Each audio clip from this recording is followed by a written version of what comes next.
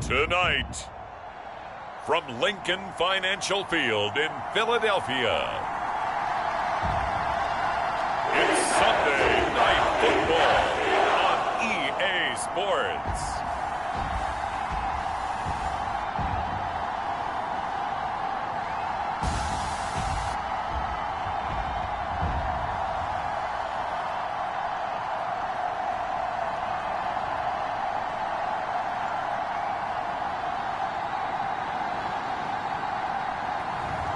It's the Philadelphia Eagles taking on the Cincinnati Bengals.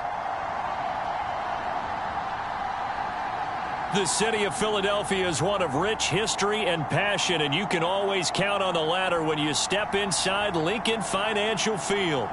Tonight, we've got a great Sunday night matchup on tap, as it'll be the Cincinnati Bengals taking on the Philadelphia Eagles.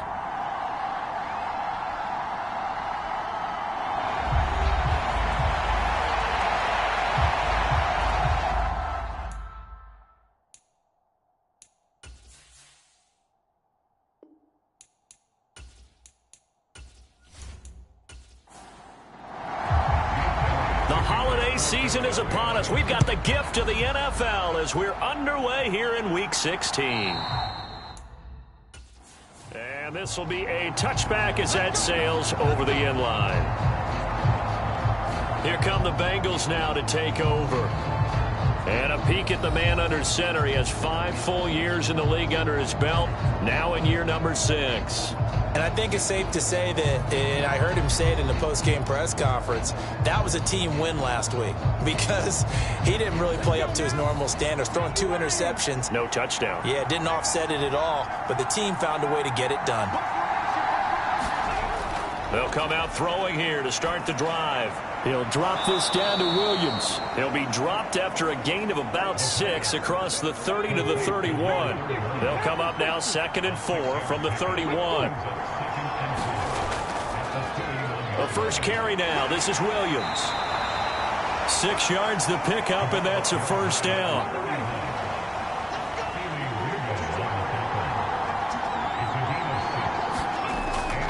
They stick to the ground game on first down. It's Williams. And this will be stopped at the 44. That one good for 7 yards. Next, receivers help spread the defense out, and they were able to come through with a slashing run. But to that point, it's going to be interesting to see the personnel chess match as this one progresses. Yeah, you're exactly right. Can they continue to create running lanes out of passing sets? And if so, it's going to be a long day for the defense. And Higgins is going to have a Bengals first down up to the 47-yard line.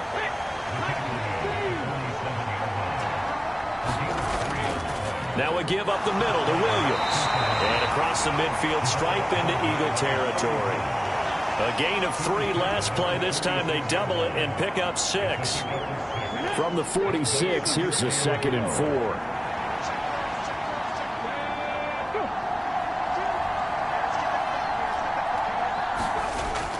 They'll set up to throw. Got a man over the middle. It's Williams. And this time he's able to take it down to the 42.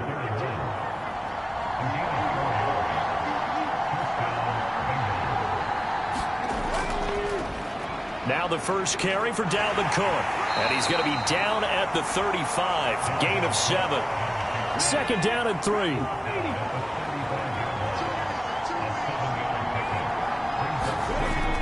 Back to throw. Now a quick throw there, but it's going to be incomplete. Play number 9 now on this pretty long opening drive. But this is 3rd down. They'll try and run for it. Here's Williams. And he's able to pick up the first down here before he goes down at the 26. 9 yards that time. If you make the stop there, maybe you hold them to 3 on this opening drive. They didn't get the stop. Yeah, new set of downs now. Now you're worried about, just as you pointed out, not just giving up 3, possibly giving up 6. Let's see what they decide to do here because they've got to change up what they have been doing. It hasn't been working. Okay, ready?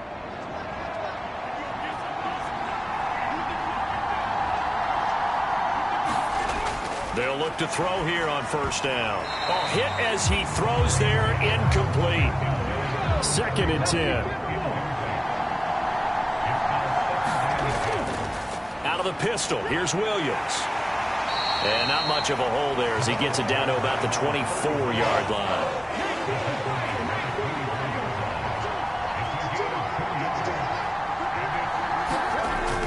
On third down, he'll drop to throw. He's got it to Williams. And they snap him short of the first as he can only get to the 20. He did his best to just get 4 out of that, but not enough. And now fourth down. One hallmark of good defenses is understanding the game, understanding positioning, and tackling immediately in the secondary after catches. I think we just saw that on display right there. Got to him before he ever had a chance to think about turning it upfield.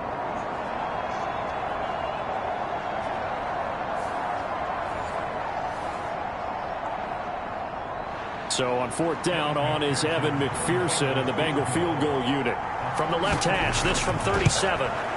McPherson's kick is good. And the Bengals are on the board first here. It's 3-0.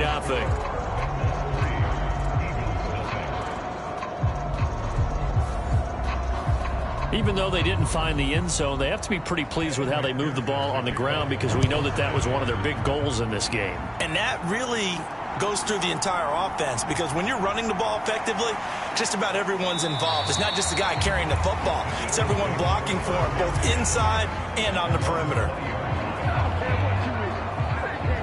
Philly's offense getting ready, and Jalen Hurts ready to lead them. The second-round pick who started his career at Alabama, then finished with an electric senior season in Oklahoma. Tremendous production in college at 2 different universities, and this is a guy who was a finalist for the Heisman Trophy. Still much more of a runner than a thrower, but has plenty of arm and is capable of making the big throws downfield. And don't underestimate his ability to think the game. Remember, he's the son of a coach. He finds his man, Pollard. And he gets it here to right around the 24 before he's out of bounds. It'll be a gain of 5, and that will bring up second down. Counting down toward the midway point in quarter 1. The first carry now for Tony Pollard. And from the 25, they work this to the 29, a gain of 4. Here now, 3rd and a yard. Trying to run for it with Pollard. And they get him down, but not before he takes it across the 40-yard line. 12 yards is the pickup. Good for an Eagle first down. Obviously an important run to avoid the 3-and-out on your own side of the field. Shows a lot of faith in that offensive unit, doesn't it? That you want to run the ball in that situation. Pick up the first down. Also helps out your defensive guys a little bit, too. Allows them to get at least one more series of downs in order to get some rest.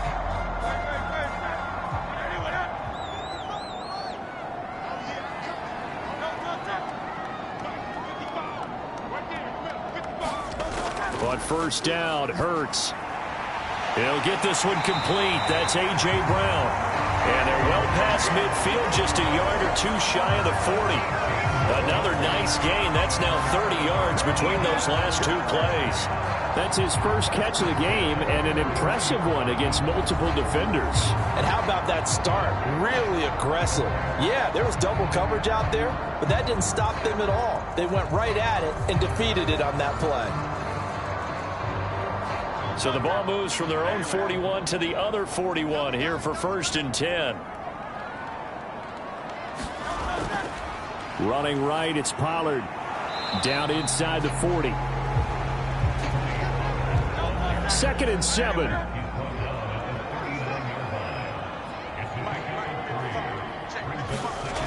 Hurts. That's caught by the big tight end, Dallas Goedert. And he's got another first down as the tackle's going to be made at the Bengals' 27-yard line. The numbers for him from a week ago, 8 catches, 52 yards. And he's able to pull that last pass in, but this is usually a pretty tough unit to try and maneuver against.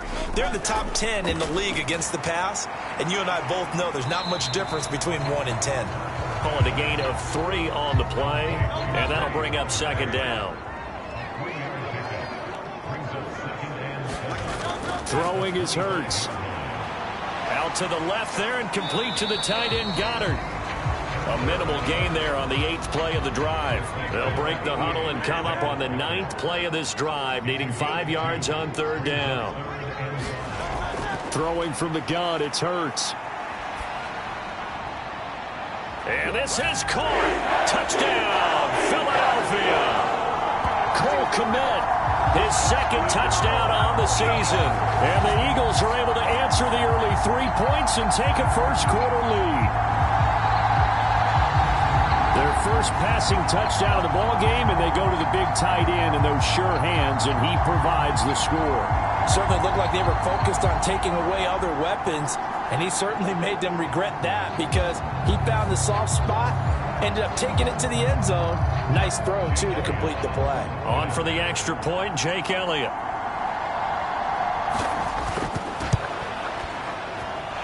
He's got it. They'll see that opening drive field goal and raise it a touchdown, and that makes it 7-3.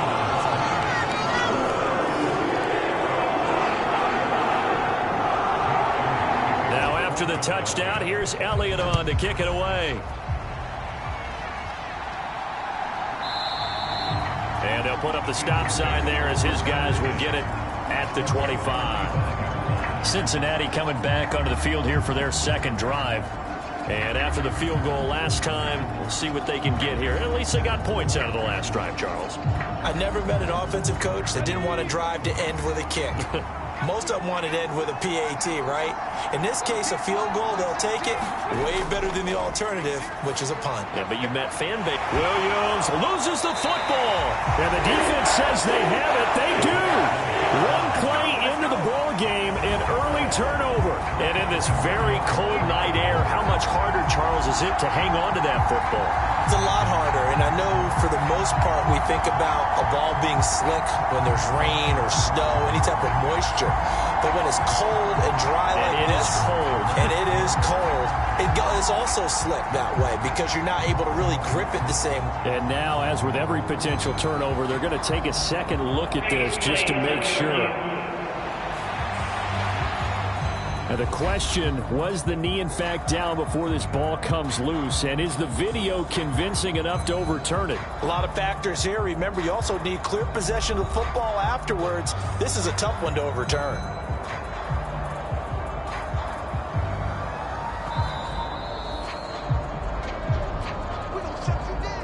So that one overturned. They say the knee was down, and that will not be ruled a fumble. 2nd and 15. Finding Williams once more, complete. And he's able to get out to the 32, brought down there. They'll come up now 3rd and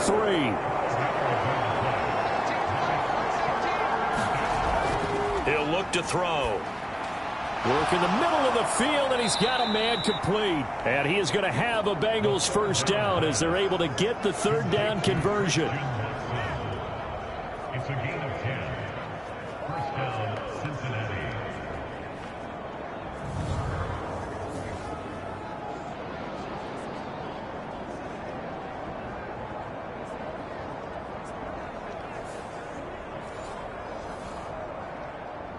Here we go. Set. Cougar 19.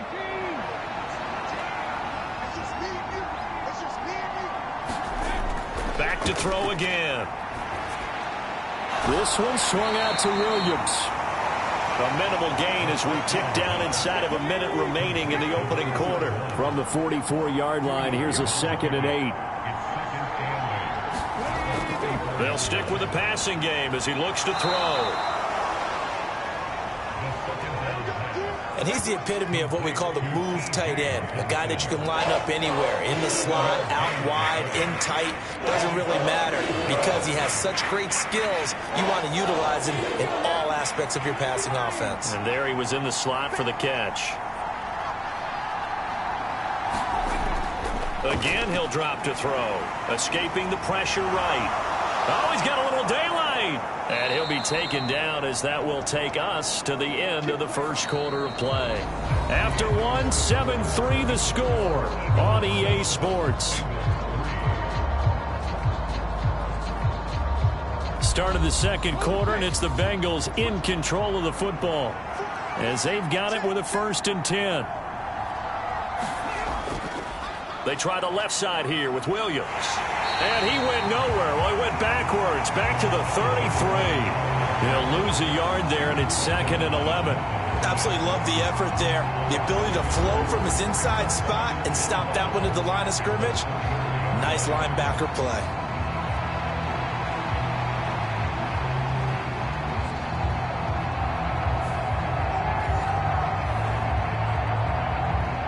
Maybe just a slight detour on what's been a strong drive. Here's 2nd and 11.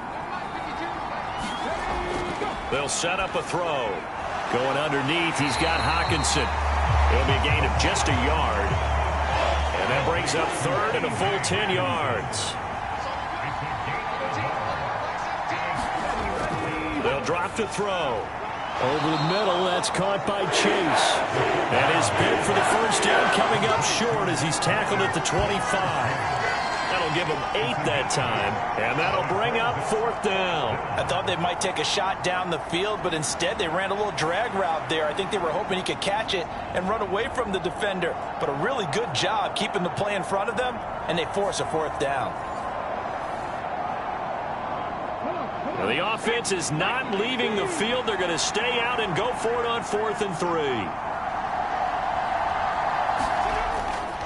Here we go with Williams.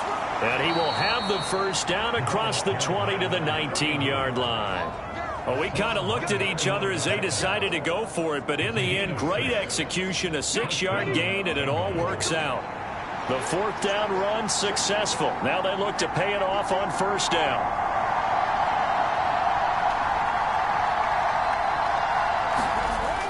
Back to throw here. The quick throw knocked away. It's incomplete. Now a 2nd and 10. Up the middle, it's Williams. And they'll work this down to the 15 for a pickup of 4. The offense on 3rd down tonight, they've converted 3 out of 5 thus far. This will be 3rd and 6. Pass taken in by his big tight end. And the Bengals are going to have 1st and goal as they try to finish off this drive with 6 points. A field goal helps, but a touchdown gets you the lead. That had to be the message transmitted in the huddle. And they delivered there as that throw is going to keep the drive alive. And even better than that, set them up with a 1st and goal.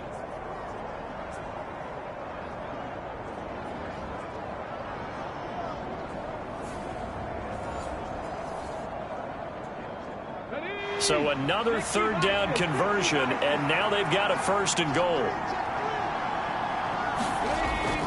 They'll try and run. This is Williams. And the hole closes quickly here. He can fight only to about the 4. Only a yard on the pickup there. 2nd and goal. Be interesting to see now what they do offensively down near the goal line after not much there that time. As the offensive play caller, that may change your sequence now. Instead of coming right back with a running play, you may have to go to the air. Williams again. And he'll be stopped up short as the tackle is made at about the 3. This Eagle defense, they won't give in without a fight. This is 3rd and goal. Now back to throw. That's to Chase. He's got it. Touchdown, Cincinnati. A 3-yard touchdown pass. And the Bengals are able to move back in front. On those slants, everything happens so quickly. What makes it work? The timing between the passer and the receiver. In this case, a slant route. Ordinarily, it's probably about 3 steps before you go on the slant. In this amount of time, I think it was a 2-step deal. Boom, put his foot in the ground and got inside for the pass. Got inside for the pass, got inside for the catch and the score. Evan McPherson for the extra point.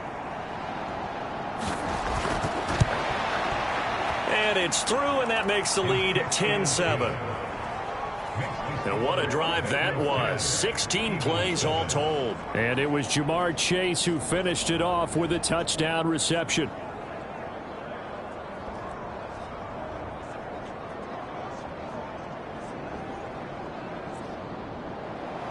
After the touchdown, McPherson on to kick this one away. And there will not be a return here. It's a touchback, and it'll come out to the 25-yard line. Jalen Hurts bringing the Eagles out for their next drive. Last series, the ball never hit the ground. 6 of 6, touchdown pass, so whatever he did then, do it again, right? Yeah, it reminds me a lot of when I watch the best quarterbacks throw 7-on-7 or even routes versus air. They're accurate. The receivers catch it. The ball never touches the ground. Or if you want to take it to basketball, a well-executed fast break, right? Pass, pass, pass, finish at the rim, basket. Yeah, ball never hits the ground there either. Right off the bat, it's a first down to start the drive, 12 yards.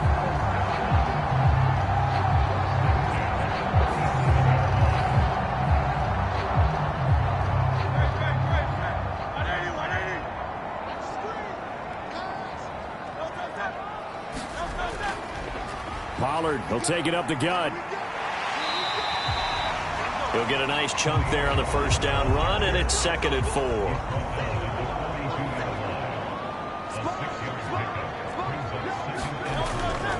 Going to run again here with Pollard. And he'll get it out a couple yards shy of midfield at the 48.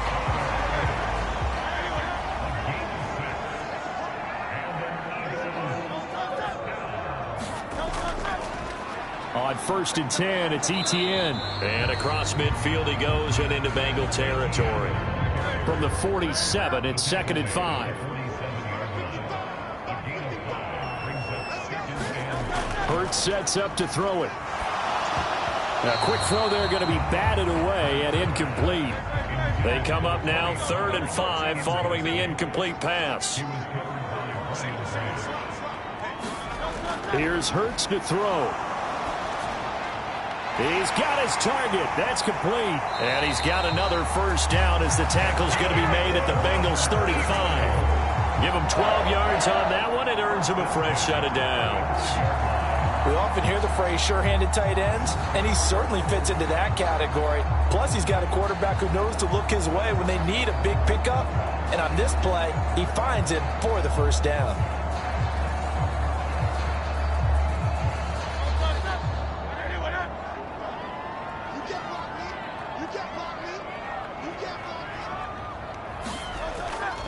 They'll go with Pollard here on first down.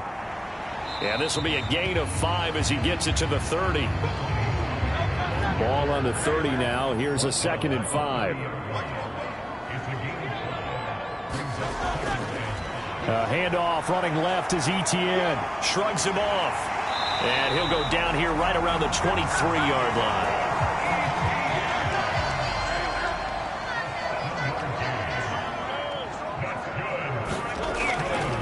They run straight ahead. And now a fumble. The ball's out, and the Bengals grab it. And a big turnover there as his guys will get the football back.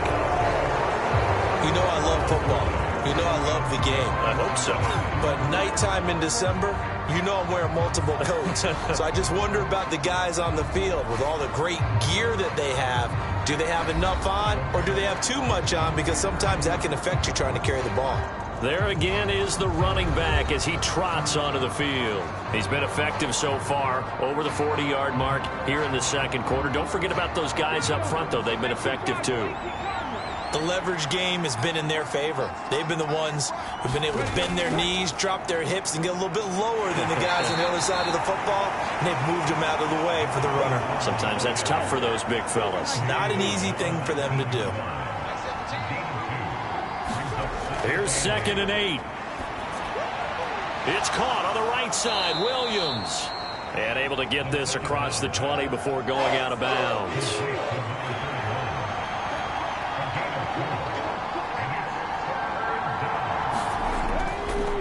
On play action, they'll throw. And he'll be taken down, but he does have first down yardage. 5 yards on the scramble, and that's enough to pick up the first. With nowhere to throw it, decided to scramble, and a nice job, CD. Got the yardage that he needed. Yeah, and his teammates are certainly going to appreciate that effort, even if his coaches don't, because they would have wanted him to slide and protect himself. But he chose team gain over personal protection.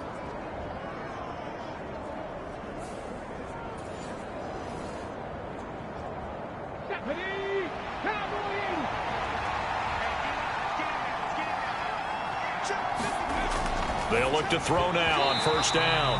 And that one drops down, incomplete. Good coverage there, forced the ball free, and it's second down. They'll bring a receiver in motion right. He's going to handle it on the touch pass. And give him 6 yards here as he's stopped near the 35 at the 34.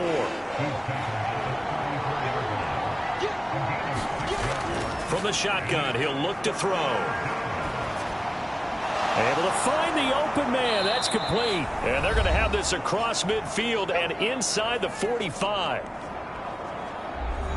Coming up at halftime, I'll go from one personality, that's you, Charles Davis, to another one in Orlando, the coach. He'll have stats and scores from around the NFL. You and Jonathan Coachman, both larger than life. No doubt about it. But you're stuck with me in this booth, yes, and he's miles away and smiling. And happy.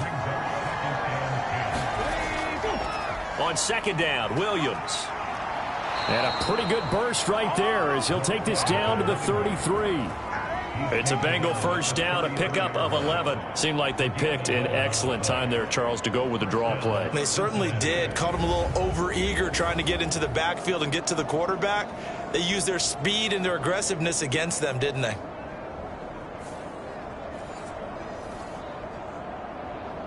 So they'll come up first and 10 now from the 33.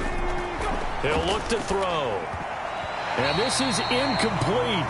Very lucky to get that one back. That nearly picked. It's second down now. They'll look to throw. Over the middle, he finds Higgins. And he'll be marked down at the 26 with a gain of 7. When you see zone defense and you know you got a drag route on as your primary call, you got to be really careful as a passer about how far you let your guy go because he might wander into some tough coverage.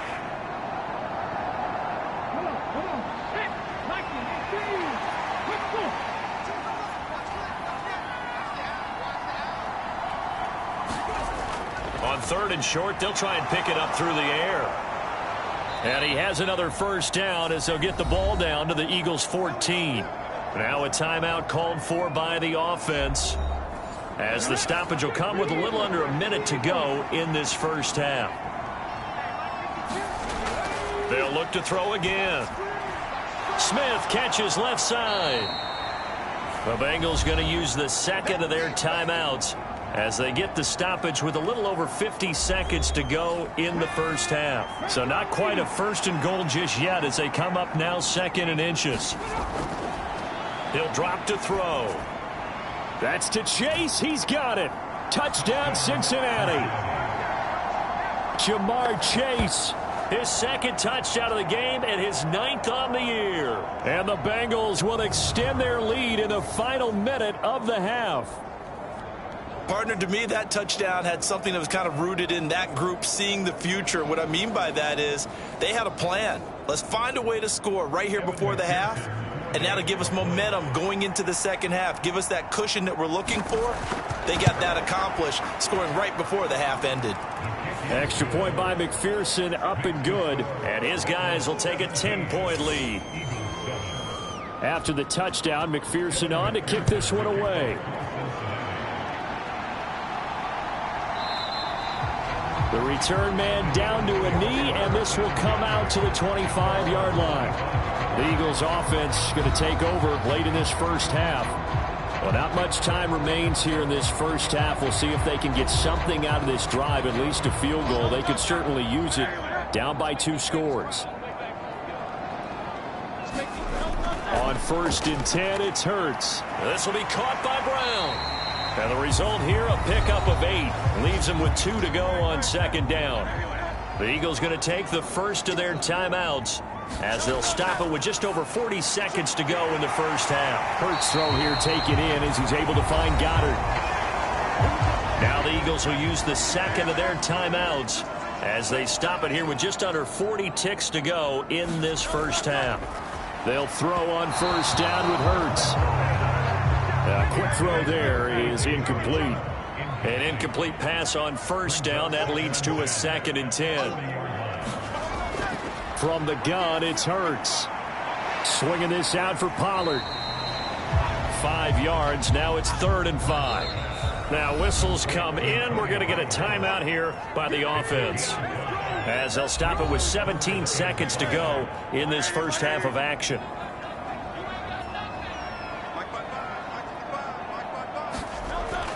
They're going to look to throw.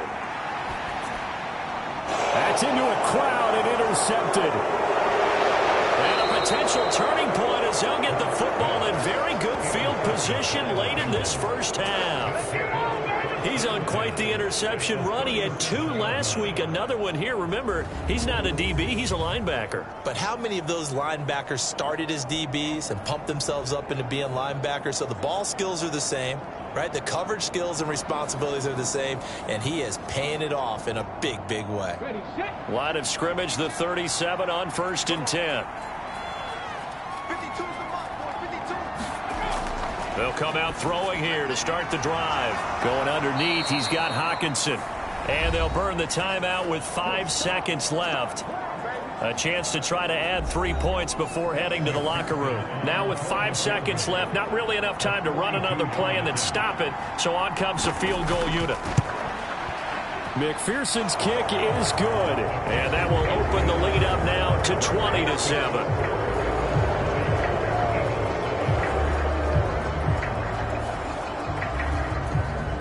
So as it turns out, a 2-play drive resulting in the field goal.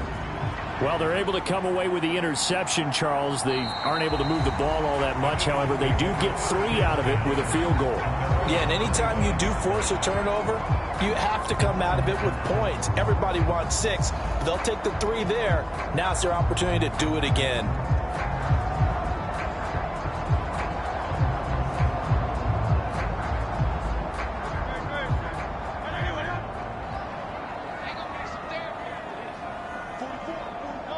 The final second ticks by, and that's going to do it for the first half of play. So we've reached halftime here. Let's throw in a broadcaster cliche, shall we? Both teams looking for a gift on Christmas Eve. As we'll get you down the coast to Orlando for Jonathan Coachman at our EA Sports Halftime Report. Coach! Okay, Brandon, thanks very much. Welcome in, everyone, to our EA Sports Halftime Report. Let's get you caught up on what's going on around the NFL.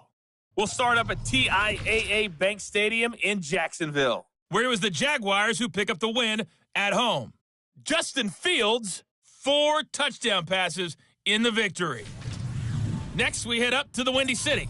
Check on the Bears at home, Soldier Field. And they were losers in that one to the visiting Green Bay Packers. Justin Herbert, 5 touchdown passes, leading his guys to the victory. And lastly, on Monday Night Football, this will be one to tune in for, as they've got a good one lined up between the San Francisco 49ers and the LA Chargers.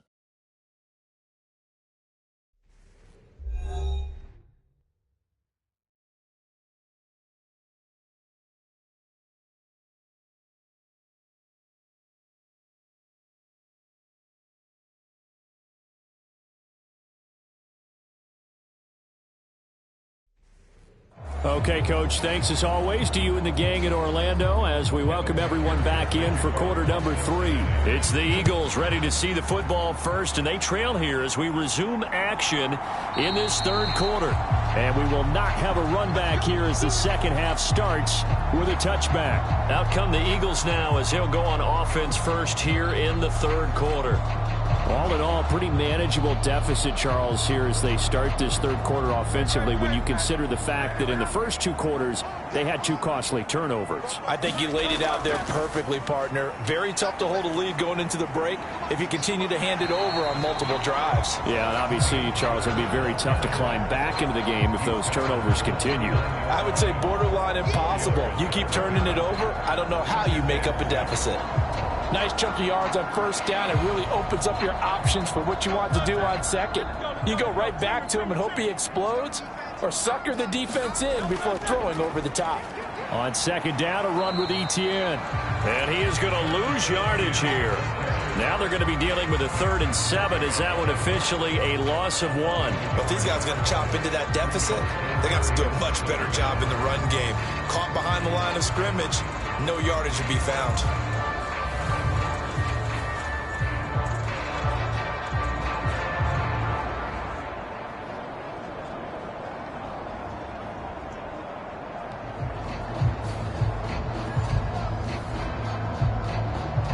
This offense in desperate need of a conversion as they come up on third down. Looking to throw. And that's going to be incomplete. The coverage too good there. The contact popped the ball free, and it's fourth down. Well, they certainly aren't letting up today, partner, because they've forced big turnovers already. And it's been incredibly tough for them to get yards against, let alone put points up on the board.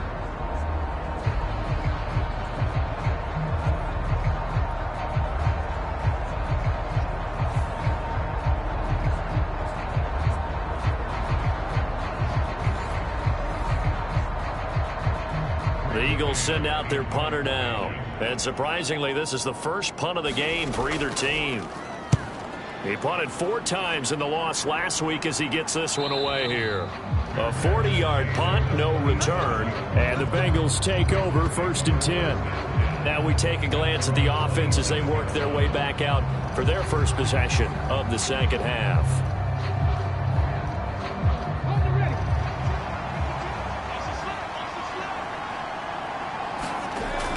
They'll come out throwing here on first down. Got a man open. It's Chase. So 5 yards here, 5 on the play, and that'll make it second down. Back to throw. And he will not make it back to the line of scrimmage as he's going to be taken down. Jordan Davis make that now 8 sacks for him on the season. This defense coming out after the half, and if that plays any indicator, Charles, maybe a little refreshed and refocused here for quarters 3 and 4. Yeah, they did really well on that one. That's exactly what they need to keep doing if they want to change their fortunes in this game.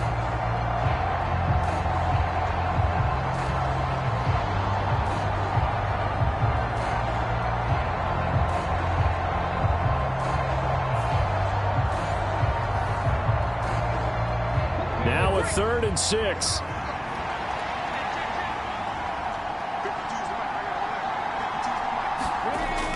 They'll set up to throw. Going underneath, he's got Hawkinson. And this won't do it. He needed 6. He only got halfway there. Yeah, that one was covered pretty well because they were trying to leak the tight end out into the flat. I think they were hoping he could catch and turn upfield and pick up the first down.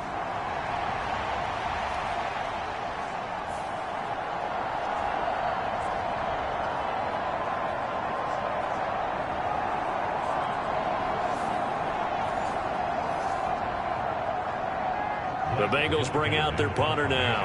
And the way this offense has moved the ball, he hasn't been needed till here in the 3rd. And he was called on 3 times in the win last week as his first one here's away.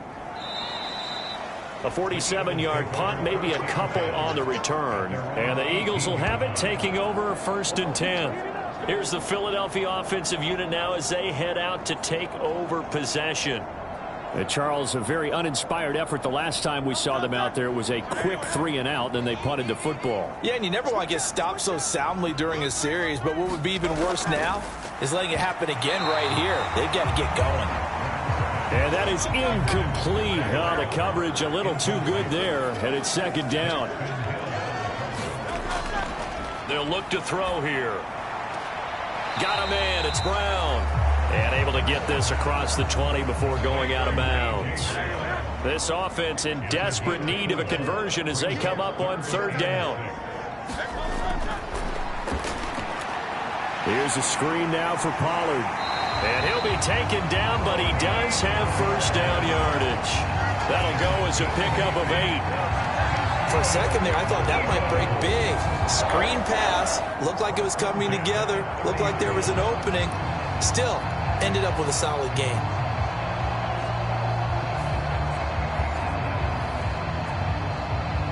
So 1st and 10 now from the 30.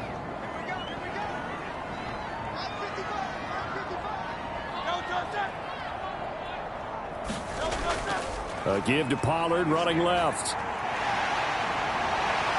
And he'll be out of bounds, but able to get it up past the 45. 58 yards on the ground for him now on 9 carries. I'm okay with the call there. In fact, I actually like it. I know they're down a couple of scores, but the running game worked in that situation. I would continue to go in that direction.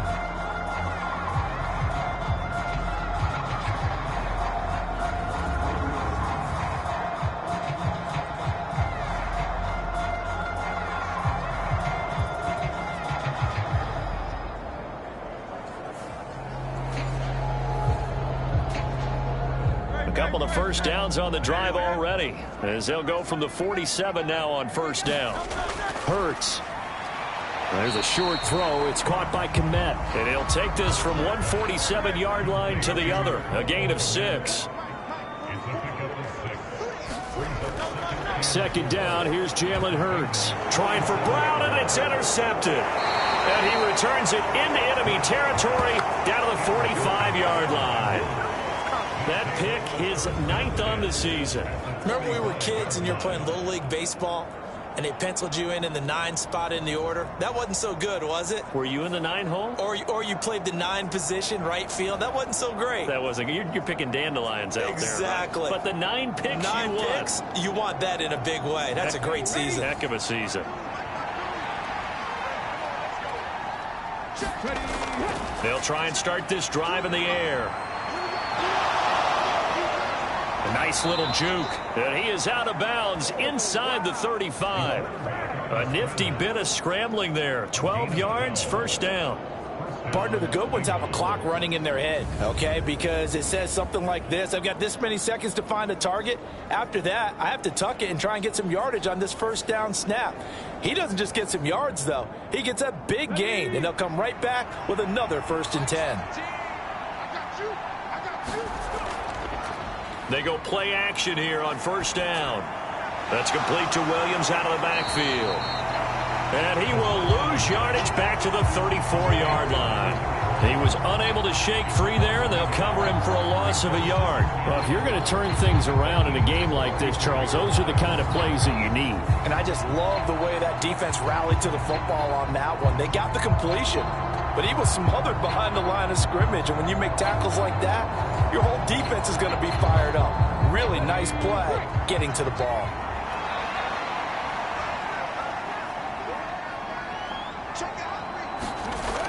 Now they'll toss it out right to Williams. And he stopped immediately there.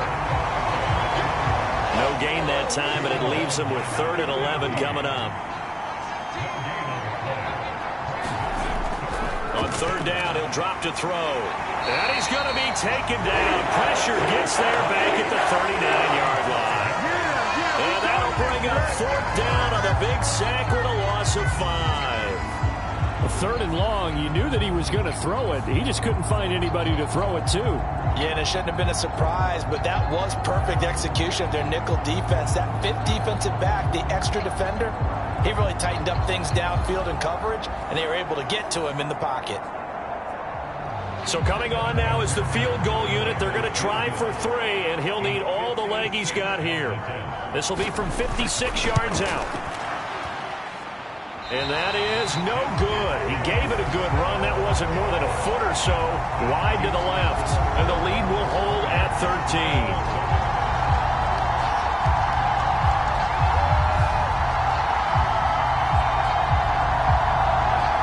And out now come the Eagles. Not an ideal way to end their previous drive. They threw the interception, Charles, after they had built up some momentum. They were moving the football, but something to at least build on for this offense as they run back out here. Yeah, you're right about that. Up until that last play, everything was working pretty well for this offense, gaining chunks of yardage, getting first downs, really making a push for the end zone, and looked like they had a nice rhythm going. Now you got to have a short memory here. Don't focus on the interception. Focus on what came before it and get back to it. And he'll lose yardage on the play back at the 45-yard line. They wind up losing a couple there, so they go behind the original line of scrimmage, and now 3rd and 11 coming up. They went with the run-pass option, and I don't know if the option really mattered there because the defense was ready. So many times you put the defense at a disadvantage because you have those multiple options, but when they read their keys and play it correctly, sometimes the result goes in their favor. This offense in desperate need of a conversion as they come up on 3rd down. Throwing is Hurts. Complete. Smith has it. And this won't be enough. A good secure tackle, and they stop him a few yards shy at the 46. They'll get 10 there, but it leaves them just short for 4th down. They didn't get the first down, but I have to say I do like the call. I like what they were trying to do. Try and hit your receiver on the run and see if he can pick it up. Keep it on his feet, get a little rack yardage. Yeah, but a nice job defensively to get to him and keep him short of the first. The Eagles send out their punter now as he'll kick it away for the second time. And he'll get this away into the icy winter air. And no return here. Where will they spot it? They say just outside the 20-yard line. Now this Bengals offensive unit ready to see what they can do here. Last time out, they had that long 50-plus yard field goal that they missed. And I'm sure on their sideline they're thinking to themselves, okay, do we still want to try one if we're in that position again? And I would dare say that the answer would be yes. They're going to have a lot of confidence in their kicker. But just to be on the safe side, I'm sure they told their offensive guys, can we get a little bit closer this time? Closer. Yeah, you know, I'd rather get in the end zone first and foremost. But if all else fails, less of a field goal attempt for him. And he can't find anywhere to go with it, and he goes down. Nolan Smith brings him down on the pass rush. But you can almost see his eyes light up defensively. I mean, as a linebacker, that's about as quick as you can get to a quarterback. So what did your third-grade teacher teach you about straight lines, right? As soon as you have those, you take full advantage of them. He found a gap in the offensive line, got to the quarterback, and put him on the deck.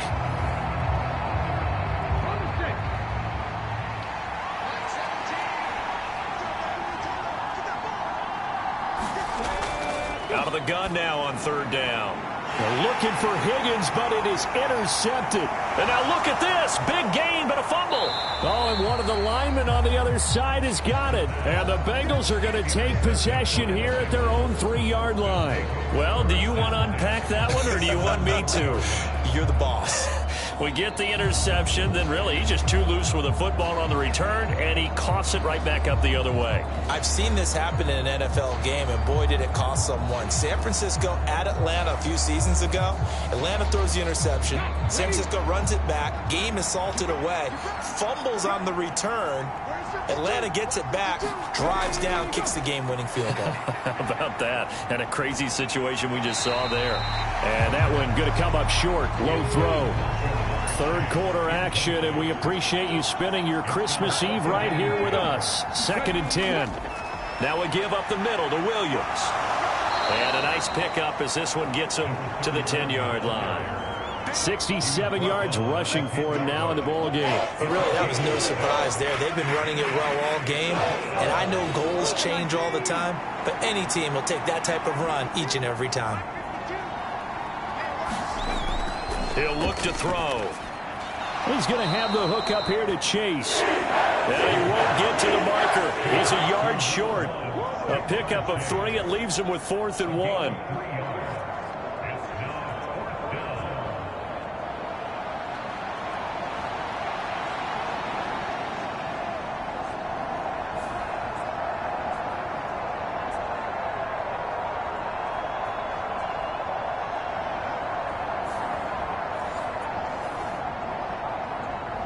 The Bengals bring out their punter now, standing about a yard deep in his own end zone.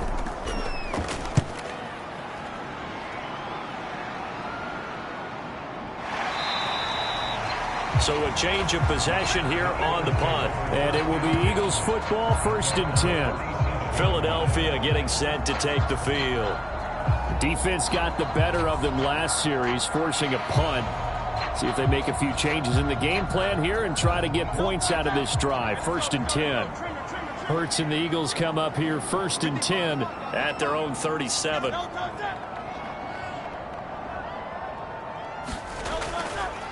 The play action fake. They'll look to throw. Throw right side, caught by Goddard, the tight end.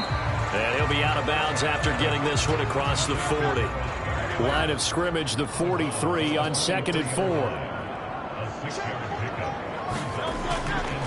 They'll set up a throw. Oh, and Hurts is going to be hit and taken down to the ground. Max Crosby blowing up the play and getting the sack. He is proving his worth defensively. Getting the sack here, that comes after being named the AFC Defensive Player of the Week for his performance in last week's game. He's stacking games together, isn't he? I mean, you just mentioned what he did the previous week to be named AFC Defensive Player of the Week, continuing to play at that level. And when you get that kind of confidence going, Those kind of guys are hard to stop. So after that sack, Hurts and the Eagles, tough spot here, 3rd and long. They'll drop to throw. They'll drop this underneath to Pollard. And he'll go down to the ground at the 39, and obviously that's well short of the first. He did his best to just get 4 out of that, but not enough. And now 4th down. 1 quarter remains here on a Sunday night. We'll return with more after this. You're watching the NFL on EA Sports. And welcome back. We are in the city of brotherly love, Philadelphia. It's the Eagles behind on the scoreboard, but with the football here as we start the 4th quarter. Oh, and what a play on special teams here. This is going to be down inside the 5, all the way down at the 2-yard line. And he's got to be fired up about that effort. I don't think he could have walked down and placed it any better than where he ended up putting the football. That was excellent. Now the Cincinnati offense ready to see what they can do here. Now, there are 2 scores on the plus side. Still time here in this 4th quarter, but maybe you start thinking about playing keep away? Yeah, I think here's the situation. You're not thinking touchdowns anymore. You're just thinking first downs. To keep up with your theme there, playing keep away, first downs, they can't touch the ball. This is 2nd and 8. The busy night continues for Williams. And they'll get him down up past the 15. They were looking for a little spark and some breathing room. They got it right there, a gain of 14 and a first down. Oh, that's one to warm the hearts of all those old school football players, isn't it? Tough, hard, gritty run, got behind his pads, bowled over a few people. Look at that one, right up the gut. Saw it through 3 quarters, no reason to lighten up now. Thanks to that last play, a little more room to operate. 1st and 10 at the 18. Now a first down carry, it's Williams. And not a whole lot to speak of there as they'll bring him down shy of the 20. 2nd down and 8.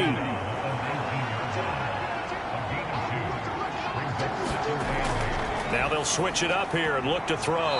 It connects quickly to Jamar Chase. And Chase going to pick up a Bengals first down as he'll get this up close to the 30-yard line. From the gun, it's a run for Williams. And he'll manage to pick up about 4. It's 2nd down.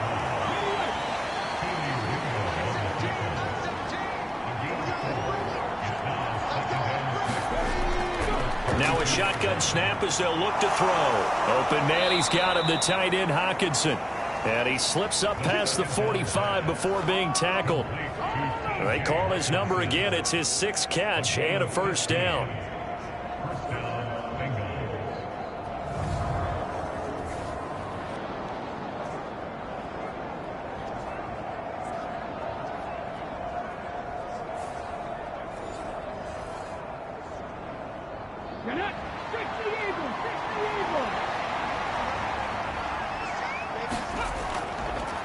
Here's a play fake as they set up to throw. That's taken in by Higgins. And they'll get him down as he's inside the 40. Back-to-back nice gains. That one for 14 yards and another first.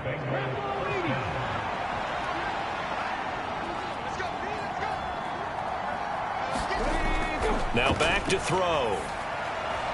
Catch is made by Hockenson, the tight end. That'll go for a gain of 7, and that's going to bring up 2nd down. Now carry number 20 of the game. Here's Williams. And he is met in his tracks behind the line of scrimmage. It'll be a loss of a yard, and that's going to lead to a 3rd and 4 coming up. Sometimes you get all those big guys down there in one spot, and there's just nowhere to go. And in this case, the defensive tackle used his strength and swallowed him up.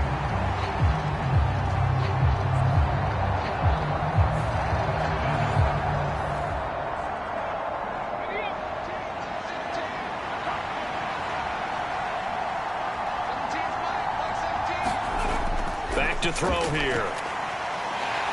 Nowhere to turn here, and he's going to go down. Back at about the 37-yard line.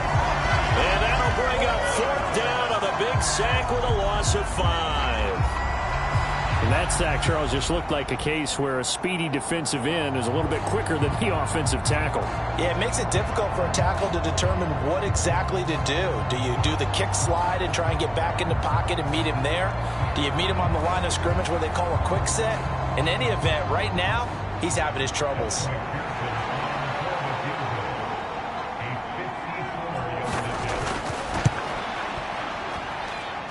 And that's off the right upright, and it bounces away no good. And the lead will hold at 13.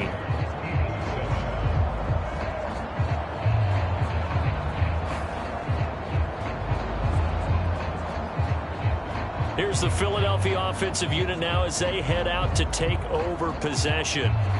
Their defense was able to hold serve, albeit with a little help from that missed field goal as they settle in now 1st and 10. The Eagles offense set to begin their next drive.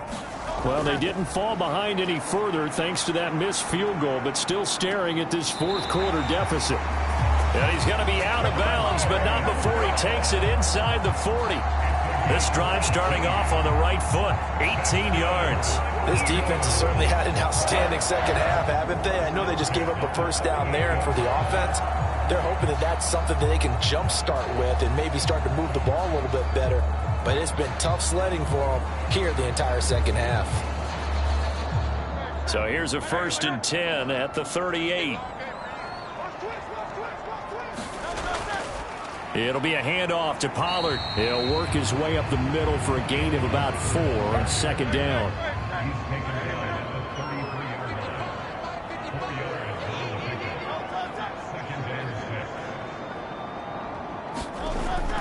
They go play action with Hurts.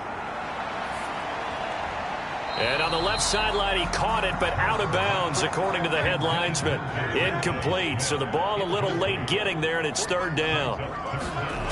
Hurts sets up to throw it.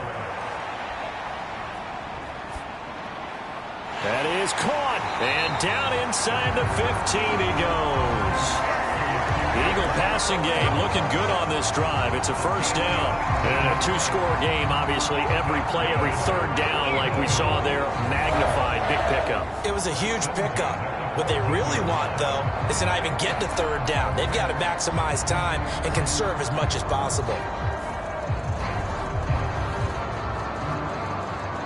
Here's a 1st and 10 at the 14-yard line.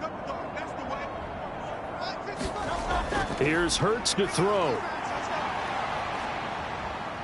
Buying time to his left. And all the way to the 2-yard line there before crossing over out of bounds. A nifty bit of scrambling there. 12 yards, 1st down. Obviously a big play was needed. And you can see his eyes light up as he realized there's absolutely no one in front of him. And he takes off and goes a long way. Not only does he pick up a 1st down, but a big gain to boot. 1st and goal, and they got to be thinking a chance to get right back into this football game. Pollard is into the end zone for an Eagle touchdown. And nothing special there. They show they were going to run the football. They ran it. They got it in. Like old-time football, right? Hey, this is exactly what we're going to do. Straight-ahead power, and they got it done.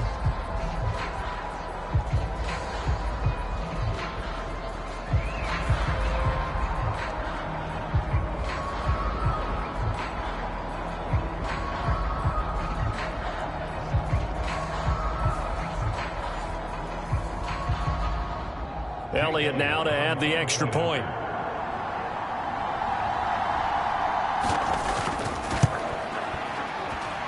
And it's good. The deficit 6, 20-14. A drive that time of 6 plays. And it's culminated by a 2-yard touchdown run.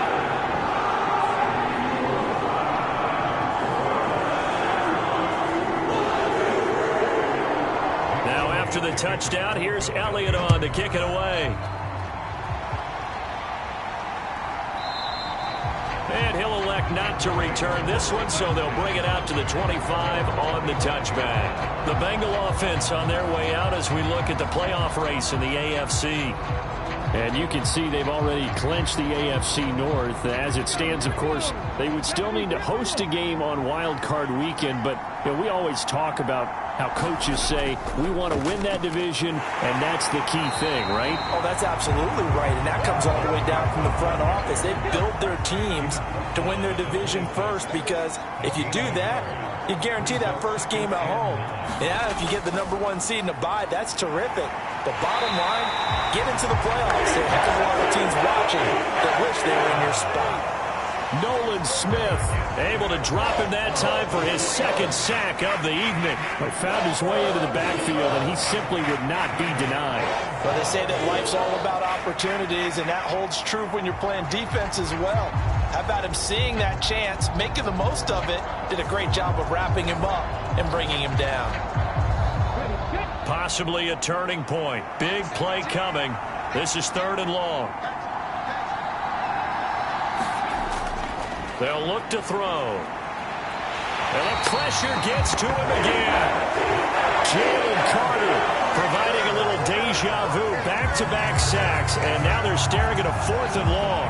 I thought there at the end he may have had a chance to release that, but that pocket closed a little too quickly, and down he went. Yeah, he was certainly trying to do everything he could to extend the life of the play, probably counting in his head 1, 2, and then he ran out of time.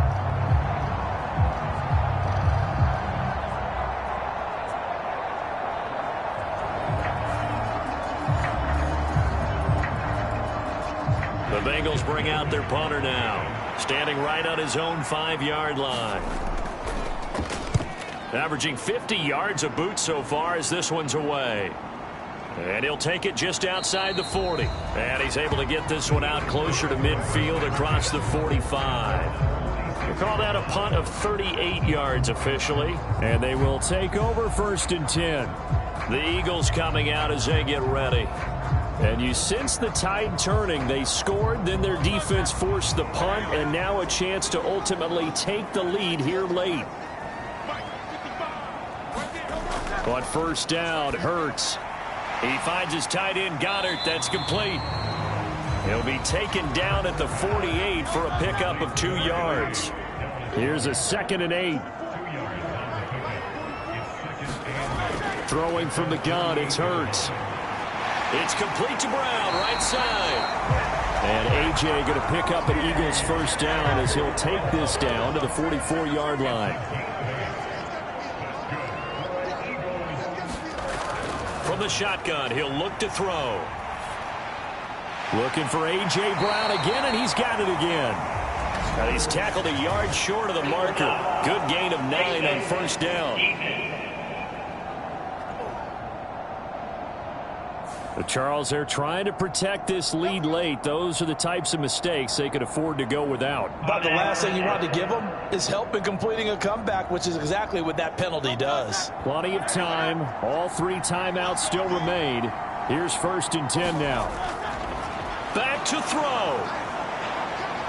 Forced out to it, and he can't get a throw away. He's taken down. Here comes 2nd down. He'll look to throw. That's dumped off to Pollard. Well, if you've been waiting all day for this Sunday nighter's been worth the wait. It's 3rd down here. And he'll just toss it away. So he throws it away, and that brings up 4th down. And Hurts not coming to the sideline. They're going to go for it. Got to try it here. He's back to throw. And this is, oh my goodness, he pulled it in one-handed. And he's going to look that one in one-handed. What a catch for the touchdown. Now they can boot it through on the always important extra point, and then their defense has to hold up their end of the bargain. And there's something that you've pointed out in numerous games that we've worked. Okay, the excitement's going on. Everyone's celebrating over there. Who's calling up the defense to make sure they're focused, because they still have some work to do?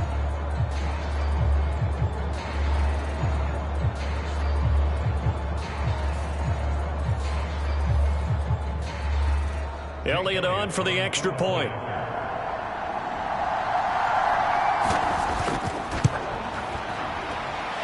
And they have taken the lead here in this fourth quarter. So the drive there took 6 plays. And it was capped off by an Eagles touchdown.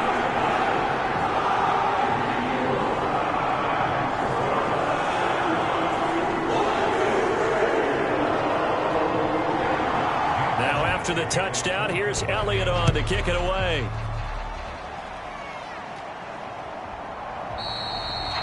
And he won't return this one. He'll go down to a knee, and they'll start at the 25. So now the Bengals down 21-20, a minute 8 to go. Now their 4-game winning streak in great danger.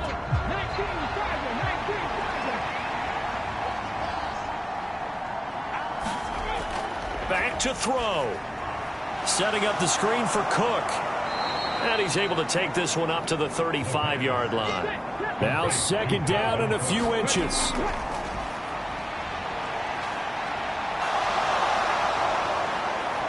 Oh, he shifts past him. And they're going to have this across midfield and inside the 45. Now the Bengals going to use the first of their timeouts as they get it right at the 32nd mark of this fourth quarter. 2 timeouts still in their back pocket. It's 1st and 10. They'll look to throw. Oh, and that's going to sabotage their comeback plans. It is intercepted. And the Eagles have just about sewn up this football game. When you talk about making winning plays, that is a winning play at this stage of the game. To come up with that interception, huge. I like how you identified that because most people think winning plays are the offense trying to get it done. In this case, nursing a lead, they found a way to make a play on that side of the ball and maybe finish things off.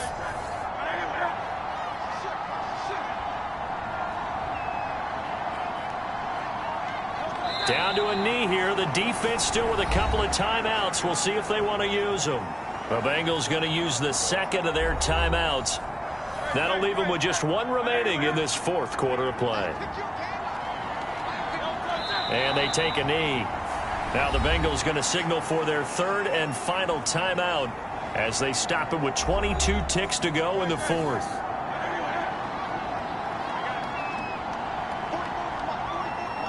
And they'll indeed take a knee. And that knee will do it. So they snap the losing streak. Always a good feeling. Yeah, I don't know if this one right here when they're taking a knee is as much exultation as exhalation, right? They just breathe a sigh of relief. Finally got a win. Needed one desperately.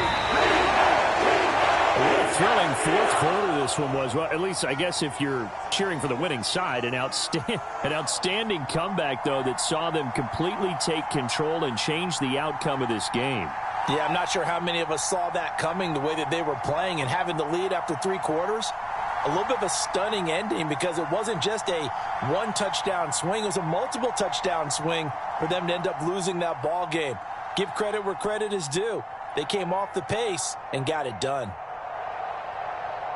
So for the Eagles, it's an important win for their playoff hopes as they hit the 10-win mark now at 10-5. And they will hit the road next week to take on Washington. Meanwhile, for the Bengals, it's a slip-up that could cost them as they drop now to 12-3. And they'll try to get back to their winning ways next week as they head to KC to take on the Chiefs. And for Charles Davis and our entire crew here at EA Sports, I'm Brandon Gaudin saying so long, everybody.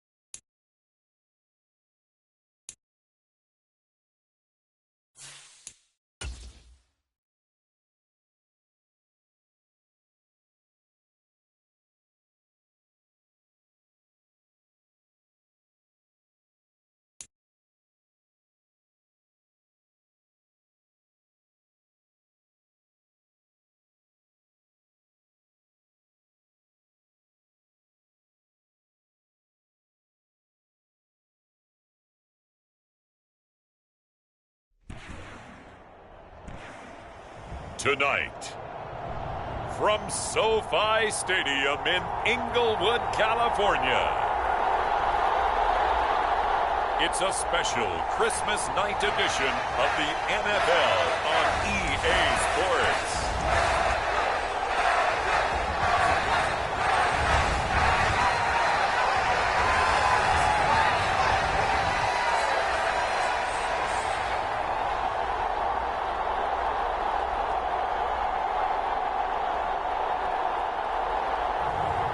It's the Los Angeles Chargers taking on the San Francisco 49ers. Night beginning to fall over Southern California, but the lights are shining bright here at the spectacular SoFi Stadium in metropolitan Los Angeles. Tonight, it's a compelling late-season clash here in Week 16, as it'll be the San Francisco 49ers taking on the LA Chargers.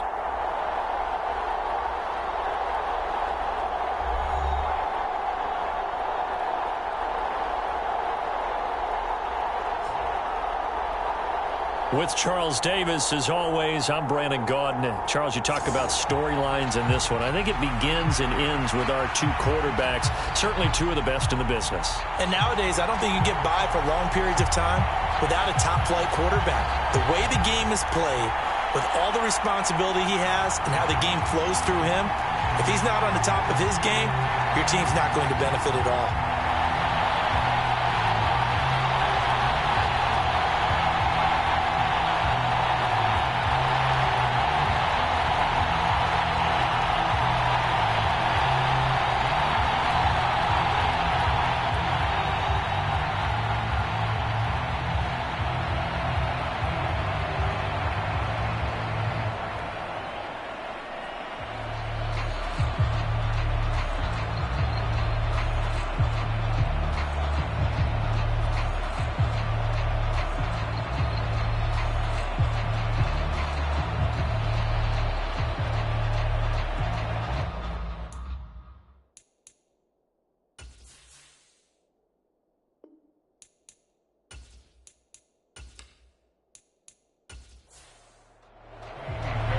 The holiday season is upon us. We've got the gift of the NFL as we're underway here in Week 16. And this will go as a touchback, and they will begin things at the 25. So here's the first drive now for the 49ers. And leading the charge, we get a look at their six-year quarterback. And he just continues to throw touchdown pass after touchdown pass, leading the league here down the final stretch of the year. Guys will say that the numbers and the rankings, they don't matter to him very much, but I don't know how much I actually believe that. Sure, he's team first, but I think everyone would like to see him finish number one, including himself. They'll come out throwing here to start the drive. Connects with Kittle underneath. And he's going to get a good gain of 9 here up to the 34. In last week's game for Kittle, there are the numbers. 10 catches, 92 yards. And he was able to haul that pass in there, but he knows he's got a tough task ahead of him. This unit in the top 5 in the NFL against the pass. He's going to have to really work hard to get open. They'll get 3 as the drive continues. It's a first down.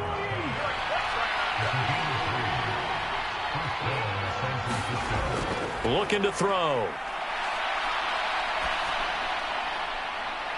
Looking left side, and he's got a man. That's Hall. And he'll go down, but not before getting this inside the 30. 36 yards on the play. Execution was one of their watchwords leading up to this one. And on that play, able to execute brilliantly here on this opening drive.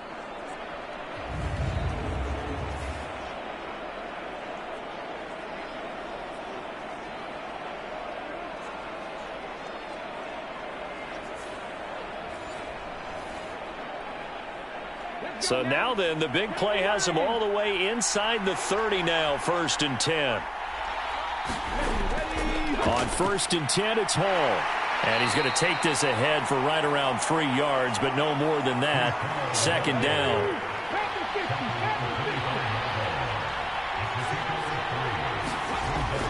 They're going to look to throw. To the right side, it's caught by Mitchell. This will be a short gain of 3 before he's brought down at the 22. Here's 3rd down and 4. They'll set up to throw. And trying to get it to Samuel, but it's intercepted. And the Chargers are going to take over at their own 11-yard line. Well, that is a quick lesson on how difficult this defense is to throw against. An interception on their initial drive of the ballgame. Now we know why their offensive staff spent the entire week awake trying to prepare for this one, because you can't totally shy away from throwing the football. But at the same time, you're looking at them and going, where are the weaknesses? How are we going to move it? One of the top defenses in the NFL for a reason. We just saw one example right there.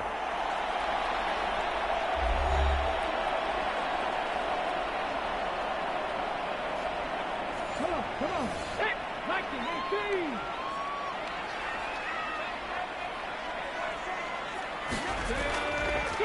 Now a play fake here on 1st down. Firing quickly, but it's incomplete. Here's 2nd and 10.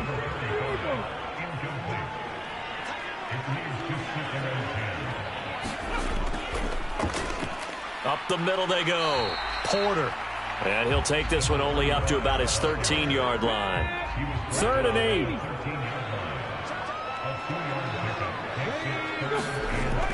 Back to throw.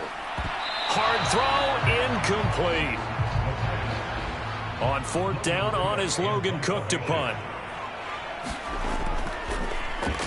He was only asked to punt once in the victory last week as he sends this one away. Shoves him away. Good coverage there, holds him to just a 2-yard return following a punt of 44. And the Niners will go on offense, 1st and 10. Back out there comes the 49ers offense, ready for their 2nd drive. Now, they were intercepted the first time they had the football, but now they get it back, and it's still 0-0. And because of that, you know what the thought process is? Interception.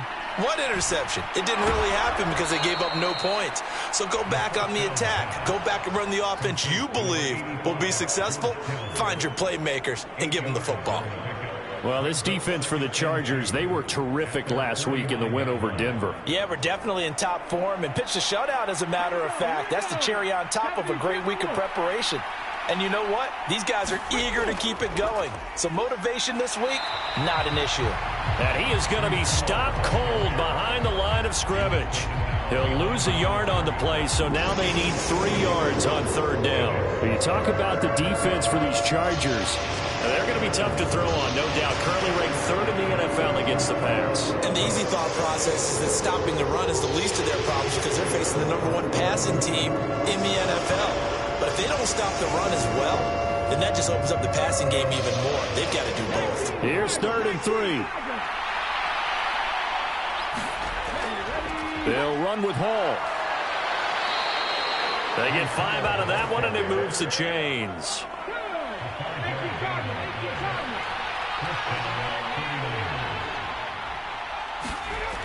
Back to throw now on 1st down. Connects with Kittle underneath. They'll wind up getting just a yard. And it'll be 2nd down.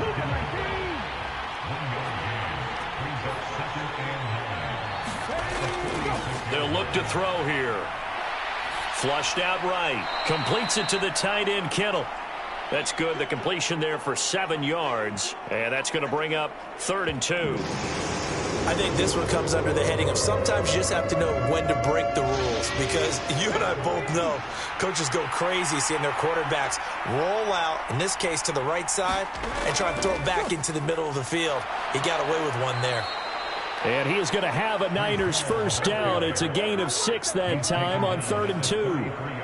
Well, they're currently the best in the NFL in converting on 3rd down, so it was no surprise there that they picked that one up. And they've done it in many different ways throughout the season, Charles. Picking it up, running it, throwing it, just effective on 3rd downs all year long.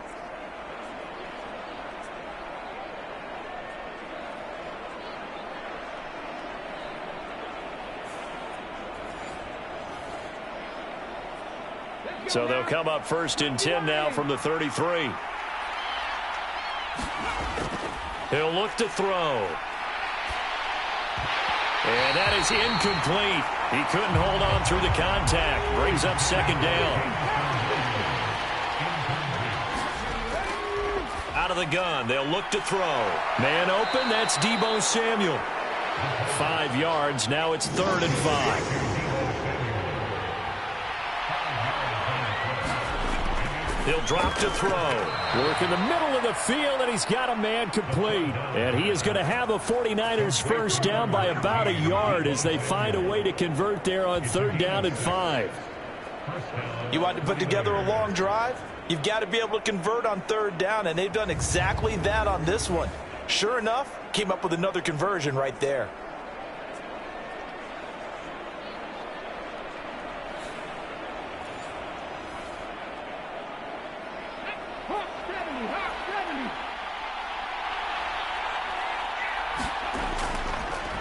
They go play action here on 1st down. And trying to get it to Samuel, but it's intercepted.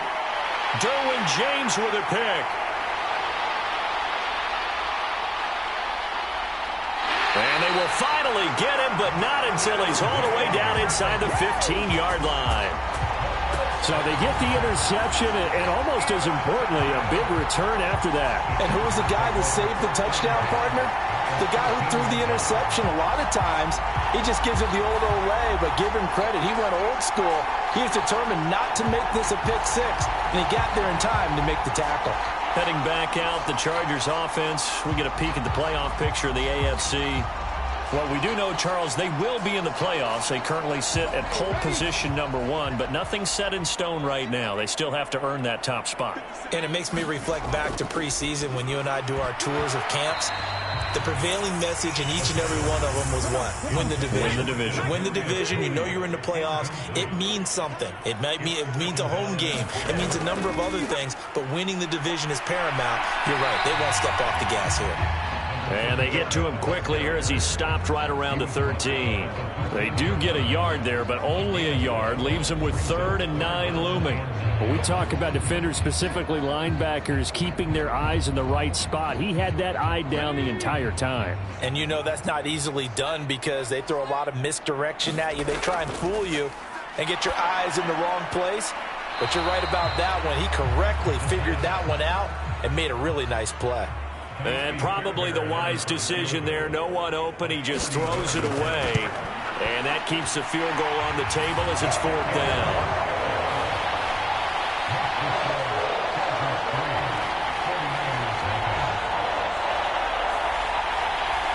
So the interception set him up with terrific field position, but 3 points, the end result. Yeah, we can make this one pretty simple, partner. You always want to end drives with points, but that's one that you're going to look back on and probably say, we should have done better there. And ultimately cannot get this out to the 25-yard line as he's dropped at the 23. San Francisco set to go on offense once more. And it's been a miserable start for them offensively. Obviously, 2 drives, 2 interceptions. And this is where you have to know your quarterback and know how you actually have to reach him. Do you do it with a little bit of humor? Maybe you break the ice a little bit like, hey, didn't we practice in that color jersey all week? Not the one that you're throwing it to? Or maybe you have to be stern with him. But whatever it's going to take to get the message, it has to be done. He's putting the game in jeopardy. From the 34 now, here's 1st and 10. Now they'll throw here out of the gun. Slant route connects with Deebo Samuel. And he'll be taken down, but not before he works it past the 50. 18 yards, 1st down Niners.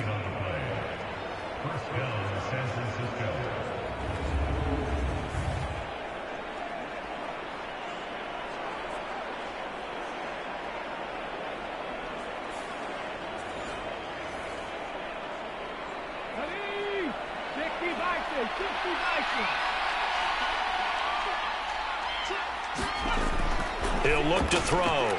They'll find Ayuk open right side.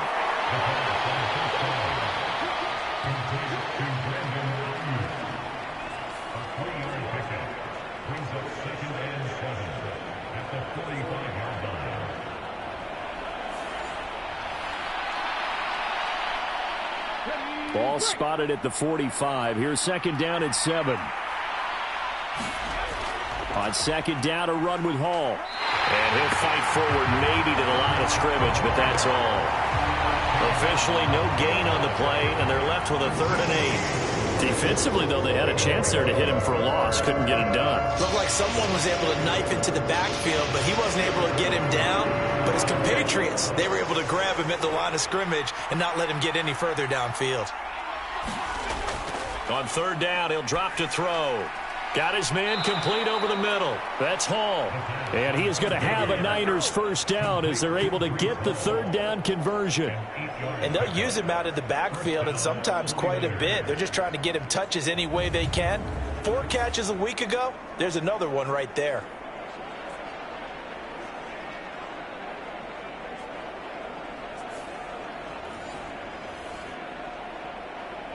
Here we go. 76 They'll look to throw now on 1st down. And that's going to be incomplete. Too tough to hold on to that one. It's 2nd down.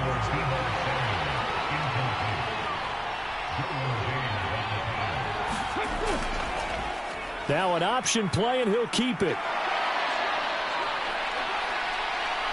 And he'll be out of bounds about a half to a full yard shy of the 5.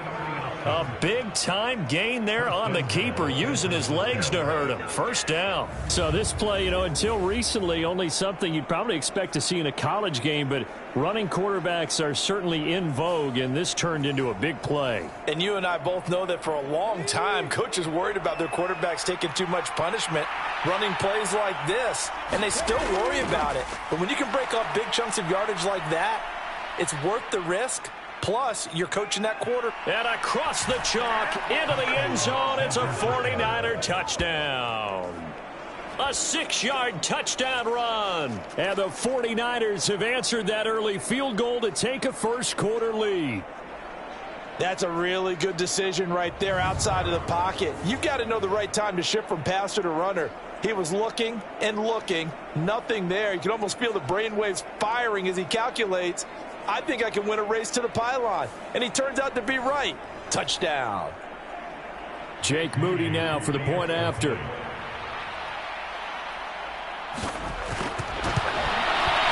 He's got it. They'll see that opening drive field goal and raise it a touchdown, and that makes it 7-3. So that drive in total 8 plays, and it's capped off by a touchdown run of 6 yards.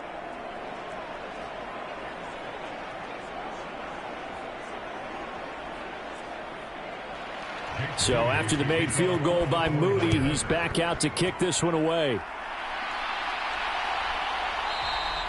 And this will not be returned. It'll come out to the 25. And now out on the field, here comes Los Angeles. And they, as mentioned, unbeaten to this point in the year, but you think this game, their toughest test yet. I absolutely do, because to me, this is a good measuring stick game because they've been able to take advantage of the schedule. But here, this is another team leading its division with an eye on making a Super Bowl run, so this game is crucial. And he's going to be dropped following a pickup of 7 past the 30 to the 32. These are his numbers from last week's contest. 20 carries, 79 yards, and a touchdown. Well, we know they've clinched a playoff spot, but there's plenty of football left to play, and I'm a proponent of continuing to do what you've done throughout the season, especially with teams that are heavy run teams, because if you throttle back too early, you lose the rhythm of the run game, not just with the runner, but with the offensive line as well.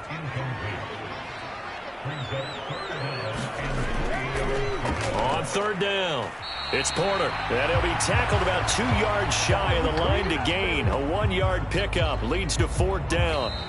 After 1, 7-3 the score on EA Sports. Charger football to start quarter number 2, as they've got it with a 4th down coming up. Cook now on to punt as he gets this one away. A 45-yard punt, 4 there on the return. And it will be 1st and 10 as they take over. Well, the 49ers settling in for their next drive. This drive here beginning probably with a pair of motivated groups. Remember, the offense scored a touchdown on their last time out, looking to repeat that in Charles's defense. They were very frustrated after giving up 6 the last time on the field. And frankly, it's just a battle of wills in a lot of ways because you know they're both motivated. They both game plan for this drive, and they both have specific outcomes in mind. To me, it just comes down to who can execute better and which side can step up and assert its will over the other. Paul on a give up the middle. And they get him down, but not before he takes it across the 40-yard line. The Niners have the first down on a gain of 11. Absolutely love the run right there. This guy's known for his quickness, but also for his speed. He's able to get to the second level almost before you blink if you give him any type of blocking. Always talk about slot receivers, and they're usually known as quicker than fast. In this case, we've got a guy who's quick and fast, and he used it to great advantage.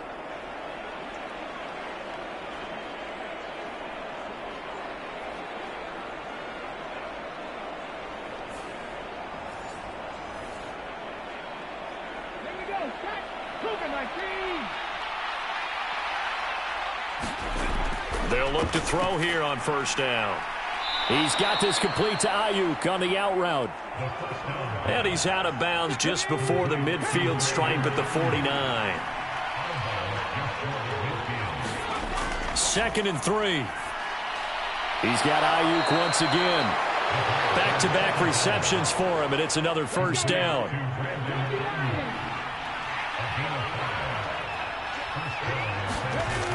They'll drop to throw. And he's going to be intercepted for the 3rd time thus far. Picked by Antoine Winfield Jr. And he'll take it across midfield to the 46-yard line. He's at it again, Charles. He had the pick 6 last week. Not a pick 6 here, but an interception. And it's another Oski, because that's the word we use when we intercept the pass. Oski tells your team to rally around and block for you. Now, that worked really well last week because he has made it all the way to the end zone. This week, you got the Oski, maybe not a touchdown, but boy, he's playing really well.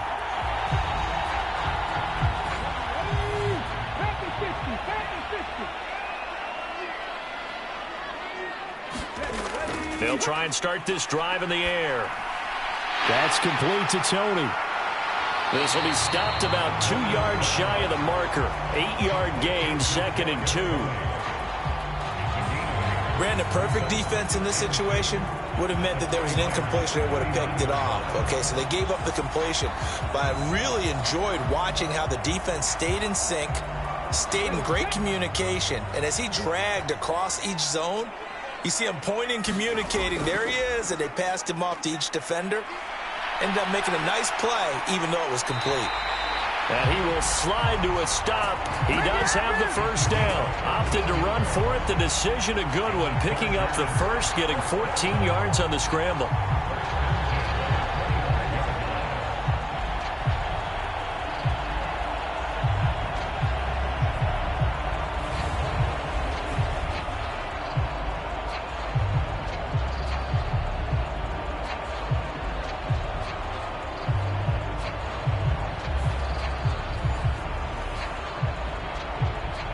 Back-to-back good plays have them on the move on first down.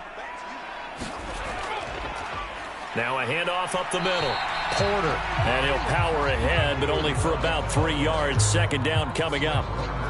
And, Charles, you think about this offense, it's kind of a tricky time of the season because you're 14-0, looking to see this one out to the end, but you start to run into situations where guys are getting a little banged up. Maybe could use some time sharing, some time on the bench, just to rest. How do you approach the rest of this regular season? I'm telling you, you don't ask the easy stuff, do you? I mean, you created a heck of a situation there, and actually you didn't create it. You presented it, and you're exactly right. It is tricky because your eye has to be on the ultimate prize, which is the Super Bowl. That's paramount. But at the same time, how much fun would it be to go down as one of the all-time great teams and join the 1972 Dolphins as the only undefeated team to win a Super Bowl? Well, they were in the red zone, and they needed a first down. Was it a surprise to you that they went to the tight end? Not at all. I thought, though, the defense might put a little more pressure on him, but still able to complete it.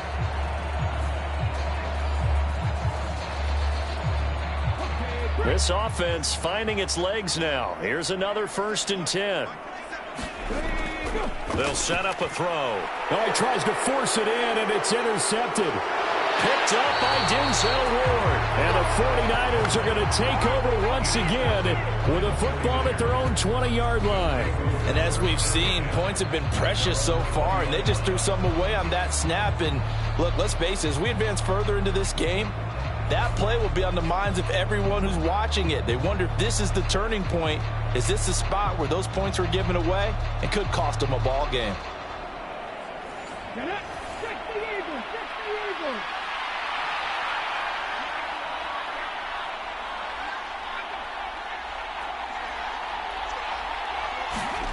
Trying to shake off the interception from the last drive. He'll look to throw. And he'll be hit as he releases it, and that'll fall incomplete. After the incompletion, they'll try once more from the 20-yard line on 2nd and 10. They take a shot downfield there, but it winds up falling incomplete. The offense on 3rd down tonight, they've been near perfect, 4 for 5 to this point. This is 3rd and 10. Steps away to his left. And now look at this. Big gain, but a fumble. And picked up by the Chargers. Partner, everything that happened before that fumble was great. Good vision, navigated the open field, got good chunk yardage. At that point, if you see a defender coming up, just step out of bounds. Don't risk all you picked up before they hit. They just try and get an extra yard or two. Here's a Los Angeles offense as they get set to take possession. And a close game like this, Charles, those interceptions like they had on the last drive could be costly, but here they've got another opportunity to seize control of this game. And they'd better take advantage of it, because otherwise, if they end up losing by 1 score, they'll relive this over and over and over until they have another opportunity to wipe it away. And 2nd and 10, he'll look to throw again. It's taken in by Quentin Johnston.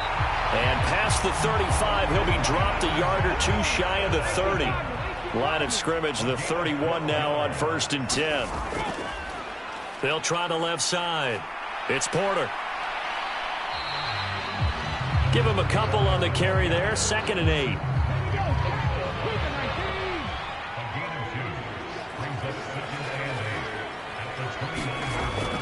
Now back to throw. Over the middle, he's got his tight end Ingram. 85 catches for him on the year now, and the result there is a 1st down.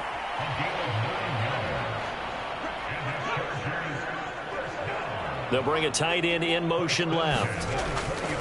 On 1st down, Porter. And he'll get this one down to about the 17. So from the 17, here's 2nd and 7. They'll keep it on the ground. It's Porter, and he'll take this one down near the 15. Play number 7 now coming up on the drive. 3rd and 5. Back to throw here. And an off-balance throw there, and it's going to wind up incomplete. Now Kaimi Fairbairn for the field goal try. From the left hash, just a 32-yard attempt. Fairbairn able to put this one through. And they'll get it back within a point at 7-6.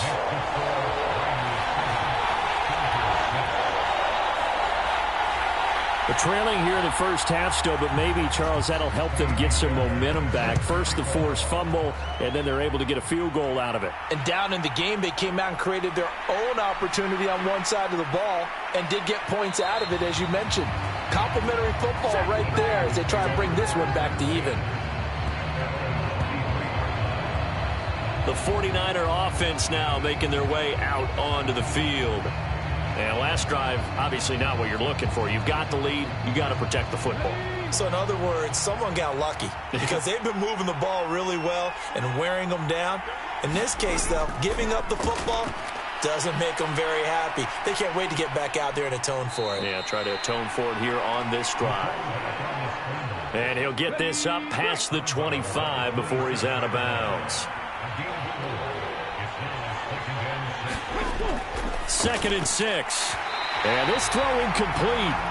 Well, the defender all over him that time, and it's going to lead to 3rd down.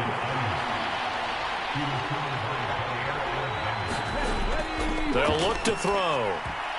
And this one incomplete. And another throw that really could have been, maybe should have been intercepted. That would have been number 4. Instead, it's 4th down. Here's Mitch Wishnowski now on to punt.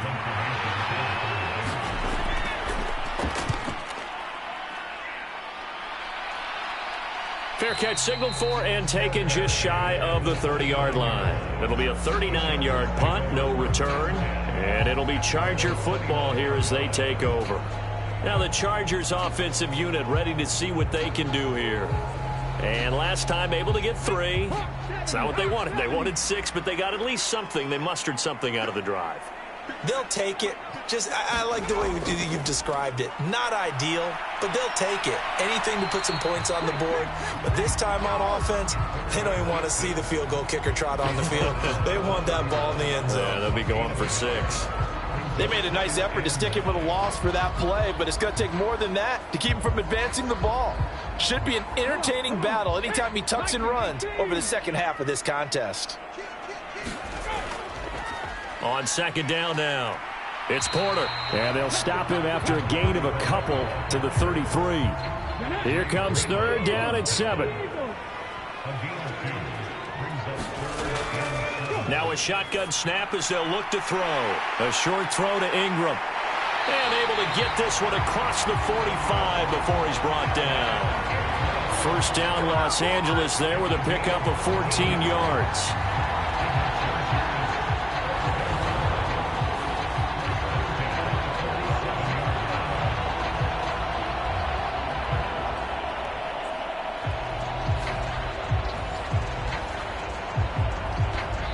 Two minutes remaining in this first half of football.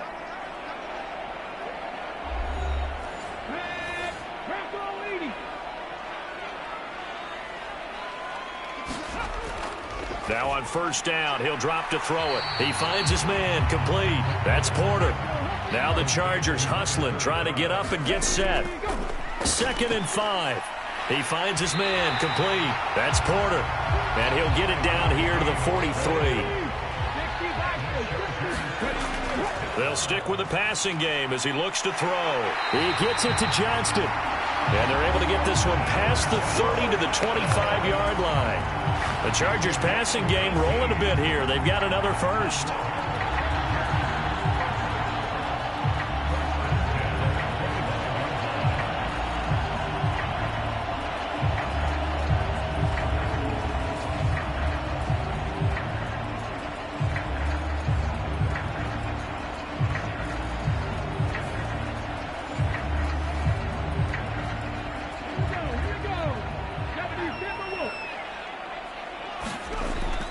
To throw again. He finds his man, complete. That's Porter. And down inside the 15, shy of the 10. The Chargers going to signal for the first of their timeouts as the stoppage will come with a little under a minute to go in this first half. They'll look to throw again. And he's going to have to eat this one as down he goes. Now the Chargers will use the second of their timeouts as they get the stoppage with a little over 50 seconds to go in the first half. Here we go on 2nd and 12. He finds his man, complete. It's Porter. And he's brought down just outside of the 10 at the 11. So the completion good for just 3. And that's going to set up a tough 3rd and 9. And that's a good job there by the corner. And we do talk about this a lot, that a lot of corners see their job as simply covering receivers. Tackling isn't everyone's thing. But in this case, he came up quickly and made a nice, sure tackle. Yeah, this pass broken up. Excellent coverage there on 3rd down, as that was not an easy one to hold on to. Another good drive, Charles, but it looks like another that might end in a field goal try.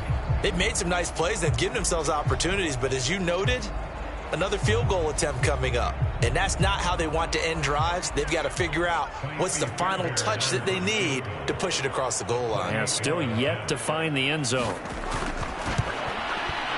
The kick by Fairbairn is good. And they jump back in front here. It's 9-7.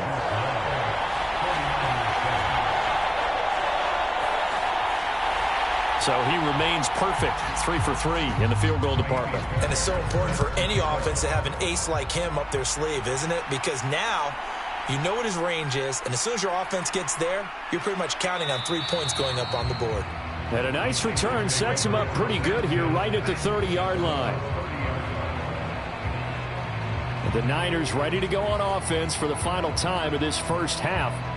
And with time quickly fading here in the second quarter, not sure how aggressively, offensively they want to play this. I think we'll find out just how much they trust their guys in this situation if they decide to take a shot. No, bottled up, fumble. It's out, it's loose. And picked up by the Chargers. And they're going to set up shop at the 27-yard line. Every week we hear talk about create turnovers. In particular, they wanted to force some fumbles. They got one right there. And it shows you how the game has changed over time. It used to be good enough for a guy to get a sack out of a quarterback in the pocket. Now, if you come to the sidelines and you didn't knock the ball free, your coaches are upset with you. All right? So if you're a quarterback, it starts all the way back in the youth leagues. Take care of the ball, take care of the ball, take care of the ball, because here come the defenders. They'll come out throwing here on first down. And they'll work it inside the 15-yard line before it's all said and done. Now a timeout. 7 seconds left in the first half. From the 13 now, they work on 1st and 10. They'll complete this to Ingram as tight end. Oh, he's going to be brought down there in the field of play. And the clock will run, no timeouts. They will not have the chance to bring out the field goal unit. So we are at halftime here on a Monday night as we send you cross-country to Orlando. Jonathan Coachman is there and has our EA Sports halftime report. All right, Brandon, thanks very much. We'll get back to you and Charles in a minute. But first, time to give the folks at home a look at what's going on around the NFL. We'll start up at TIAA Bank Stadium in Jacksonville, where it was definitely a game with some intrigue, as you can see by the scoreline. Justin Fields, 4 touchdown passes in the victory. Next, we'll take the trip north to the Steel City to check on the Steelers at home in Pittsburgh. And it was the visiting Atlanta Falcons who come in and get the victory. Christian McCaffrey, a touchdown run in the victory. Lastly, let's check on one final game for you. And you can see they are scoreless as they play the second quarter.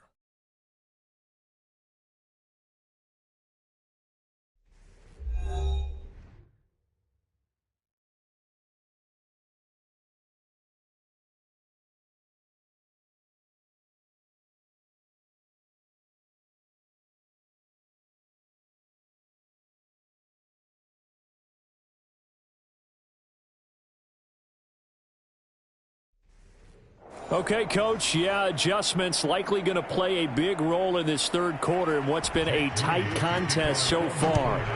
So the Chargers will start the second half with the lead and the football as we're underway in the third quarter. And they'll get him down right around the 25, actually the 26 officially, so a net gain of 1 there. The Chargers getting ready to go here to start this third quarter. Their defense has done the job. Now it's the offense's turn as they've got it 1st and 10.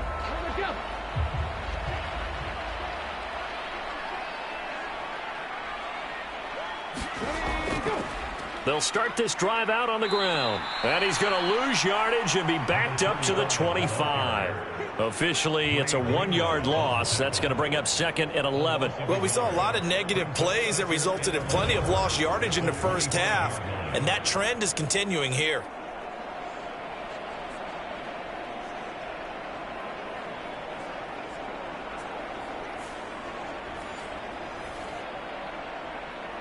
A loss of a yard there to start out. That leads to a 2nd and 11.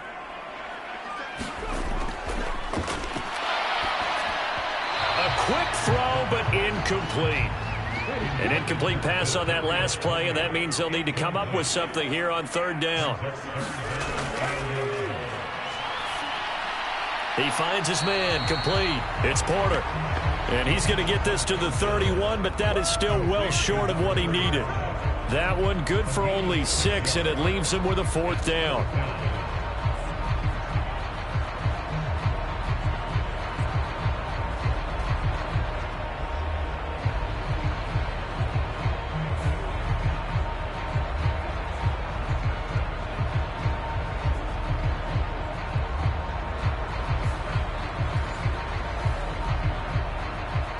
Here's Logan Cook now as he's on to punt for L.A.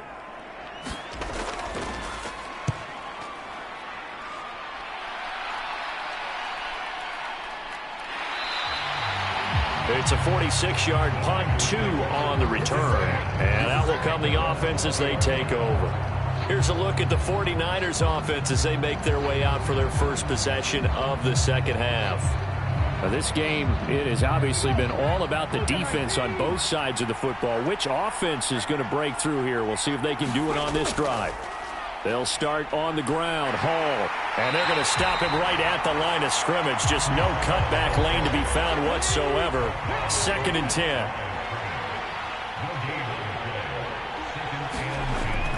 From the shotgun, he'll look to throw. Throw right side, complete to Williams. And he'll get this up past the 25 before he's out of bounds. 3rd and 4.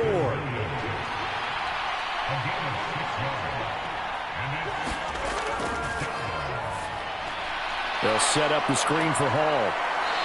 And he takes us beyond the 35 before going out of bounds. The Niners have the first down on a gain of 11.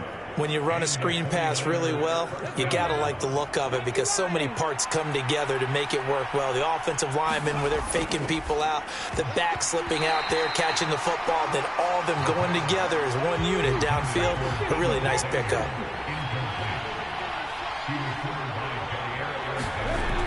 Again, he'll drop to throw. Toward the center of the field, but it's incomplete. So back-to-back incompletions, and that has him staring at a 3rd and 10. Looking to throw. Chargers able to get the pressure and bring him down. Aiden Hutchinson has now recorded 10 sacks on the season. That's his 2nd sack of the game, and the best defensive ends, they do their homework as much as offensive guys do. They know how to beat the offensive lineman across from them, what moves they need to do to set them up. This guy's been pretty good at it all game long. Here comes the 49ers punter now, as he'll punt it away for the 2nd time.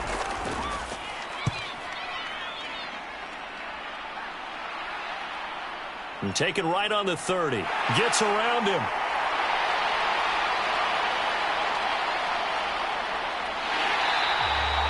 So a good punt, but a solid 12-yard return. The Chargers offense gets set. They head back onto the field. And our game's hit a little bit of a lull here, a little bit of a snag. Punts on back-to-back drives. And old-school coaches don't necessarily mind that. Didn't turn it over, right? Didn't create a big play for the other team. Right now what you're looking for is can you gain an advantage in field position? And that's what both teams are seeking right now. Yeah, they'll be seeking to gain that advantage here on this drive. 8 yards on the pickup. Up the middle they go. Porter. And he'll take it down shy of the 45 at the 46.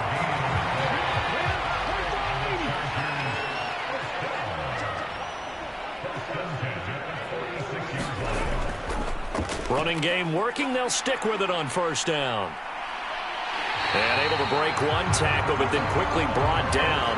But a nice little gain. A good position to be in here, 2nd and inches. They'll keep it on the ground. It's Porter, and he's going to get it down to the 33-yard line here. So they'll come up 1st and 10 now from the 33. Now they'll switch it up here and look to throw. Throw over the middle, and it's caught by Johnston. And he's going to get this down near the 20-yard line.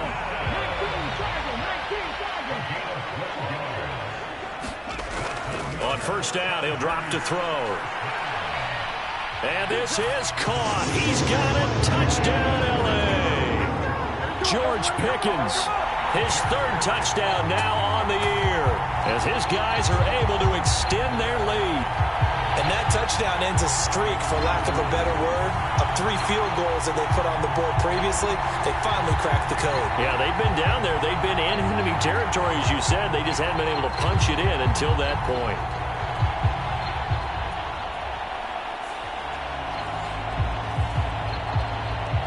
Kaimi Fairbairn on for the extra point.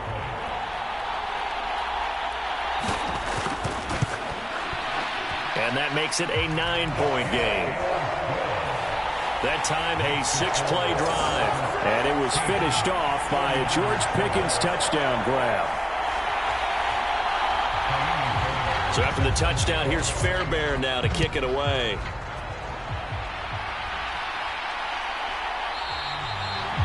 And he'll just sit on this one as their drive will start at the 25. San Francisco's offense returns to the field. Over on the sideline, hoping to hit that reset button between possessions. Last time out, they had to punt it away. This time, hoping to finish this thing off in the end zone. They'll come out throwing here to start the drive. Throw over the middle. He finds Williams. And they get him down, but not before he takes it across the 40-yard line. That's a good way to start the drive. 17 yards and a first down. And that's one of the better plays we've seen this offense put together so far. They haven't been able to get on track much at all. But listen, they're only down a couple of scores with the rest of this quarter and the entire fourth remaining. So, stranger things have happened. One play has him up past the 40 already, and another 1st and 10. They're going to look to throw. And this is going to fall to the ground, incomplete. That very nearly their 4th pick of the game. Instead, 2nd down. Back to throw. And the Chargers rush is going to get there. Down he goes. Derek Brown. Credit him with a sack as he buries him for a loss of 10. That time, Charles, great job keeping him in the pocket and not letting him escape. And, Brandon, I think this was a great example of the front and the back working together, meaning the back covering, no place to go with the football. And the front, terrific job on the edge so he couldn't escape outside. And then, of course, the inside pressure kept him hemmed in as well. This offense in desperate need of a conversion as they come up on 3rd down. They'll look to throw here. Connects with Kittle underneath. And he's out of bounds, able to take this one up to the 35. Here comes the 49ers punter now as he's on to kick it away.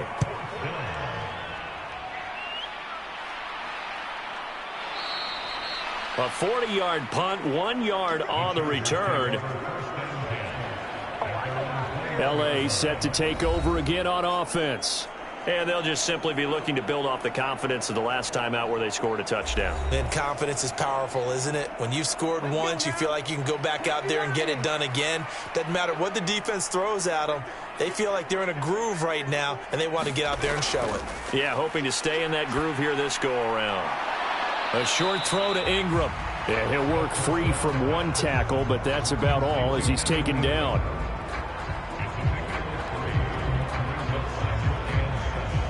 Here's 2nd and 7. He'll look to throw.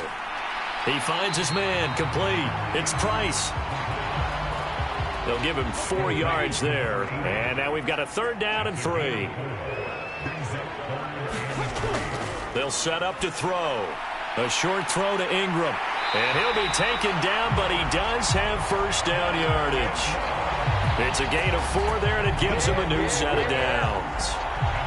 Oftentimes we think of those tough yards as grinding yards that a running back has to pick up. How about the tight end there picking up the 1st down in that situation? That's what he's there for, right? Big fella, get it to him, let him fight off some people and pick up the necessary yardage.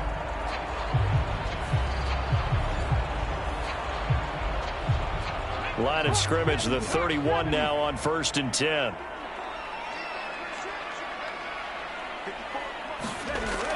He'll drop to throw. Throw left side, hauled in by Pickens. And this will leave him a yard short. Nice pickup of 9 yards on first down.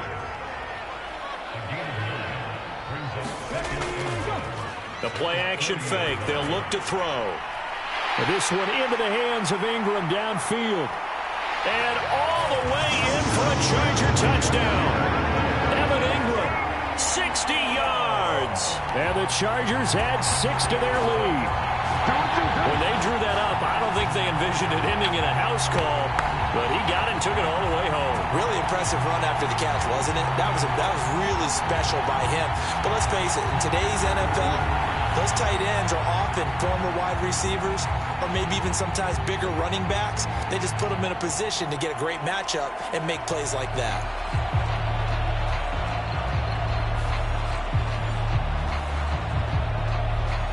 Brandon Staley telling his troops to stay out there and go for 2.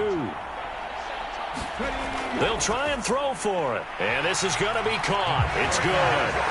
And that extends their lead by 2 more. And around the goal line, especially on 2-point tries, sometimes the QB's best friend is that big target, the tight end. I love how you described it because you know he's going to have some length and some catch radius as well as a big body to keep people away from the football.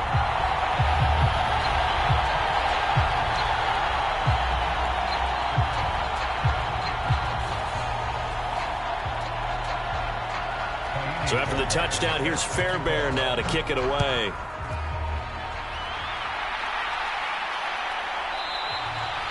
And he won't return this one. He'll go down to a knee, and they'll start at the 25. And San Francisco gets set to go here. I kind of feel like they've reached a do-or-die point in this game, Charles. If they're going to try to pull off an impressive comeback, it has to start right here, right now. Yeah, now they've got a final chance to get out of this situation, but they also understand they've got to move the ball and move it fast. In addition, they need to save as much time so they can get 2 more possessions. And he takes this up to the 40-yard line before being corralled. 15 yards is the pickup there, and the drive starting very nicely. First down. And you start to think if it's going to happen for these guys, it's got to start with this drive. Down 3 scores, they need to start making some inroads. And that'll help the cause there as they pick up good yardage and a first down. So quickly all the way up at the 40-yard line. Straight ahead is Hall. And not much room to operate as he'll get this up only to about the 41. Now we're at the 41, 2nd and 9. He'll look to throw. And that falls to the ground, incomplete. A nice job of bodying him up defensively, and now it brings up 3rd down. Now throw out wide, going to be incomplete. Well, the passing windows are just not there, and that's just another example of how great this defense has been all game long. And that's exactly what a top 10 defense can do. They can really change the game tempo and frustrate you as you try to execute offensively. And a fair catch called for and made just outside the 15-yard line. They call it 38 yards on the punt, no return. Now out comes their leader and the captain of this offense back onto the field. He has been consistent, hasn't he? He played well in the first quarter, good second quarter, and now continuing that here in the third. And that's the word that they're always seeking from the guy taking the snaps, is consistency. Taking care of the ball, making sure it gets to the right people. And it's out. He put it on the carpet. But it looks like one of the DBs has it. And his guys will take over at the 30-yard line. A little careless with the football, and he also had a fumble loss last week, didn't he? He certainly did, and when I'm watching him play, the one thing that comes to mind is always remember, traffic, turbulence, people around you, 2 hands. Get 2 hands on the ball. Grip it tight. I know it looks cool to have it in one hand, but put it away, tuck it away, because you've got to take care of the ball. Back to throw now on first down. Completes it to the tight end, Kittle. And they'll get him down after a pickup of 8, 2nd and 2.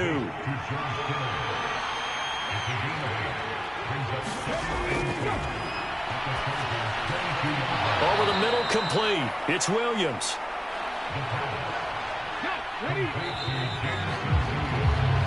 One quarter remains here as we wrap up the week on a Monday night. We'll return with more after this. This is the NFL, and it's on EA Sports.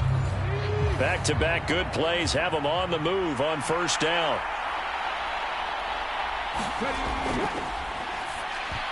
A quick throw knocked away and incomplete.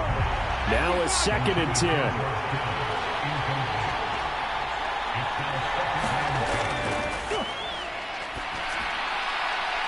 Williams loses the football and picked up by the Chargers.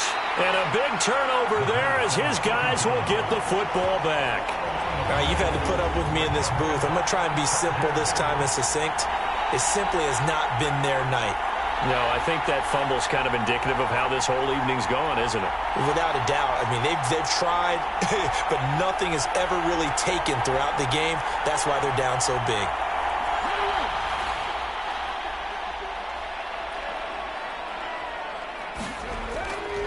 They'll start on the ground here on first down. And he is brought down at the 22 after a gain of 2, and it brings up 2nd down.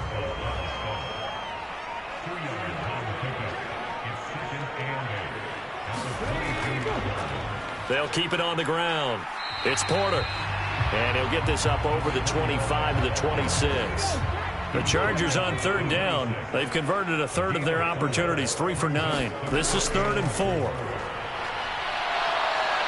And down he goes. The 49ers get there. Call it a loss of 4 there on the sack. And speaking of the number 4, it brings up 4th down now. Well, how about that? A dime set on defense, 6 defensive backs. None of them blitz. They're just back there in coverage. Defensive lineman gets the sack. That's where the O-line, they go to the sideline, they keep their helmets on so the cameras can't find them, right? Yeah, the cameras can't find them, but I know one thing. The O-line coach will. Here's Logan Cook now as he's on to punt for the 4th time tonight. He's averaging just under 50 yards a punt as he gets this away. 47 yards on the punt that time, just 1 yard on the return. The 49ers offense making its way back out there. Even though they were able to force the punt defensively, still a big hole to climb out of, especially at this late stage of the contest.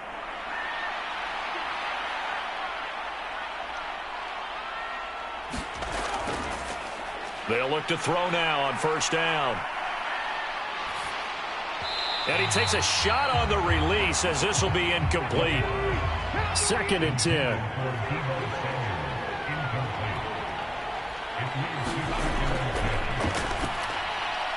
Now a quick slant as the throw's complete. And he gets this one just shy of the 40. They'll mark him down at the 39.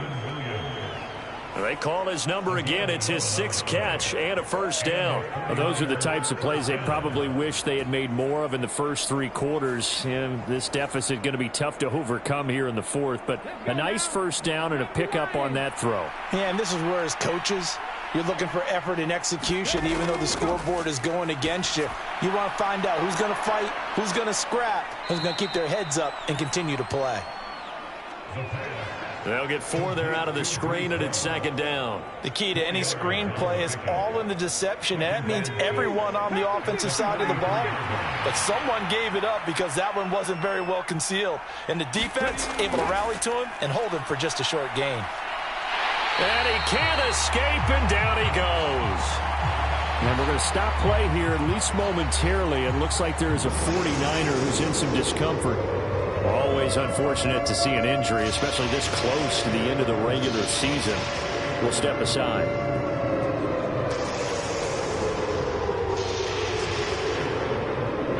Third down and 10.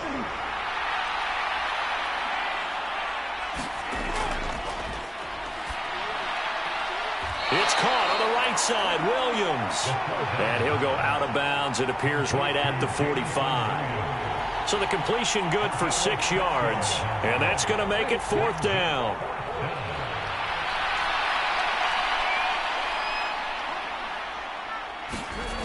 As expected, they're going for it to keep the drive alive. And for the 4th time tonight, it's an interception. And he's just across midfield and down at the 49-yard line.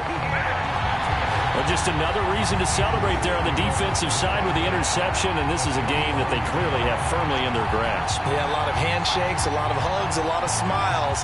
It's been their day. Here comes the Chargers offense now back out onto the field.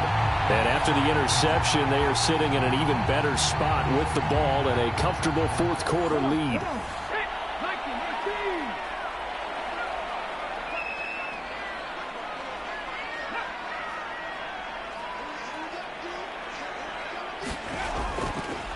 They'll run on first down. Porter trying to find a lane, but instead he'll get back to the line of scrimmage and no more.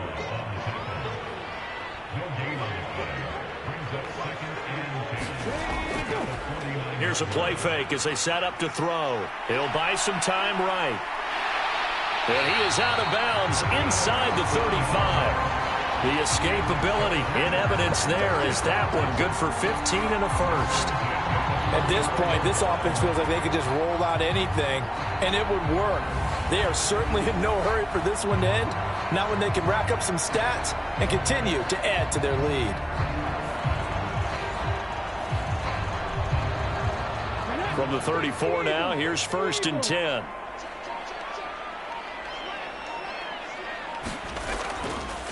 Now a handoff up the middle. It's Porter. And a short gain down to about the 33. Ball at the 33, second and 9. They'll drop to throw. Throw left side, complete to Tony. And he is out of bounds inside the 30. It'll go as a gain of 4. And it brings up 3rd and 5 now.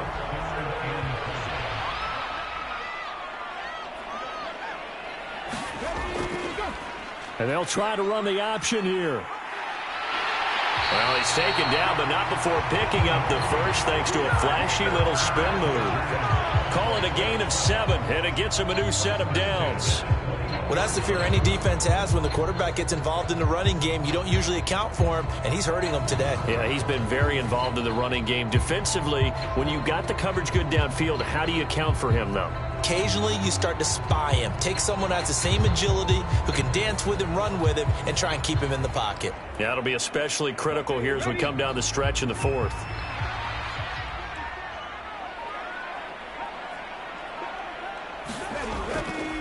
On first down, Porter. And he'll take this ahead for about 4. Second down coming up. 2nd and 6.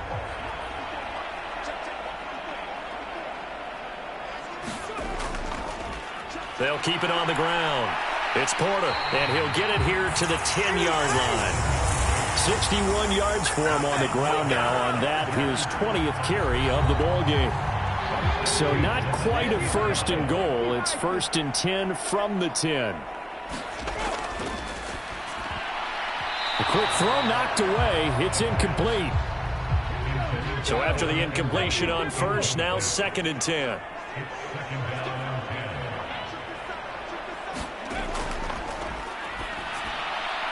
He gets this out to Spiller. He'll get only 3 there, so it leaves him with a 3rd and 7 ahead.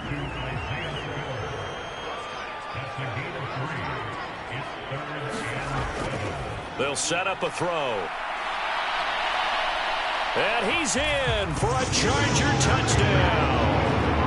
An 8-yard touchdown run as his guys have opened up a very comfortable lead. That's a tough one there defensively because look at the stops they got on 1st and 2nd down, and it was 1st and 2nd and goal.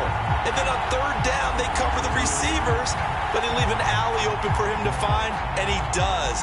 That is frustrating. You do almost everything right, and he still ends up in the end zone.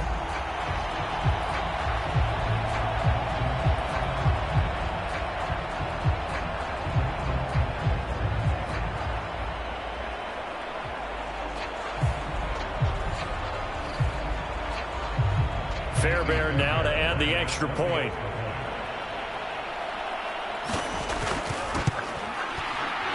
And the lead is now 24. A 10-play drive that time. And the capper that put it in the end zone, a run of 8 yards. So after the touchdown, here's Fairbairn now to kick it away.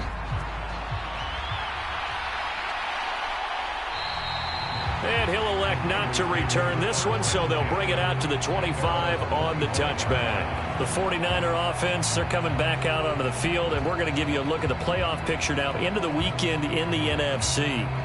And what they do know is that they'll be playing at home come January, at least for one game, as they have locked up the NFC West. And everyone wants that top spot, partner. We know that because that guarantees you home field advantage. And my goodness, another interception. Picked off by Jair Alexander. And he's able to get it back to the 33-yard line. Well, they get him yet again, Charles. 5 interceptions in this game. You rarely see this, maybe a couple of times in a season, but this defense, they've been fantastic. It's certainly an example of watching a defense that is in the zone, right? We use that term so often, but most of the time, it's for people who are on offense. In this case, it's a defense as a whole, all locked in with each other, all ready to go. They will get 4 yards here on the first down run, and that'll make it 2nd and 6.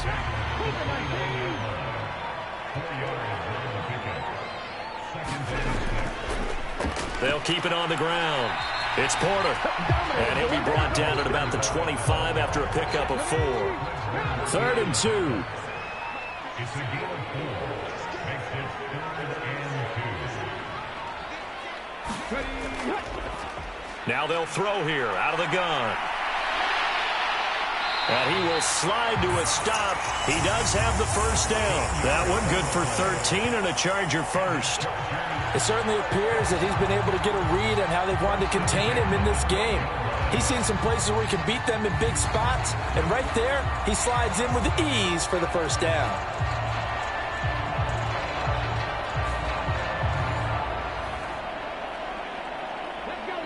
Just 2 minutes remaining here in the fourth quarter of what has been a one-sided affair. So it's Charger football as we welcome you back from the 2-minute warning. And no doubt what they're looking to do is just salt away the final couple of minutes and escape with a win. And here he'll get it down to the 7. Give him 5 on the carry there, and it'll be 2nd down.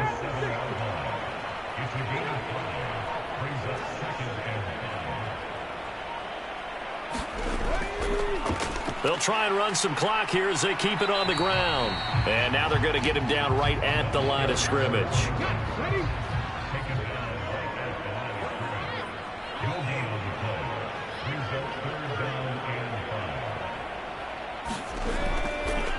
Here's a handoff out of the gun. And it's not going to be enough here. A gain of 4, about 2 feet short of the marker, 4th down. When a good play is made on defense, oftentimes leverage is the key to everything. Defensive line not getting turned, all the other guys making sure they're in the right spot, and on that play, they were able to stop them short of a first down.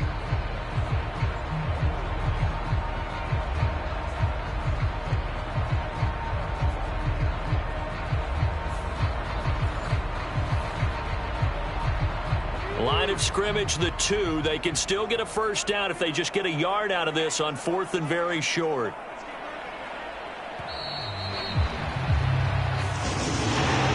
This was a very close ball game at halftime, Charles, but in the second half, that offense kind of kicked things into another gear, and they were able to pull away for the victory.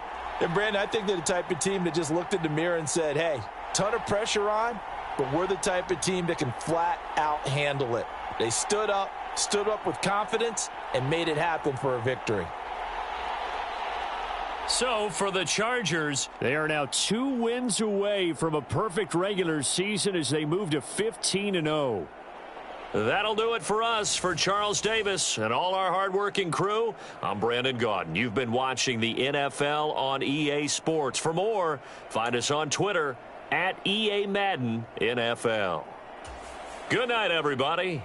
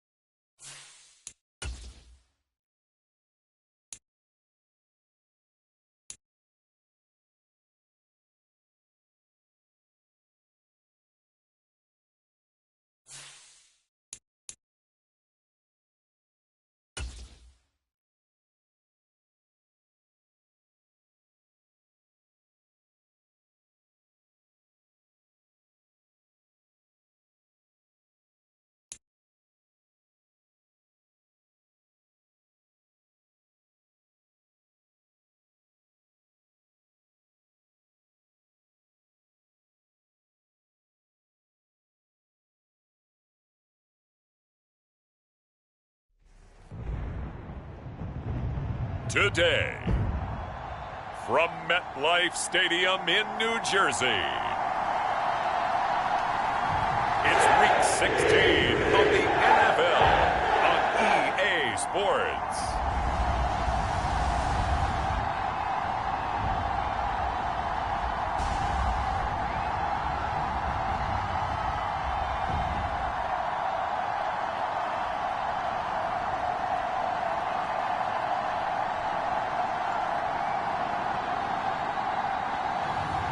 It's the New York Jets taking on the Miami Dolphins.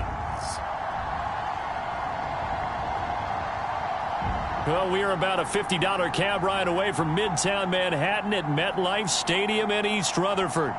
It is Week 16 in the NFL, and we've got a good one in store, as it'll be the Miami Dolphins taking on the New York Jets.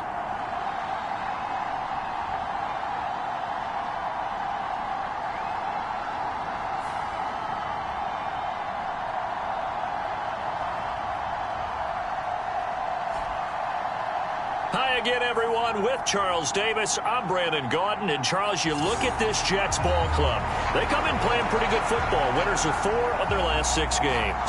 And if you look back to last week, it was all about their defense. Anytime you hold an NFL team to single digits, that's saying something. Meanwhile, for our visitors, the Dolphins, they've been cooking these last couple.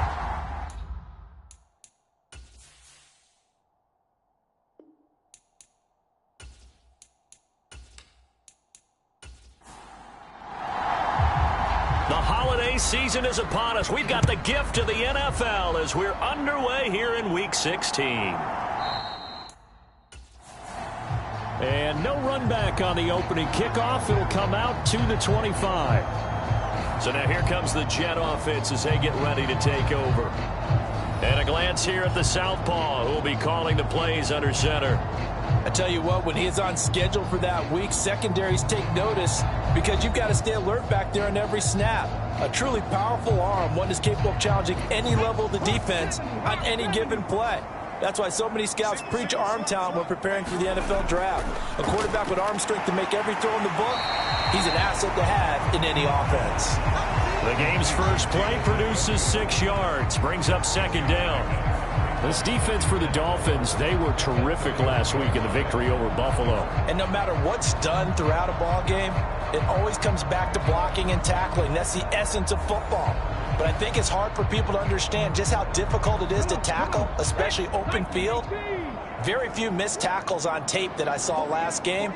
This team does a nice job of getting their opponents on the ground. The throw on the quick slant going to be complete. And they get him down, but not before he takes it across the 40-yard line.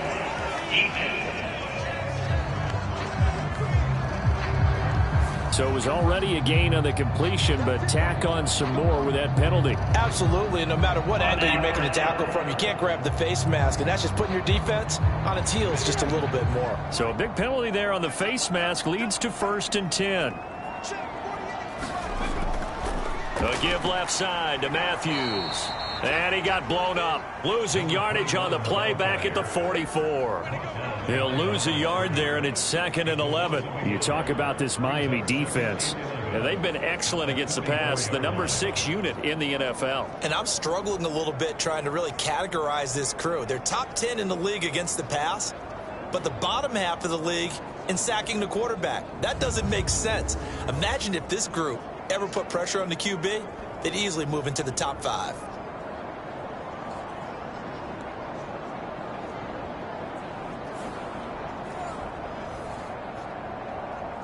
So after the loss of a yard, they'll look to push forward here on 2nd down and 11. Now this one complete on the slant route. And he's going to get this down near the 30-yard line. The numbers from McLaurin a week ago. 4 catches, 92 yards, and a touchdown. And that put him over 1,000 yards for the season. And the benchmark for running backs, 1,000 yards. The same for receivers. When you have that kind of a year, you've had a monster one. A 1st down carry for Matthews. He'll get about 6 there as he takes this one down to the 24-yard line. Here's 2nd and 4 from the 24. They stay on the ground with Matthews again. And he gets it inside the 10 to the 9. That gain of 15 gets him on the doorstep, 1st and goal. A couple of nice carries back-to-back here, establishing the ground game a bit. Yeah, these aren't bare-bones runs now. I mean, they're getting substantial yardage, the kind of yards you're looking for, right? Let's go ahead and use a cliche. Stay ahead of the change, right? 5 or more yards each time. That's what you're looking for in setting a tone and getting your offensive line going. Good sign on the opening drive.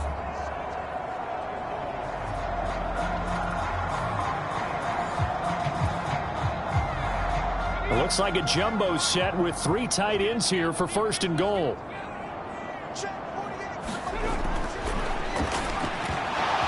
And this will be incomplete. Physical play on the football there, and it's 2nd down.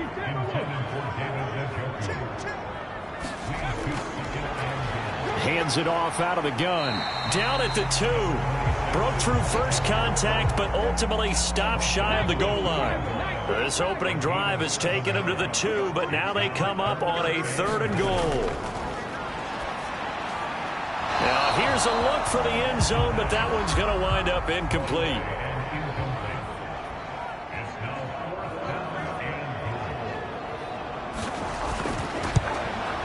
And his kick is good. And the Jets hit the board first. It's 3-0.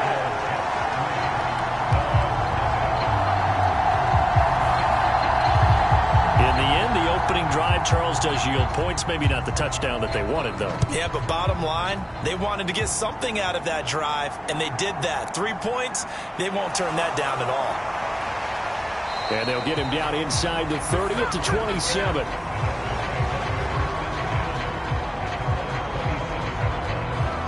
So here come the Dolphins now as they get set to take over on offense. And leading them out, their signal caller, now in his 4th season in the NFL. Every time he leads his team out, there's no questioning. He's put the work in to earn his place in the NFL. There's no shortage of stories we've heard throughout his career about the effort he puts in to be in this spot. And that motivates everybody on his team. Here's Walker to start the drive. A short gain here, maybe a yard to the 29. The numbers for Walker from last week's effort, there was no answer for him defensively. Over 200 yards, 2 touchdowns to boot. And that was a fun film to watch because a few of those runs, it was apparent he was just not going to be denied. And his team is hoping that that carries over to this week as well.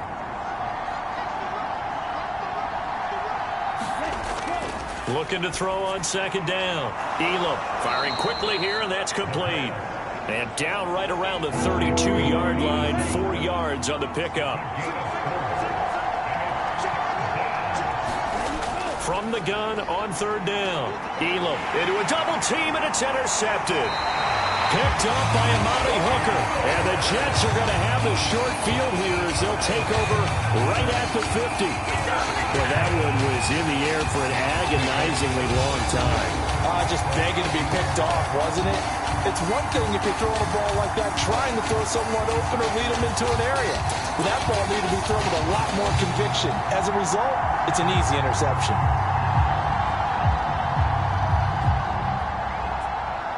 So we take a look at the playoff picture in the AFC as the Jets come back out on offense. And for them right now, not a done deal. They are holding down one of the final 3 wildcard spots with 2 weeks to go. But, you know, there are others, Charles, kind of nipping at their heels a bit. And, Brandon, it's always worth keeping in mind, and I have to keep writing it down for myself. Remember, it's 7 teams in each conference now making the playoffs. So that brings more important games to the end of the season. So, in theory, more teams alive for a postseason berth later in the year. Oh, the ball comes out on the hit, but they'll say it's incomplete. You talk about this Miami defense. And they've been excellent against the pass, the number 6 unit in the NFL. This secondary has really developed into one of the strengths of this team. They diagnose, they cover, they run, they hit. What a nice team. Could be 4-down territory even if they don't get this, but they need just a few inches here on 3rd. Now back to throw. Pass taken in by his big tight end. So that'll be no better than an incompletion. And that's going to bring up a 4th down. They dialed up the blitz on 3rd down, and your worry as a defense that they can hit you with a big play in that situation. Instead, the blitz pays off, able to rally to the football and make the play.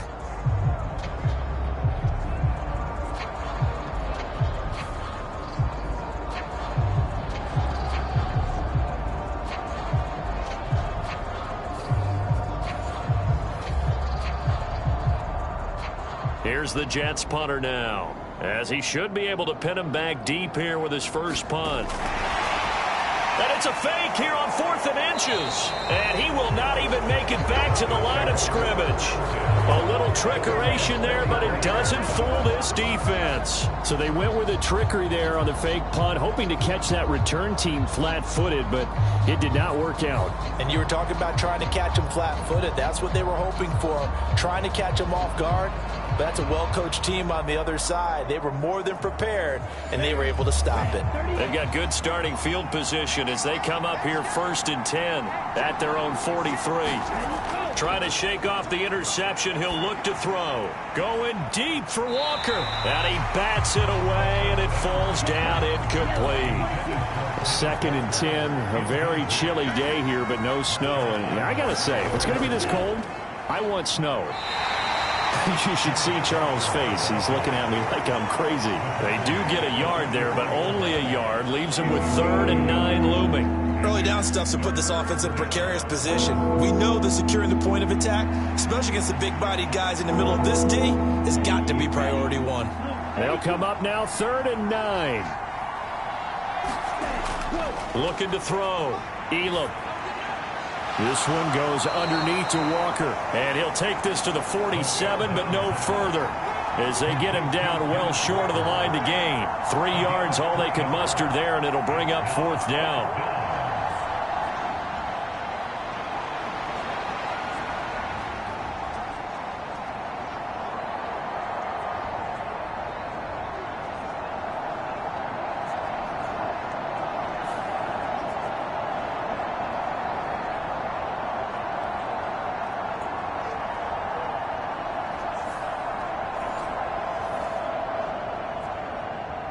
Here's Tommy Townsend on to punt.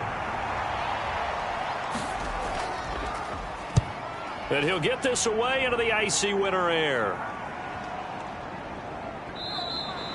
And this one hits at the 3 and then bounds into the end zone for a touchback. Another drive coming up for New York's offense.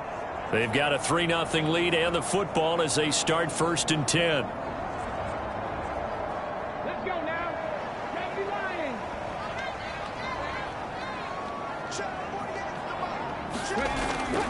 They start the drive with Matthews. Fights forward for only about a yard up to the 21.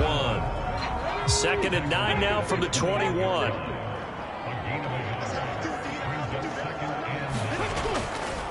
Off the play fake, he'll look to throw. All in all, no gain on the play, and it'll bring up 3rd.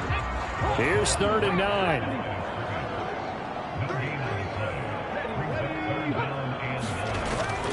Out of the gun, they'll look to throw. This short pass into the hands of Njoku. And I don't think he got there, no. He's short by maybe a foot, maybe. Call it 4th and inches. Well, it wasn't a big strike, but that completion put them in really great range. What do we have now, 4th and inches? Yeah, it's not more than a half a foot. You know what I would do here? You would always go for it. I'm one of those guys.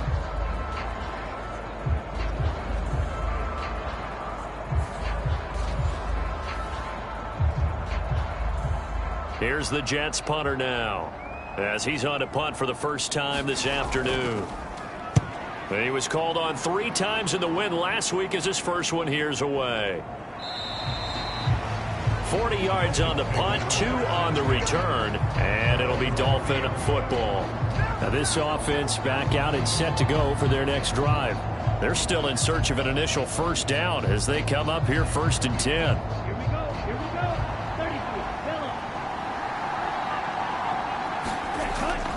They'll run with Walker to begin the drive. Powers by at the 40. And he'll have a Dolphins first down as he's able to get this up past the 40. Last week, of course, the great performance, over 200 yards. He still wants to be fed. And they should. That's exactly what you should do. I've not yet met a running back that's run for over 200 yards that says the very next week, hey, let's back things up. Yeah, I don't need it as much. No, they want it more and more. They're going to be ready to go because they think that's going to happen naturally now. Set, ready, 50, green.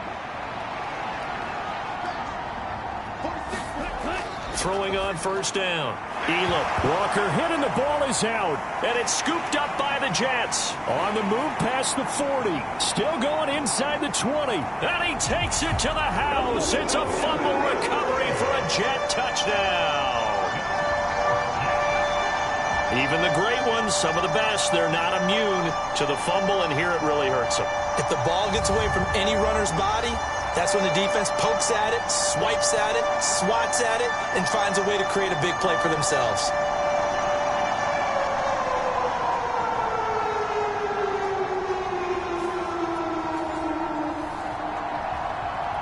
A try here for the extra point.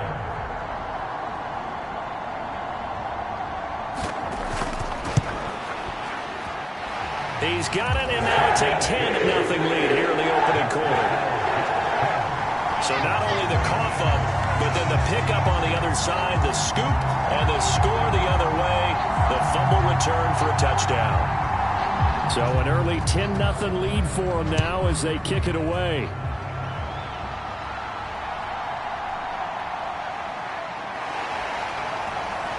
And he's up across the 25 and down at the 28. Kenneth Walker headed back out there. Looking for a bounce back. Had the fumble a moment ago that went for a touchdown the other direction. See if he can get back in rhythm. And you have to be very careful about having too quick of a hook with really good players. I did a guy's game in high school where he fumbled 3 times in the first quarter, finished with over 300 yards on the night, later ended up in the NFL. If you got a talented back, give it back to him. And give him 6 yards here as he stopped near the 35 at the 34. They're backed up here with a 1st and 20 now after the holding penalty. Back to throw. Elam. That's complete to DK Metcalf. And able to get this across the 20 before going out of bounds.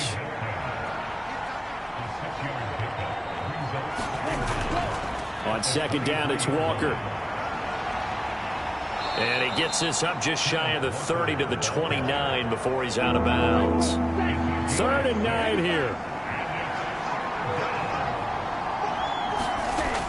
Looking to throw. Elam. Oh, and his early struggles continue. Here's another one intercepted. It's Devin White, the linebacker. And this return is going to be halted right around the 28-yard line. For a team who came in here on a healthy winning streak, we're seeing some uncharacteristically bad play thus far. That streak is definitely in jeopardy if this offense keeps giving the ball away and can't mount a few drives of their own. And New York set to take the field. They'll have good field position here following the interception and a chance to build on their lead as they start with a 1st and 10.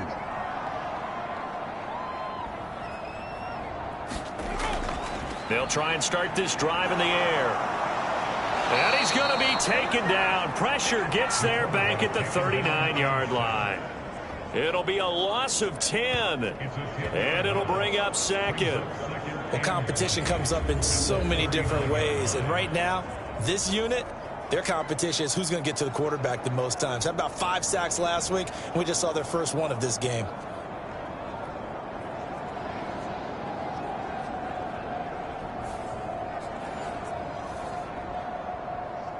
So now 20 yards to go on 2nd down after the sack. Work to be done. Back to throw here. He completes it to Boyd. And he'll go out of bounds after taking it a little further down inside the 40.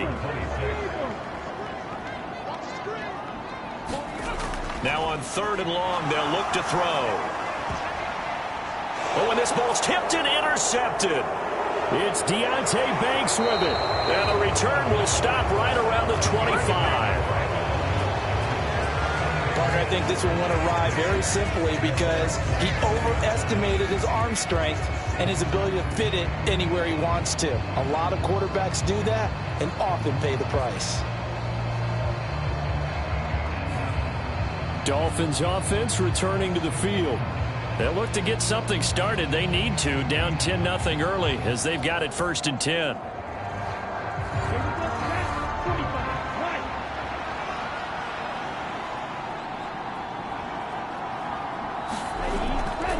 They'll start this drive out on the ground. And he's going to be dropped following a pickup of 7 past the 30 to the 32.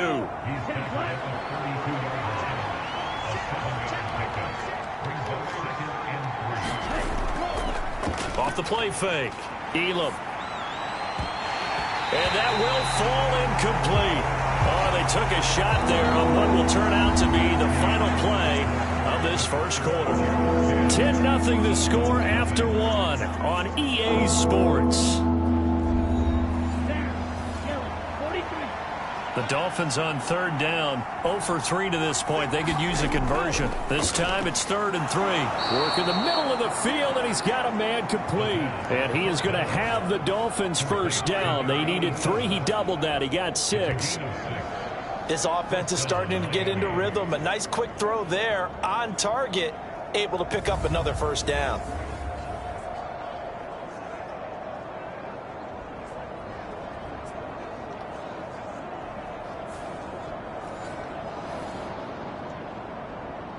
So here's a 1st and 10 at the 38. Back to throw. Elam over the middle. That's caught by Metcalf. And that's good for a gain of 6, and it'll be 2nd down. A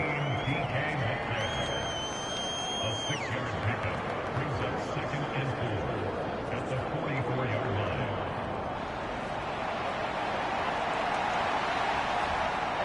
Ready.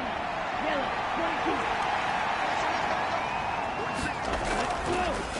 22. Off play action. Elam. And it's incomplete. Took a shot, couldn't connect. Now they face a 3rd down and 4 after that incompletion on 2nd down. Off the play fake. Elam. They'll let this go deep for Waddle. And for the 3rd time here in this half, it's intercepted. And the Jets will take over here just shy of the 30. I'm not sure that the wheels, Charles, are coming completely off, but they're shaking a little bit. That's 3 interceptions, and now interceptions here on back-to-back drives. And I think about what a Hall of Fame coach told me that he always told his teams, when a mistake happens, just move on to the next play. Let it go. Hard to do when you've thrown this many interceptions. That's exactly the attitude that has to be adopted.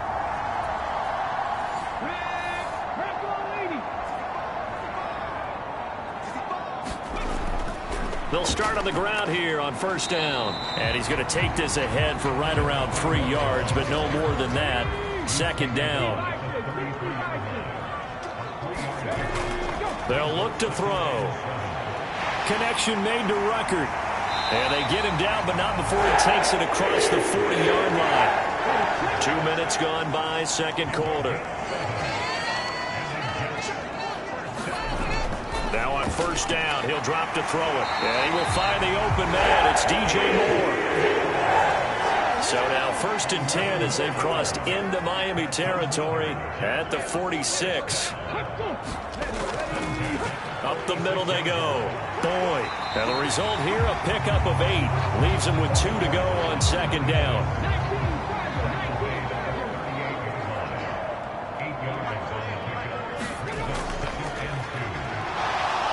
To his left. And he can't find a receiver, and he's brought down. They get to him for a loss of 4, and it brings up 3rd down on the sack. You know, on these types of plays, we're always looking to assess blame. Okay, where did it break down? Sometimes it's just a great play.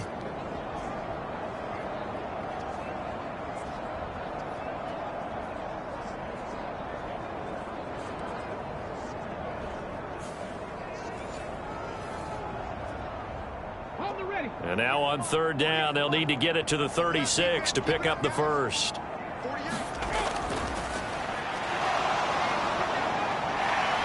And he slides and covers up at the end as he's going to be able to pick up decent yardage. Now the Jets will call on a field goal unit here. From the right hash, this from 53. And this one will not get there. It's off to the left anyway. It's no good, and the lead will hold at 10.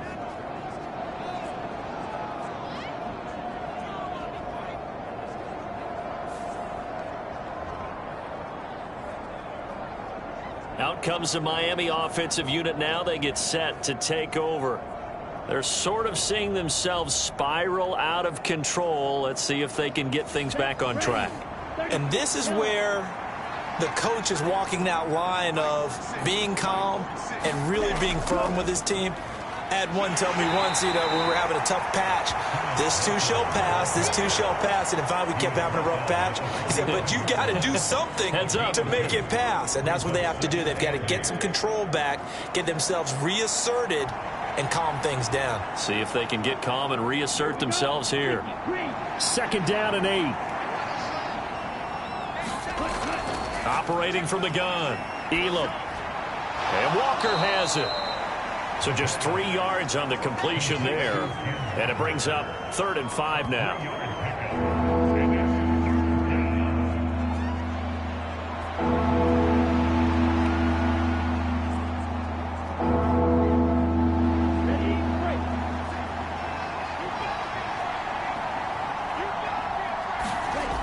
Looking to throw. Elam. A short one there to Freiermuth. Only able to gain a couple there. And it'll be 4th down. Partner, I think that completion takes the definition of dink and dunk to a different level, doesn't it? It does, and the defense was right there, kind of played into their hands.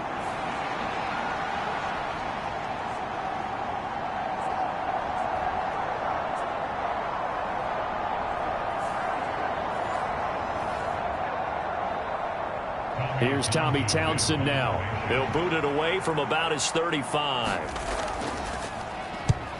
And he gets it away. A directional kick going toward the sideline. That'll be out of bounds, and how good was that? They'll say the 3-yard line. That's where they spot it.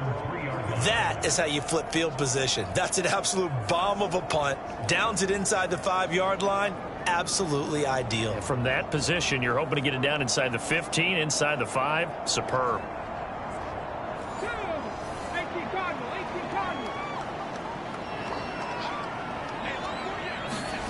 From deep in their own territory, they look to throw. And he's able to get him a small cushion before being taken down at the 5, a gain of 3. 2nd and 7. Looking to throw. He gets this one to Boyd. And he'll get it up a little shy of the 15. They'll spot him down at the 14-yard line. So still backed up, but the situation not as dire now. 1st and 10 at the 14. Dancing to his left. And he's going to be brought down. Back at his own 6-yard line. He'll wind up losing 8 on the sack there, and it's 2nd down. And down he goes again. A bevy of sacks in less than a half. But this defense is still losing the game. They've got to fix something because there should be no excuse for losing with an effort like this on that side of the ball. They need to take advantage when their defense is generating this kind of pressure so early in the game. Sacks, a growing theme in this first half. This is 2nd and long. On play action, they'll throw. And he'll take this beyond the line of scrimmage as he slides to a hole. He'll end up getting 5 out of that, but now they're looking at 3rd down. The plan was clearly to challenge them by sending a blitz on 2nd down, but even the extra guys couldn't catch him in the backfield, though. He doesn't scramble for it first, but he does get the last laugh by evading the blitz and getting beyond the line of scrimmage. And this pass broken up. The contact well timed there, and now 4th down. Well, if nothing else, they were able to pick up 1 first down on this drive and get it away from their own goal line, but not much happening after that, and it leads to a punting situation. Here's the Jets punter now, as he'll kick it away for the 2nd time. Taken right around the 44. A nice return there of 11 to help mitigate a good punt. And the Dolphins will begin this drive in great field position, 1st and 10. Miami set to take over. The crowd may be losing just a little bit of the edge after back-to-back punts. They want some big plays. They want to see some offense. They want to see somebody break away, whether it's through the air or on the ground. Now it'll be interesting to see where the patience is on both sides. Each head coach, can you hang in there and not try and force something that could put your team in some jeopardy?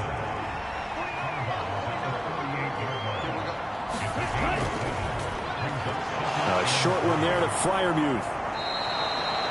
Second catch for him today, and it'll wind up a 1st down.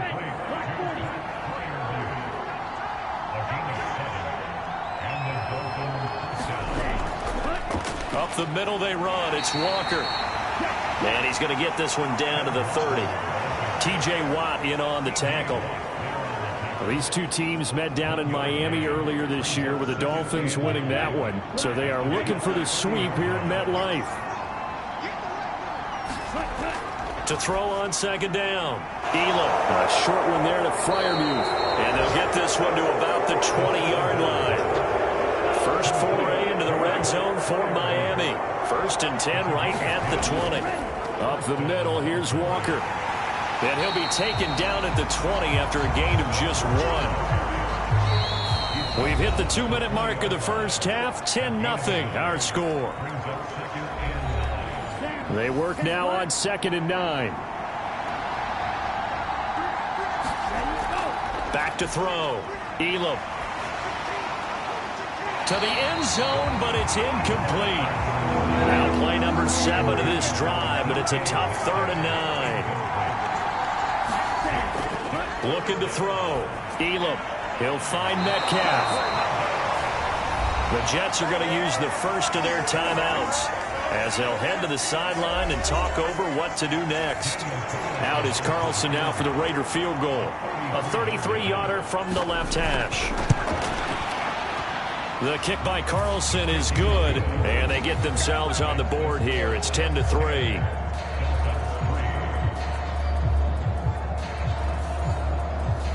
Now that's something of a pick-me-up. The offense certainly has struggled, but they do get the field goal before half to put 3 on the board. Yeah, you don't want to be shut out, but let's face it, those 3 points, that's not going to solve all their problems either. And he's up past the 20 to the 22-yard line.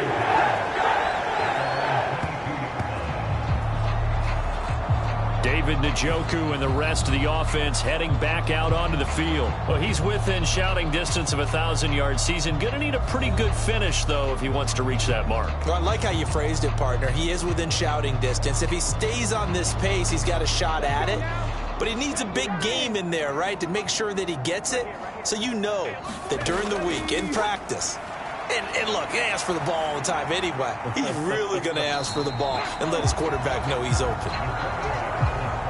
Give him a couple on the scramble. It's 2nd down. Oh, he rifles one, and that's going to be intercepted. And he's able to get it back to the 33-yard line. Oh, timing is everything on a route like this. He tried to drive that football into a tight spot. And if you're a little early or a little late, chances are there's going to be someone there. And sure enough, this one's going the other way. Miami's offense set and ready to go. And now following that turnover, they've got an opportunity here to try to cash in with good field position before intermission. So they'll come up 1st and 10 now from the 33.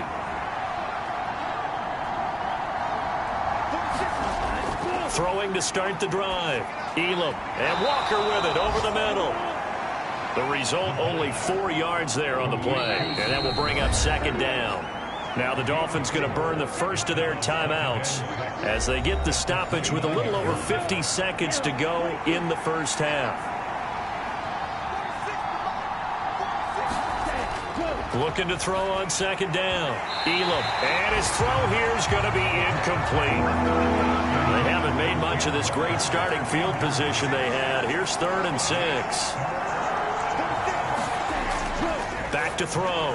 Elam. That is caught. And he is going to have the Dolphins first down as they're able to get the 3rd down conversion.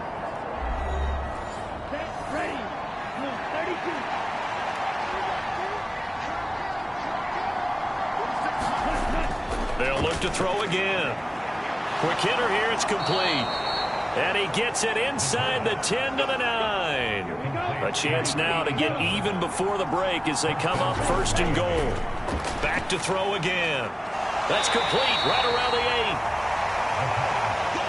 8. Only a yard of the completion in second and goal. And offensively, they'll take the timeout with 6 seconds left in the second quarter. So on second down, the field goal unit is on here as they try to get 3 before half. From the right hash, and this one just a chipping. The kick by Carlson is good, and that'll bring them back within 4.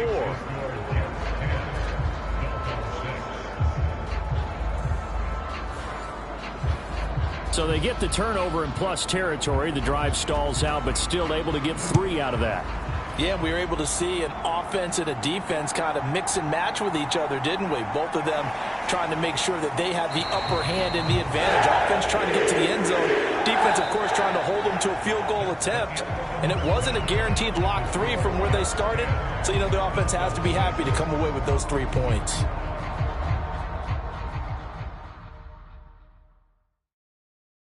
All right, Brandon, thanks very much. Welcome in everyone to this Christmas Eve edition of the EA Sports Halftime Report. So let's get to it. We'll start up at TIAA Bank Stadium in Jacksonville. And it's the Jags who have the lead as that one's gone to halftime. A couple of touchdown strikes there from Justin Fields. Next, we'll stay right here in the Sunshine State, head down to Tampa, check on the Bucs. And for the moment, they trail the visiting Saints in that one. Marvin Mims, a touchdown reception. Lastly, let's get to the Windy City. See what's happening with the Bears at home at Soldier Field. As you can see the score there in the second quarter. Justin Herbert, 4 touchdown passes.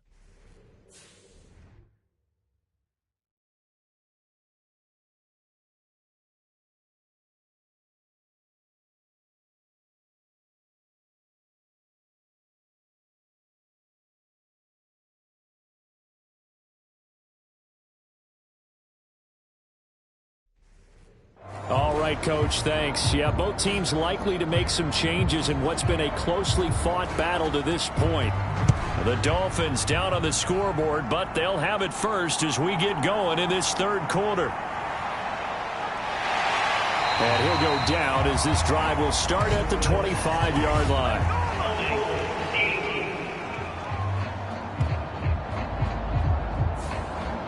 So the hold on special teams backs him up all the way inside the 15 to start. On first down, Elam over the middle and complete to Waddle. This will be stopped about 2 yards shy of the marker. 8-yard gain, 2nd and 2. Off play action, Elam. This one into the hands of Metcalf. It's a first down, his 4th catch of the game after having 3 in the first half. It's a gain of 6. First down, Miami.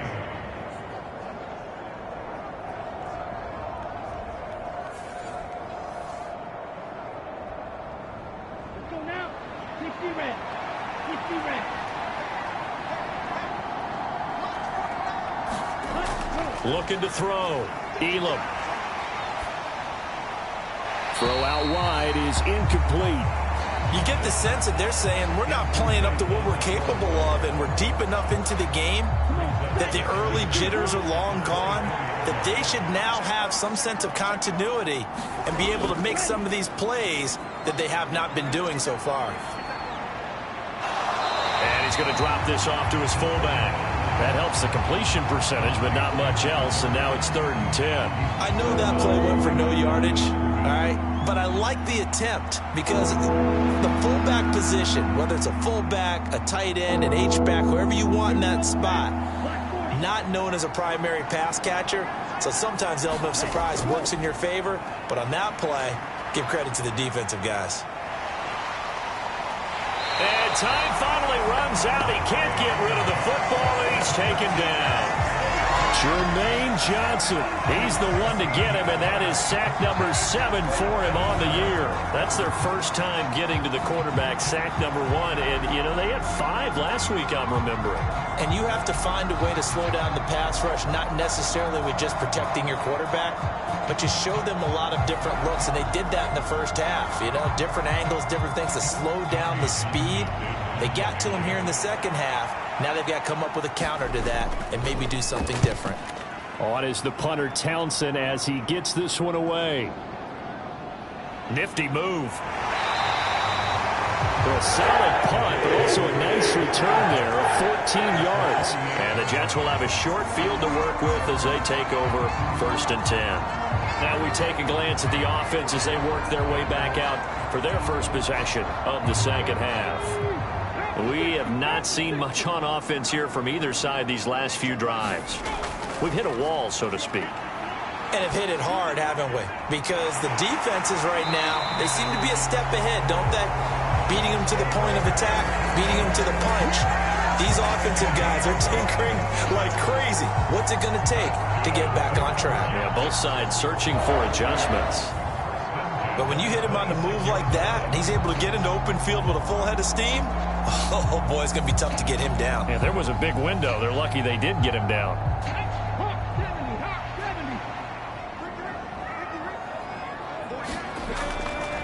Matthews up the middle. And they'll get him down after a pickup of 8, 2nd and 2.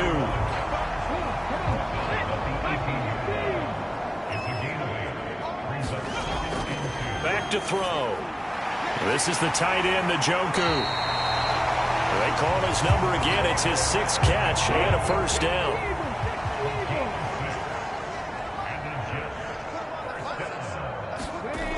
They'll set up to throw. This is Chenault on the receiving end. So give him 5 yards there on the pitch and catch, and that'll bring up 2nd down.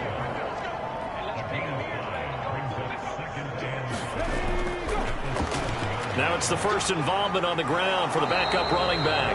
And he's dropped just before the line to gain. 4-yard pickup leaves him with 3rd and 1.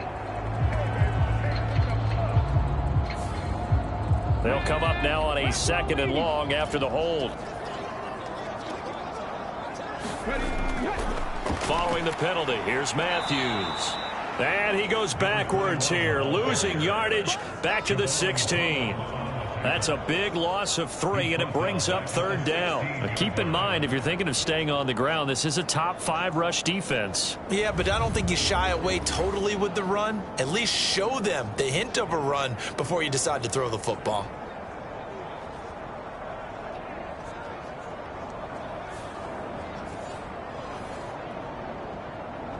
Couple of plays sent them the wrong way, and now they face a 3rd and 14. They're going to look to throw.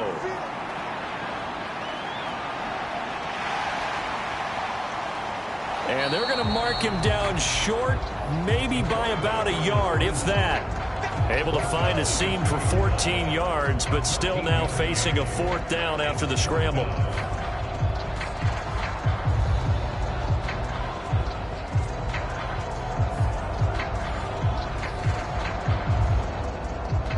Now the Jets will call on the field goal unit here. From the left hash, he'll have to cut this at a tight angle. And his kick is good. And that'll open the lead up to a touchdown now at 13-6.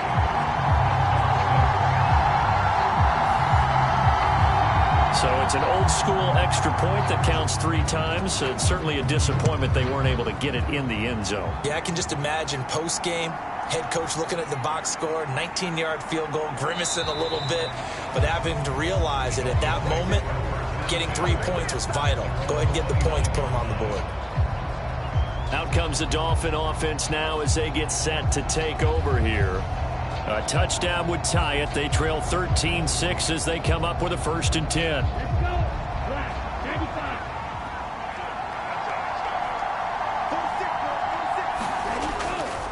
Off the play fake.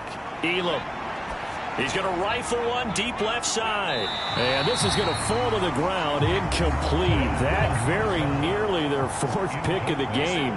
Instead, second down. To throw again. Elam over the middle into traffic, and that's complete. 9 yards, not quite enough, and they'll be left now with 3rd and 1.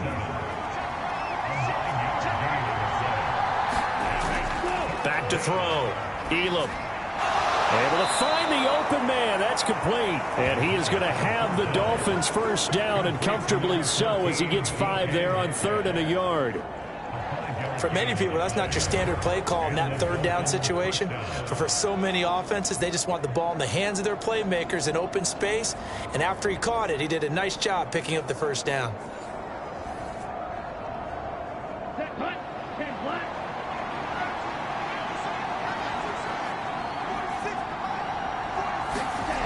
They'll stick with the passing game as he looks to throw. Now wasted time going right back to DK Metcalf. 10 more for him on that one. He's been a busy man. It's a first down. Off play action. Elam. This is caught inside the 15. And he's out of bounds. Almost gets to the 10. They'll get 34 yards there. That's the kind of play this offense desperately needed. They've got to be saying, our defense has kept us in the ball game. We're down, but we're certainly not out. And maybe that was the spark that they've been searching for.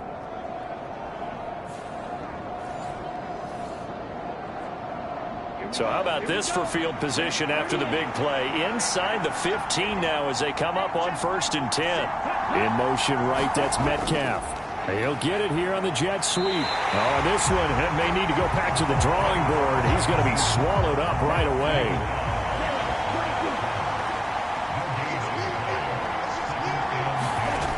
Back to throw now on 2nd and 10. And a quick throw here, that's complete. And the Dolphins are looking at 1st and goal as he's tackled all the way down at the 2-yard line. Walker trying to get to the goal line, but he's going to be stopped just short at the 1. 3 red zone trips have yielded just 2 field goals for them to this point, so they'll be searching for something more on 2nd and goal here. Walker once more.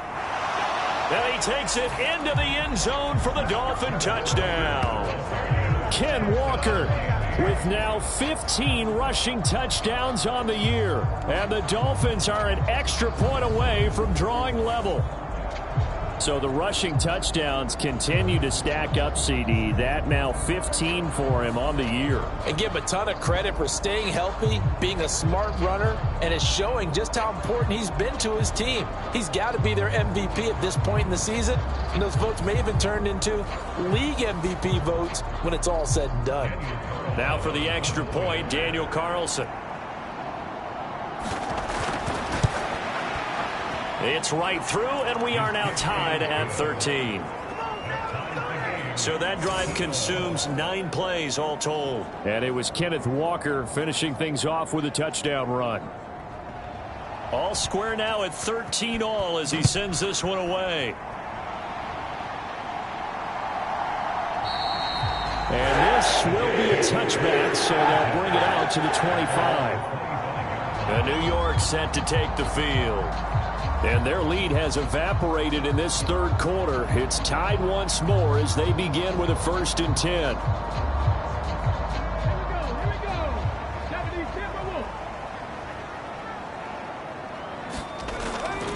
They'll start this drive out on the ground. And he's going to be dropped following a pickup of 7 past the 30 to the 32. They'll operate from the 32-yard line here, 2nd and 3. He'll look to throw. He's got Njoku, his big tight end. 7 catches for him now, and this last one, a first down.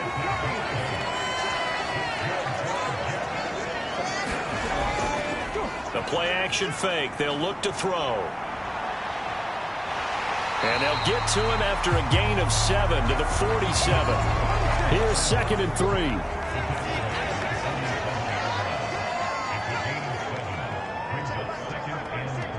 In motion is Chenault. On second down, it's Boyd. And the reinforcements come in as they're going to stop him behind the line. Chalk that up as a 4-yard loss, and now it's third down. Well, it's almost football 101 that you preach to your safeties. Don't let anyone get behind you. You're the last line of defense. But he didn't let the play come to him. He went to the play.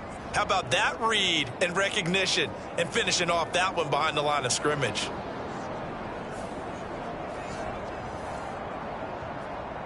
Dolphins bring on an extra defensive back on third down. They'll look to throw here.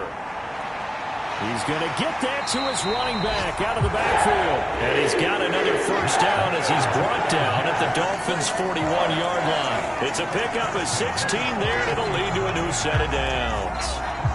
One of my old teammates called me the other day when he was watching the game. He's like, man, trying to watch an NFL game and trying to account for their passing game, that's difficult. And just when you think you get everything covered, here comes a back out of the backfield. And in this case, he picks up a first down.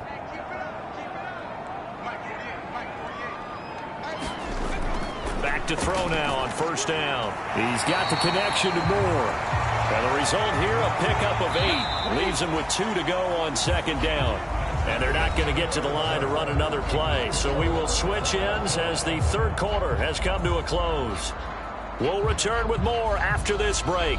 You're watching the NFL on EA Sports.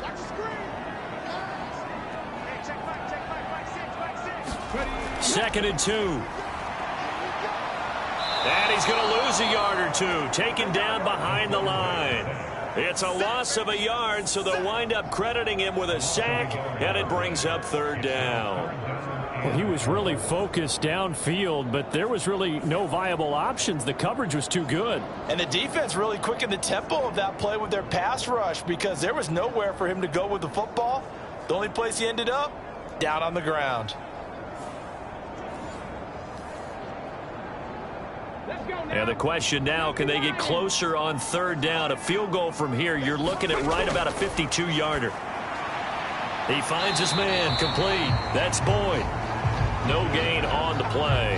And that'll bring up fourth down. Always important as a defender on third down to keep the play in front of you and make sure you don't give up enough space that they can make a move on you in the open field.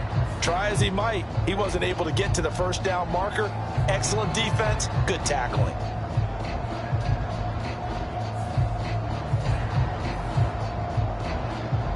So the field goal unit is on the field as this is a big spot right here. This to break our fourth quarter tie. And his kick is indeed good, and they have taken the lead here in the fourth quarter.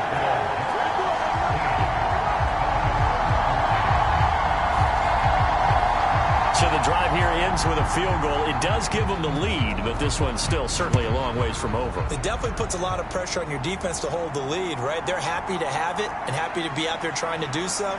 But I know as a former player, in the back of their mind, they're thinking, why don't you score the touchdown and seal this thing? So the Dolphins offense heading out as we give you a look at the playoff race in the AFC.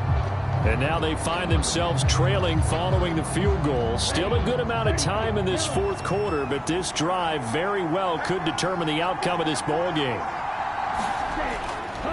Walker now on 1st and 10. And he's going to take this ahead for right around 3 yards, but no more than that. Second down. Looking to throw. Elam. Catch is made by Metcalf. And he'll be taken down, but not before they work it across midfield. 23 yards the pickup there.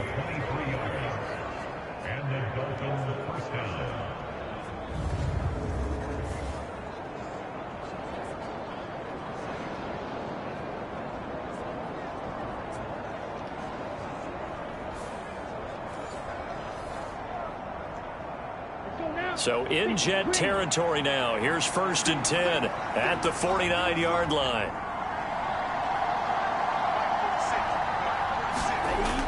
Back to throw. Elam firing quickly here, and that's complete. And he gets this inside the 35-yard line. The catch and run there, good for 16 and a first. And this was a nice example of an offensive coordinator scheming his guy open. Just a little underneath route, just trying to free up some space, and it worked awfully well. Got him not just space, but plenty of room to run after the catch to pick up really nice yardage. So they'll come up 1st and 10 now from the 33. Straight ahead, Walker. And he'll go down at the 26 following a gain of 6. Here now, 2nd and 4.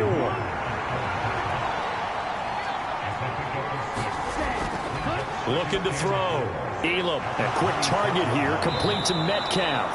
And he gets it inside the 10 to the 9. Now they'll have it 1st and goal following that gain of 17. Boy, how about the speed with which this offense can get down the field? It's taken them no time at all to get down here, and now they're set up for the 1st and goal.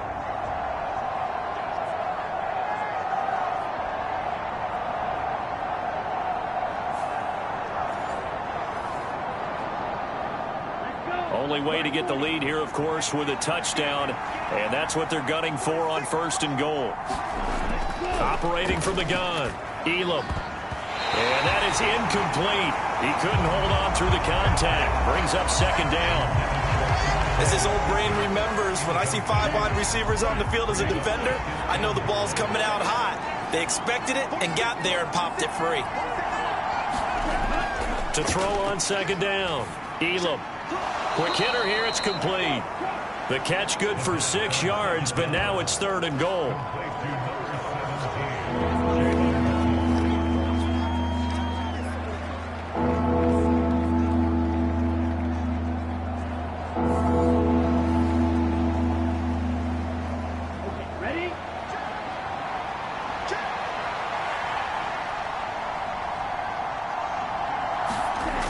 Again, he'll drop to throw. And down he goes. Pressure gets him back at the 14.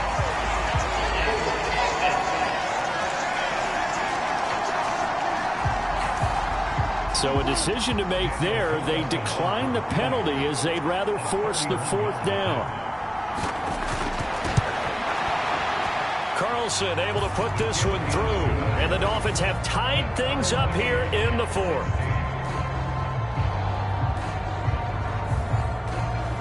Well, you talk about clutch. That one was right down Broadway, and this game's all even here in the 4th. Yeah, he didn't leave any doubt, did he? Good snap, good hold, dead center. Almost like a big-time golfer in a major, firing at a pin from the fairway, trying to win the tournament going down the stretch. Back on offense, New York gets set to take over. And we essentially have a brand-new ball game. After that last field goal has tied us all up, we brace for what should be an exciting rest of this 4th quarter. Here on 1st down from the 33. They run middle with Matthews. They'll get 3 as the drive continues. It's a 1st down.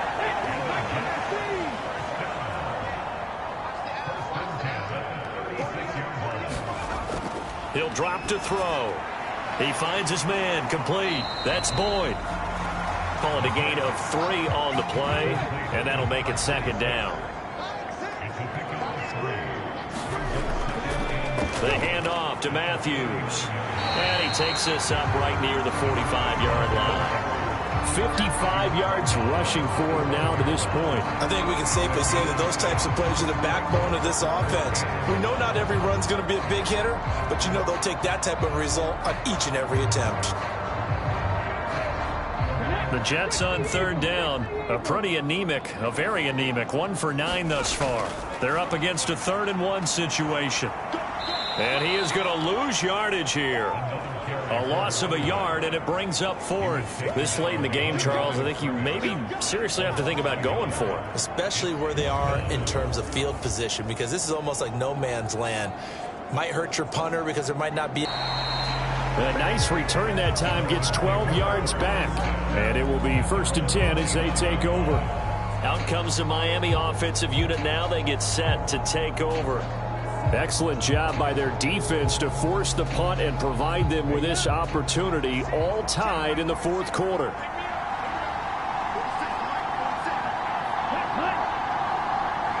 They'll bring one of the tight ends in motion left. They'll start on the ground here on first down. And he's going to get a solid gain of 9 before being brought down. Second and right at a yard.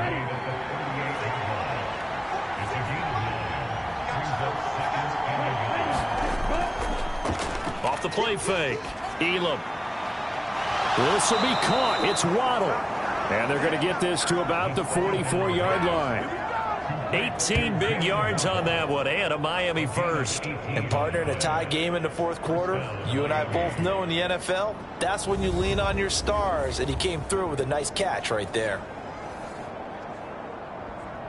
So in Jet territory now. Here's first and 10 at the 44-yard line. Out of the gun, Walker with it. And he's able to get this one down to about the 40. 5 yards is the tally on first down. That brings up second and 5. Oh, that was a thing of beauty right there. Look at how quick those blockers fired off the line once the ball was snapped. That was an O-line on a mission, all in sync, and the defense is lucky that play only picked up 5 yards. Oh, and this one may need to go back to the drawing board. He's going to be swallowed up right away. A loss on that play, and now third down gets tougher. 3rd and 6. I like the idea to mix it up from time to time because, let's face it, you can't be predictable. But the execution was a little lacking on this one, right? They might want to go back to the drawing board with that call.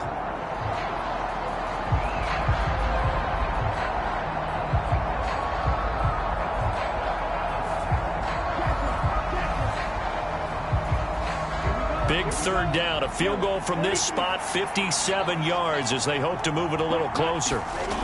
Back to throw. Elam got his man complete over the middle. That's Walker. And he is going to have the Dolphins first down as they're able to get the third down conversion. We often talk about understanding the playbook, understanding progressions, and understanding what the defense is doing. We saw all of that on that play. Great recognition and understood where his running back was going to be. Found a way to have him leak out underneath, hit him with the football, and they picked up the first down.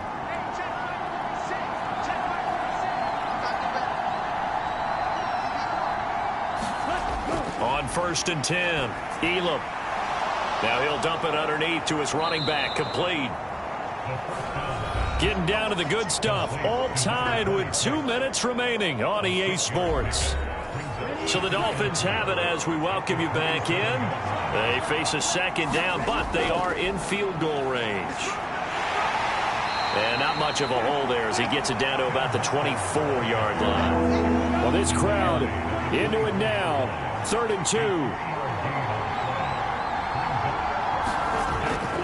They'll try for the first with Walker.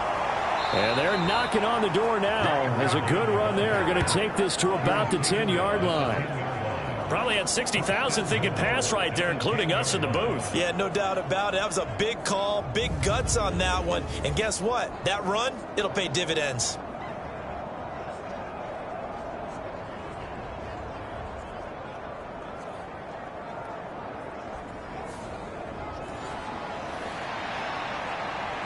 Here we go. First and goal. Here's Walker. And a short pickup there down to about the 9. The Jets are going to use the first of their timeouts as they'll talk things over prior to this upcoming second down play.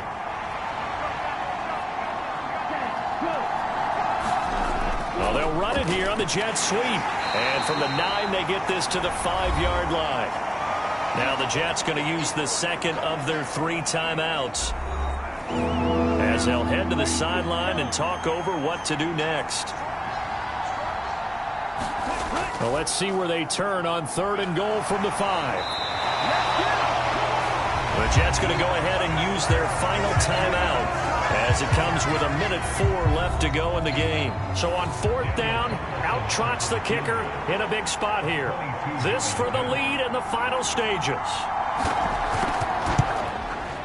The kick by Carlson is good. And with a little over a minute to play, they have taken the lead. Big kick right there to give them the lead in the 4th, but there is still time left for a final drive. Did they score too soon?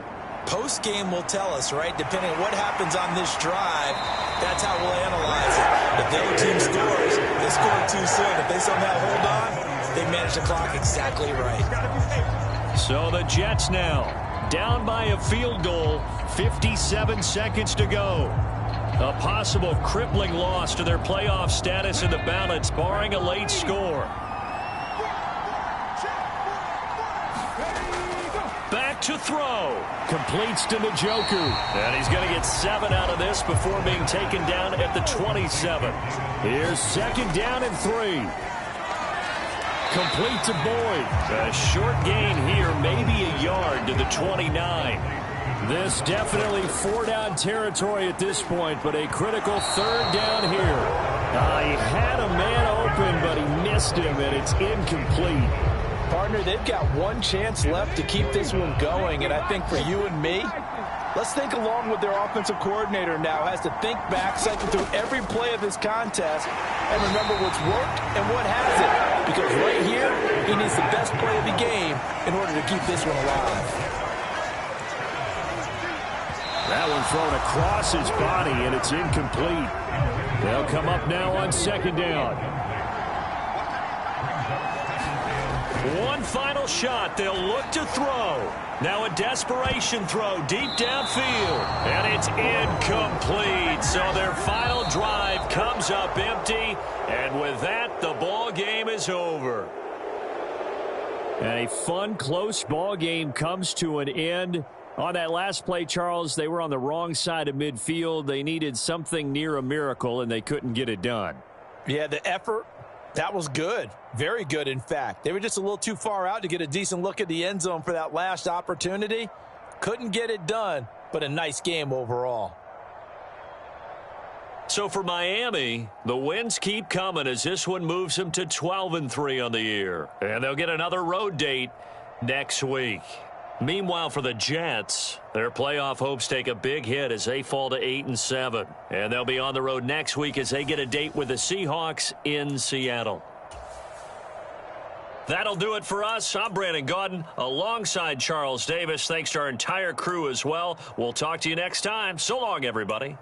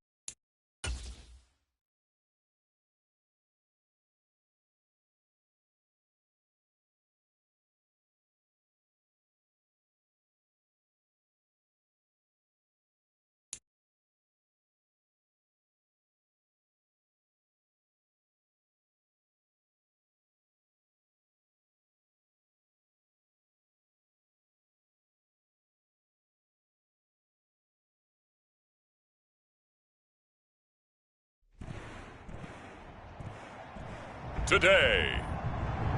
From Highmark Stadium in Orchard Park, New York, it's Week 16 of the NFL on EA Sports.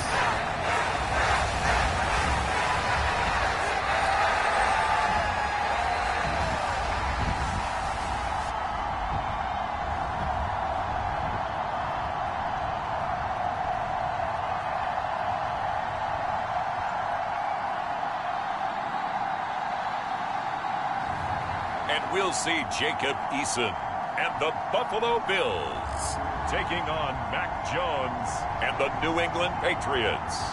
Oh, it is a winter wonderland indeed. The snow is falling in upstate New York as you get a look inside Highmark Stadium in Orchard Park.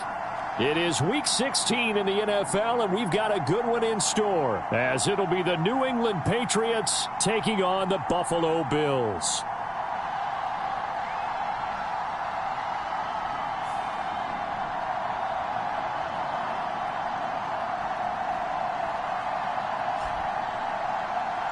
I'm Brandon Gaudin. He's Charles Davis. Full disclosure, we both have mittens. We both have coats on up here in the booth. This one, it's going to be interesting. I've got the long johns, the socks, the boots, you name it. You know me in cold weather, we don't get along all that well. But these games are always interesting because you never...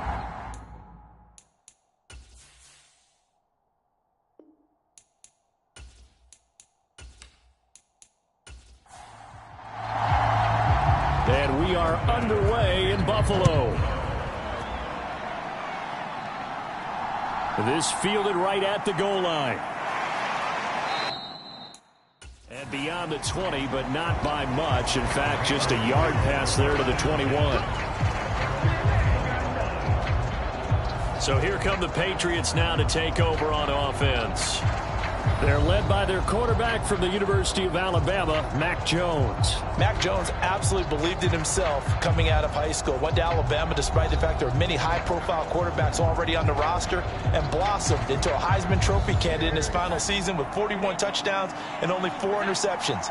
Steady, consistent as a passer, doesn't have the biggest cannon for an arm, but can stretch the field and lay those passes in on the deep ball. And that's going to be too high, out of bounds and incomplete. You look at this Buffalo defense, and they're a tough unit to throw against, currently 4th toughest in the NFL. And this is where we talk game inside the game.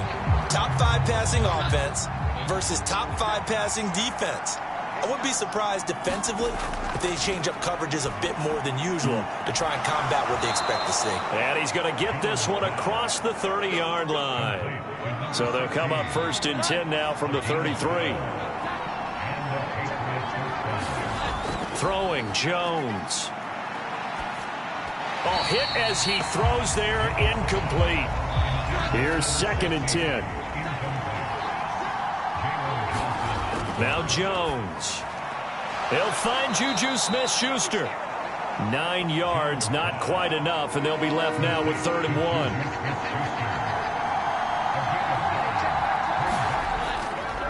Off play action. Jones. And this pass broken up. Excellent coverage there on 3rd down, as that was not an easy one to hold on to. And that's exactly what defenses talk about. You've got to find ways to get off the field when you can, especially on 3rd down. And 3rd down defense going to be vital in this game. Able to knock that one away and force a 4th down. Jake Bailey on now to punt here on 4th down. He punted 3 times in the loss last week as he sends this one away. We'll call it a 42-yard punt, 3 on the return. And the Bills will take over the football with a 1st and 10. So out comes this offense to take over for the first time. They'll be led out by the man from the University of Washington. This is Jacob Eason. And no excitement unless you're on the defensive team of last week in his numbers, because the only excitement he really generated was the 1 interception he threw. Yeah, no touchdown passes. Yeah, and his team wasn't real thrilled about that. And they lost the game. So I know this week has been tough on him because he's been working hard. Fundamentals, footwork, finding the right targets. And bottom line, how do they get a win? So the completion results there in 9 yards. And that'll give them a short yardage situation here for second down.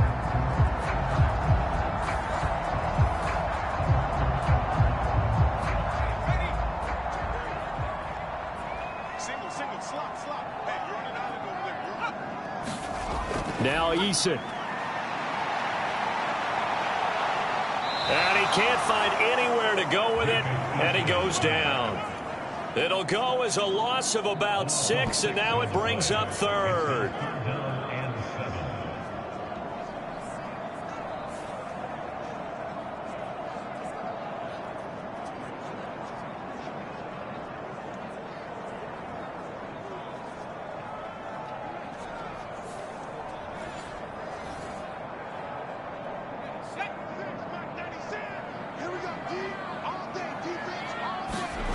Eason sets to throw it. Setting up the screen for Cook. And he's got it past the 30 before he's hit and dropped. It's a gain of 13 and a Buffalo first down. I like the screen being called here early in the game, especially on the opening drive, because, Brandon, when guys come out of the locker room, especially those pass rushers, they are so amped up to get to the quarterback that you can use that against them, and a screen pass is a great way of doing it. A lot of teams against good pass rushing teams, they want to run the screen 10 to 12 times in a game. So they'll come up 1st and 10 now from the 33. Eason. That's caught by Gabriel Davis. Calling a gain of 6 on the play, and it's second down. I think defensively you're okay with that. Here in the first quarter, he's going to get some catches, but they rallied to him quickly. And that's what you count on, and I like what you just said. First quarter, can you do it all game long? They catch it, you tackle them, they go down on the spot. Because when you're able to do that and you don't give up big chunks of yardage after the catch, now you put the offense in a position where every series they have to work hard to pick up first downs, and you tend to stall them out when you do that. There are the numbers for Cook from a week ago. 15 carries, 62 yards. They've lost a bunch of games in a row now. They've got to start thinking a little bit differently, maybe a little bit outside of the box. Find other ways to move the football. I don't know if you're going to do it through the air or maybe change up how you establish your run game. Pretty good results here on the first down run as he takes this forward for about 6. Consecutive positive runs for him on the last 2 snaps. He certainly appears to be trying to put the offense on his back and just move them down the field when his number is called. The way he's running it, I keep going back to him. 2nd down and 4.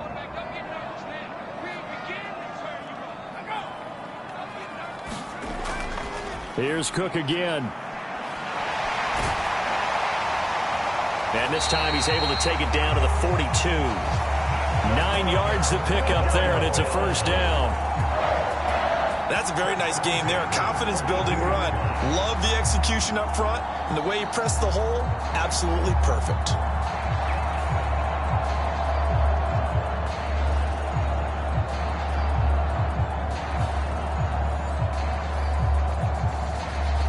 So into Pat's territory now. Here's 1st and 10 at the 42-yard line. Up the middle, it's Cook. And he's able to carve out about 6 there, down to the 37.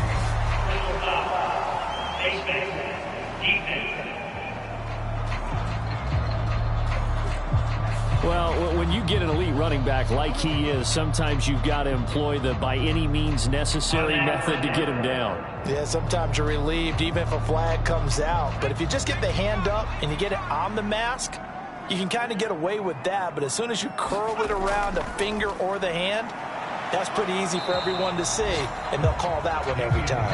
And he's going to be met at the line of scrimmage and taken down.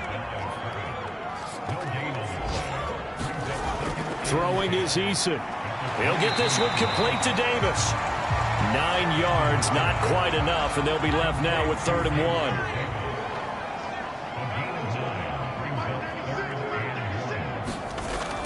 They'll run it. Here's Cook.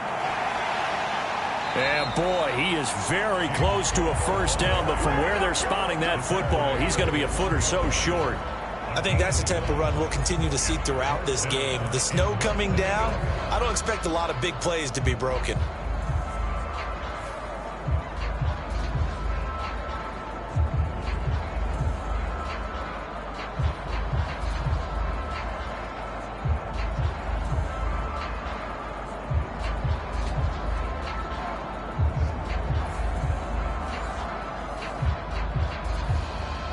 Offense here not budging. They're going to fight for it on 4th and inches.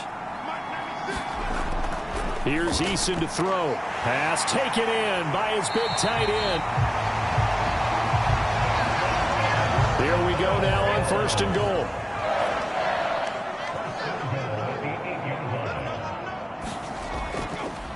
Nyheim Hines, his first carry. And he maneuvers his way down to the 3-yard line. He'll get 6 on the ground there, and it'll be 2nd and goal coming up. Hat tip to that offensive line. They're clearing some holes, even down here deep in the red zone. And that's a nice pickup on the ground on 1st and goal.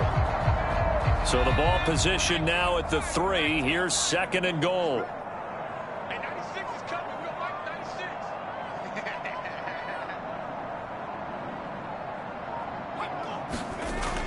96. Looking to throw.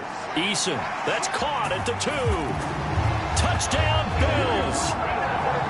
A great play there with touchdown number 8 on the year. And the Bills will jump on top with the game's first score here this afternoon. An ideal start for them, really. You force the punt, and then you go down and score. And you've got to see a fist pump on the sideline from the head coach, don't you? Because he's turning into his bench, and he's telling his team, this is how we prepare. Force the punt, go downfield and score. I told you guys, it's just like a boxer in the gym preparing for the fight. Now we get to turn it all loose. Extra point through the snowflakes, up and good. And that makes the score 7-0.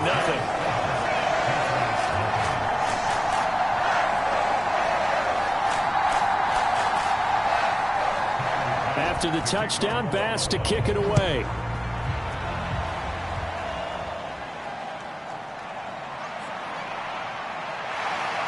And makes it across the 20 as his guys will set up shop at the 23-yard line. So back onto the field come the Pats for their 2nd drive as we grind toward the end of the season here, and they haven't had the season that they had hoped. So let me ask you to play GM. Where might they look to make some changes? I think when you look into the upcoming draft, think hard about them drafting multiple offensive linemen. They've got to get stouter up front. And as a GM always tells me, Charles, this is a big boy league, and big people always end up winning games for you. Excellent coverage here on the play from Cameron Curl. You look at this Buffalo defense. They've been very good against the pass so far this year. Number 4 in the NFL right now. And when you see a ranking like number 4 in the league against the pass, that's a testament to both their defensive coordinator and the general manager that crafted this unit, and now they're out executing. Jones throw complete there to Smith-Schuster. And he'll be upended here after a pickup of 3, getting it out to the 25.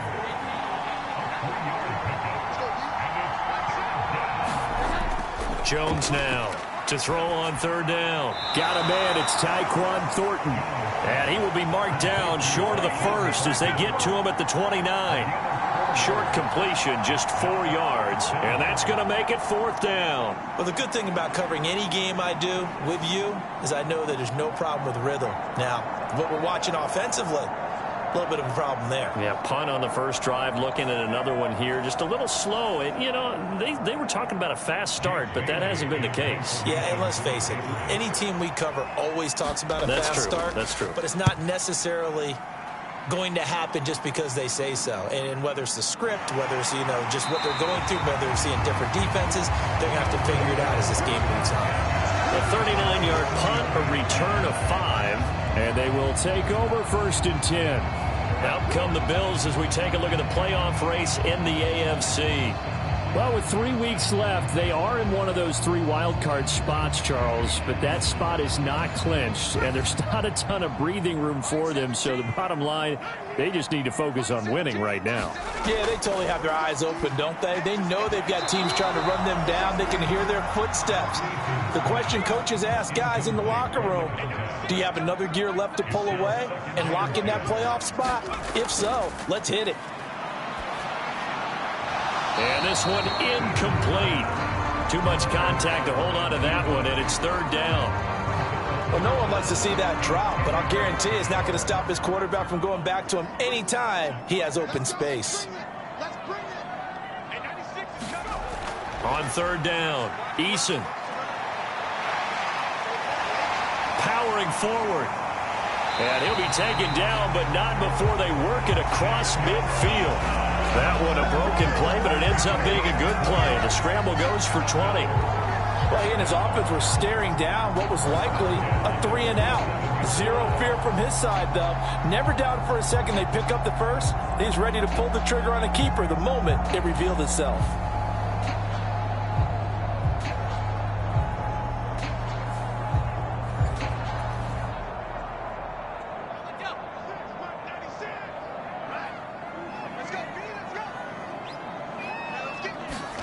They'll throw on first down with Eason. That's complete to Justin Jefferson. And he's corralled, but not before getting it inside the 35. So they'll come up first and 10 now from the 33. Here's Eason off the play fake. Oh, he tries to force it in, and it's intercepted. It's Kyler Duggar who picks it. And they can't bring him down. And the Patriots will take over here as they get it up to the 43-yard line. And this might not be the last interception we see, Brandon. Both of these teams like to throw the football, but here in this snow, ball's not going to always go where you want it to. And this one winds up getting intercepted.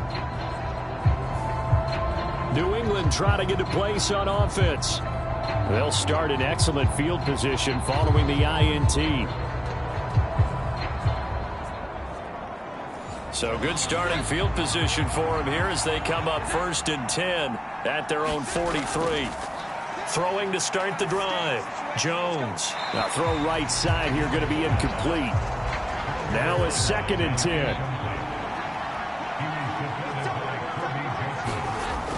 Throwing again. Jones. Into the hands of Smith-Schuster on the crossing pattern. 3rd and 4.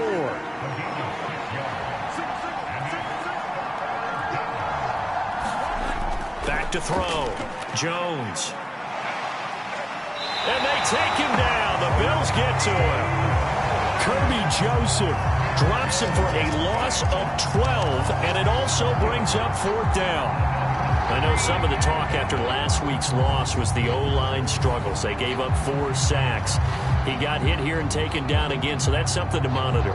It is something to monitor, but they've got to help their offensive line out. Maybe a little bit different play calling, right? Draws, screens, get the ball out of the quarterback's hands quicker, maybe some quick game passes. All of that to try and help slow down a pass rush and make things easier on their offensive line. And the punter Bailey on now as he sends this one away. We'll call that a punt of 38 yards officially. And that will come the offense as they take over. Well, James Cook and the Buffalo offense returning to work now. And he's closing in on that number that all running backs circled beginning of the year, the number 1,000. Could do it on this drive. And you have to think to yourself that this moment, getting to this spot, it started in the offseason, right? Not just the workouts, right? Not just getting yourself physically prepared to play, but mentally, as well as your team, as well as your unit, head coach, offensive coordinator. We run the football. We give you opportunities. He's taking advantage of it. And when you get this close to the mark, you just hope things don't tighten up, right? You probably want to get there and get it in your rearview mirror. You really do, don't you? Because now it becomes predominant, and you wonder about play calling as well. Do you want to call plays to get that out of the way, or are you still calling plays to win the game first? That becomes the burden of the play caller. Eason on 2nd down. Complete. Jefferson the target. Second catch for him today, and it'll wind up a 1st down.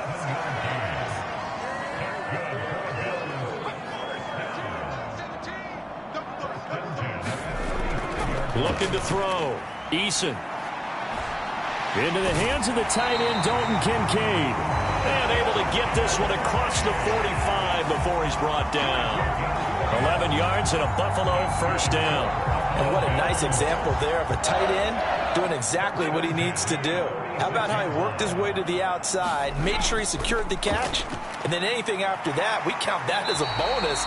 And indeed, he gets enough for the 1st down. Now a 2nd and 2.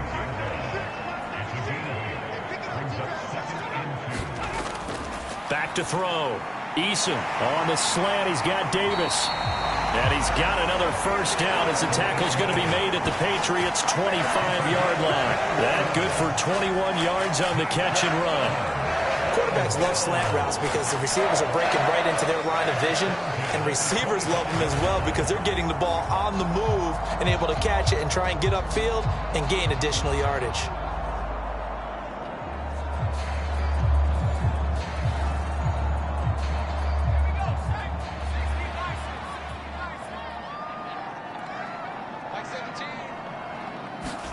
First and 10, Eason. A short throw pulled in by Kincaid. They'll wind up getting 7 on the play, and it'll be second down.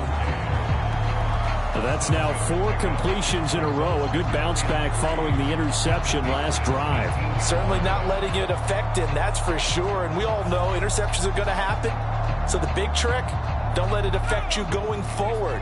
Most of the good quarterbacks, they just tell the ball boy, get that one out of the rotation, give me a fresh ball, and let's go. He's got his offense moving again. First grab so far for Diggs. It's a first down.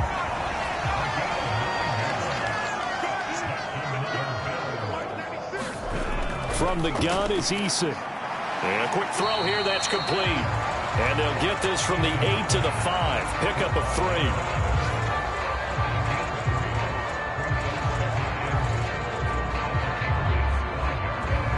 And the ball smack dab on the 5-yard line. Here's second and goal.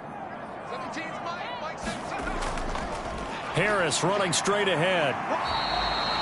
Give him right around 4 on the carry. We'll see if they want to keep pounding here on 3rd and goal.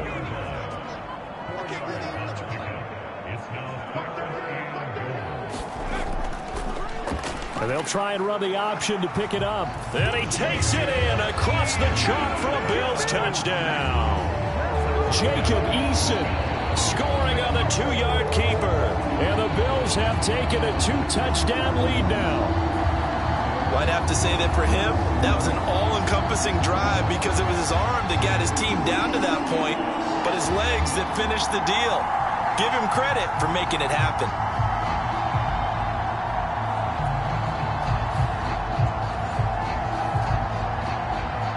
Tyler Bass now for the point after.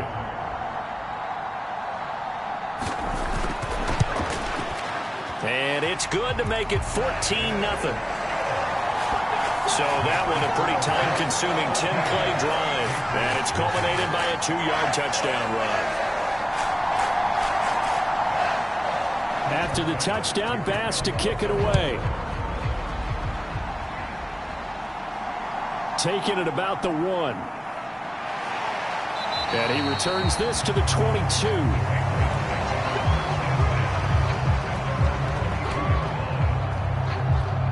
New England's offense set to go. It hasn't gone particularly well for them. That's obvious. In these conditions, no points so far. They've got to get that offense on track. The question, how do they do it? It is the age-old question, isn't it? And to me, finding a way to make sure your playmakers touch the ball without it being too exotic. Meaning you don't have to go deep down the field. Maybe you hit them on those short passes on the perimeter. Make sure you just turn around and hand it to your best runner and get out of the way. Don't cause any extra stress on your offense. Well, you're already up a couple of scores here in the first half defensively, and Charles, they just seem to be playing really free on that side of the football. I love the observation because with that type of a lead, they feel like they can take a few more chances and be even more aggressive, and it's been paying off for them so far this game. On second down, it's Stevenson.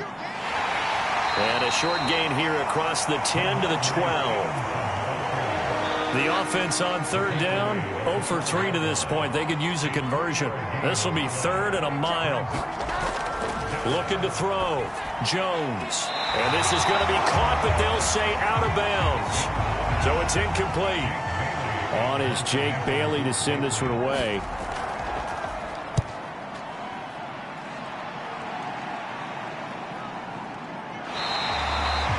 We'll call that a 43-yard punt, 2 on the return.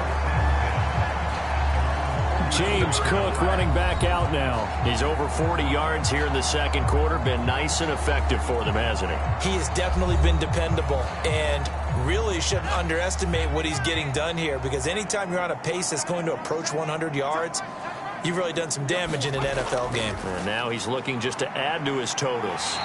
He'll get it up near midfield to the 49 before being taken down. Second down and 6 now.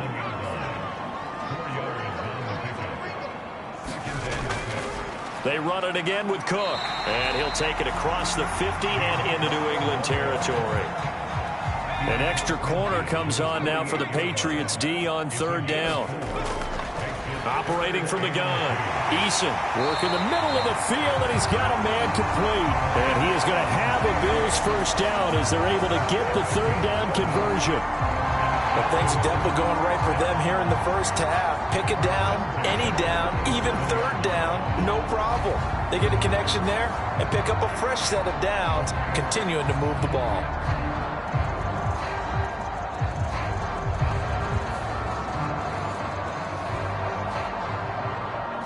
Line of scrimmage, the 37 on 1st and 10. Back to throw. Eason.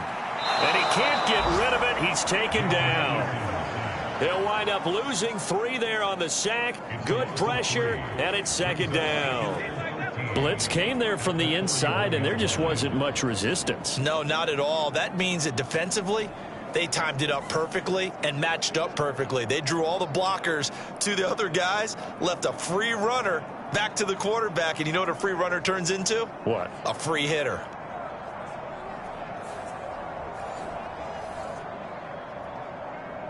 So after the sack, they'll come up on a still manageable 2nd and 13.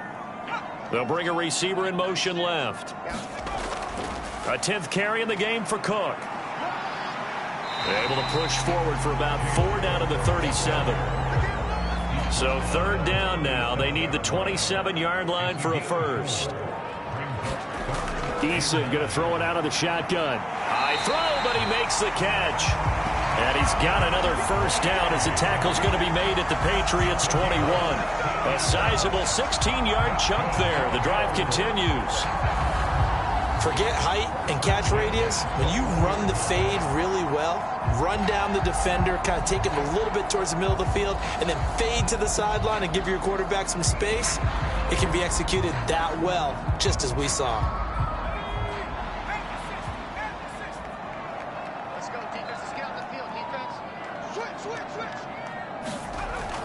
First down, here's the run with Cook.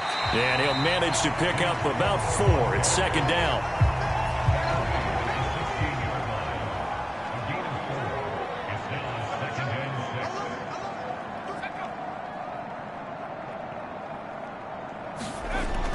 Looking to throw. Eason, middle of the field to Jefferson. It'll be a gain of 5. And that'll leave him with a 3rd and just a yard. From the gun, it's a give to Cook. And he picks up the first as he's able to take it down to the 7-yard line. Give him the third down conversion, 5 yards on the play. Brandon, what were they thinking on defense there? They looked like they were playing for the pass. That was 3rd and short. Yeah, it was an easy pickup because they handed it to him. That was way too easy. Just looked like absolute confusion defensively. Not sure why they were in that set. Yeah, I'd say you ought to have a few men in the box there.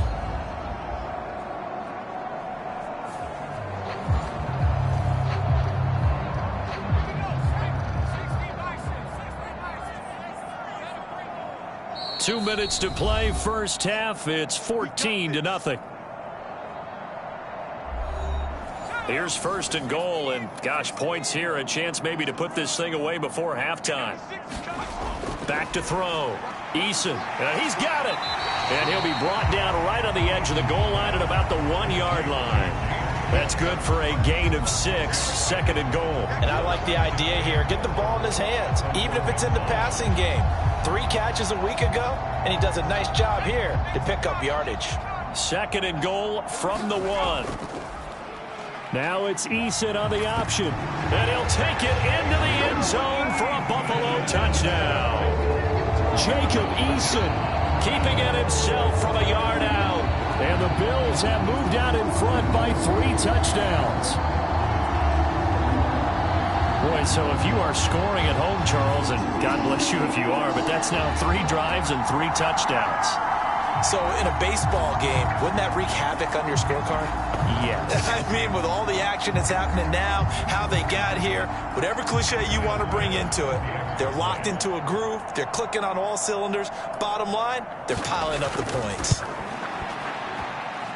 The extra point by Bass, up and good. And that makes the score 21-0. A pretty long drive that time. 11 plays all told. And it ends with a 1-yard touchdown run.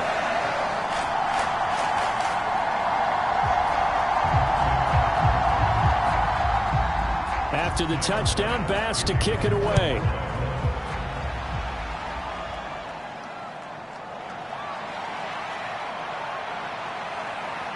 And he'll be tackled just shy of the 25.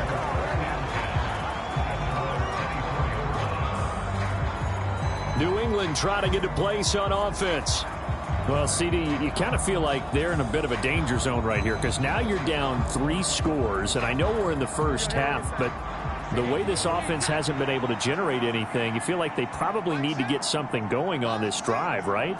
Yeah, and sometimes I overuse if this is an important possession. But I think this has to be the possession where they come up with an answer because only a few teams in league history have ever come back from a 4-score deficit. And if they don't score here, that's what they could be facing the next time they get the ball. To throw again on second down. Jones. All right, rifles one, and that's going to be intercepted. And he will not get all the way home, but he will take this back down to about the 2-yard line. He had his eyes on the end zone. He got close. At least he set the offense up nicely, but he's probably mad he didn't take that one to pay dirt. I agree with you, and you know he's going to get teased because he didn't get it all the way into the end zone. But if they don't score now, if they don't get a touchdown, he won't just get teased. They'll be glaring at him. How'd you not score? A chance to really cap off a big first half here as they come up on 1st and goal. Harris will take this over the line. Touchdown, Buffalo. Did my eyes deceive me, or was that an I formation play that was just run there for a touchdown? Little old school eye. How about that? Was that a fullback, tailback, running it into the end zone? Well, that's what that fullback's for, right? That's why you use that. Let him pave the way. Oh, without a doubt. He's an extra blocker, and he did his job well on that play.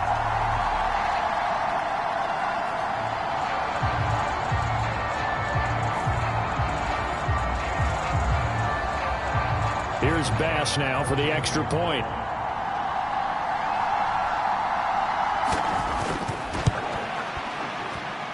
It's good, and they stretch their lead to 28-0 now. Well, they got the ball in great field position. One play later, boom, end zone.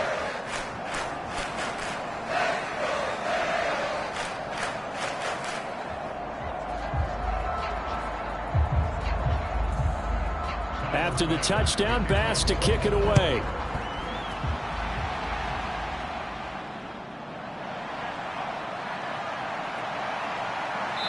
And able to take it past the 25 and up to the 28-yard line. And the Patriots gearing up to go now. Charles, we'll see what they can do here. Not a ton of time left, but enough certainly to get points out of this drive, and they need them right now because they're trailing. Yeah, and this is exactly why you practice a 2-minute drill all through camp and at least one practice each week before a game. A minute left, more than enough time to string a few completions. And the ball is out. Jones got hit and lost it. And this ball recovered by the offense. But remember, they cannot advance it here in the final 2 minutes of the half. So this will be blown dead, and it'll come back to the spot of the fumble. Dangerous spot for them to cough it up. Lucky to have recovered because had the defense gotten it, they were already within a shadow of the goalpost. Yeah, and then you're yelling at your own defense. Sudden change, sudden change. That's not what you want to hear on your sideline. That means you got to run out there and try and stop an offense who has the ball in a very advantageous position. Now the Patriots going to use one of their timeouts as they'll stop it with a tick under a minute to go before half. Sacks, a growing theme in this first half. This is 2nd and long. Looking to throw. Jones. Under pressure, they got him again. Now the Bills are going to use the first of their timeouts. So as they talk it over, we step aside. These guys have punted 4 times already, and they're staring at a 5th, barring a conversion here on 3rd down. And able to get it here to about the 16-yard line. Now the Bills will use the 2nd of their timeouts.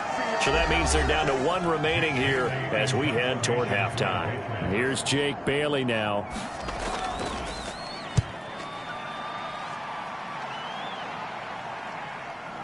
Gets past 1 man. So possession goes over here on the punt. The Bills going to take over now late in this first half. And with great starting field position and 1 timeout in their pocket, they could still come away with points here in the late going. So good field position for the Bills as they come up 1st and 10 at their own 42. Throwing to start the drive. Eason. And this turns into a nice gain with a slide at the end. I guess no need to force it when you can do that instead. 1st down, 18-yard gain.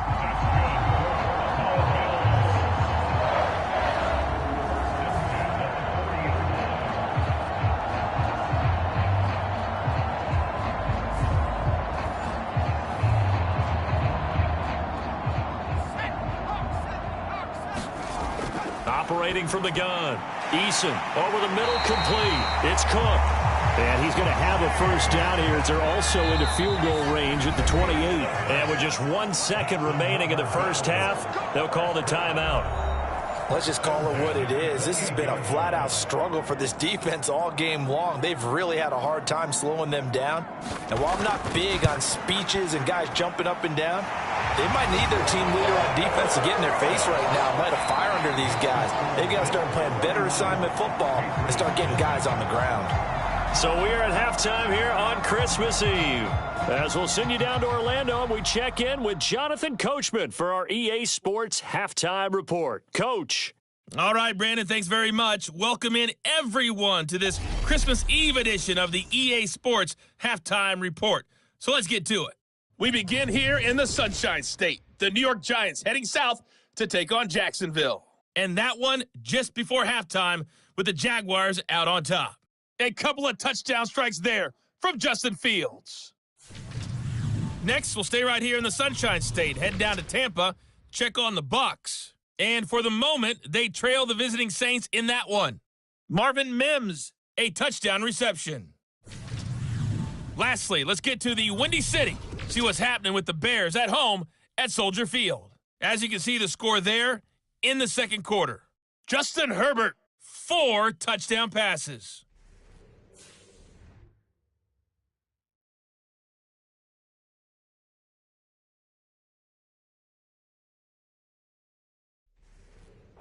All right, Coach, thank you, and we welcome everyone back for quarter number 3. Not too many breaks ahead, according to the radar. More snow on the horizon as we are back underway in half number 2. Austin elects to bring this out of the end zone. And ultimately cannot get this out to the 25-yard line as he's dropped at the 23. And as this offense makes their way back out, it's AFC playoff race time as we give you a look. And it's hard to imagine that the first half could have gone any better for them. So what's the approach here in the second half? Just continue to play smart football because they got the other team down and they feel good about the position they're in. The obvious thing people would say is just keep attacking, but I think you also have to be smart about it. Avoid turnovers. That's about the only thing that can derail you at this point. Attack, but make sure you take care of the ball. 2nd and 10.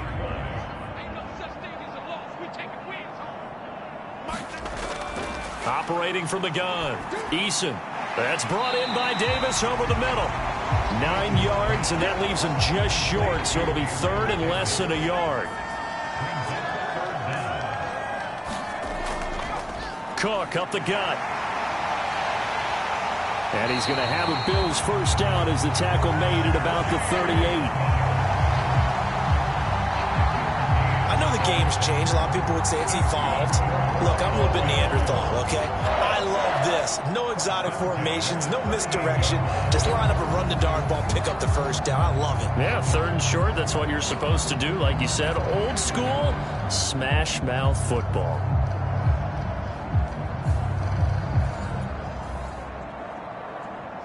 So here's a 1st and 10 at the 38.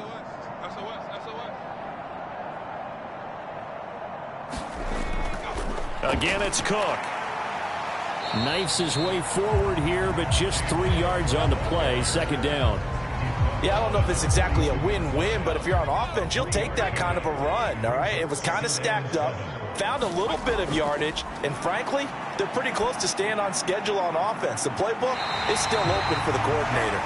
And he's got another 1st down as the tackle's going to be made at the Patriots' 34-yard line. That one goes for 24 yards. Brandon, there have been some memorable snow games for championships in the NFL.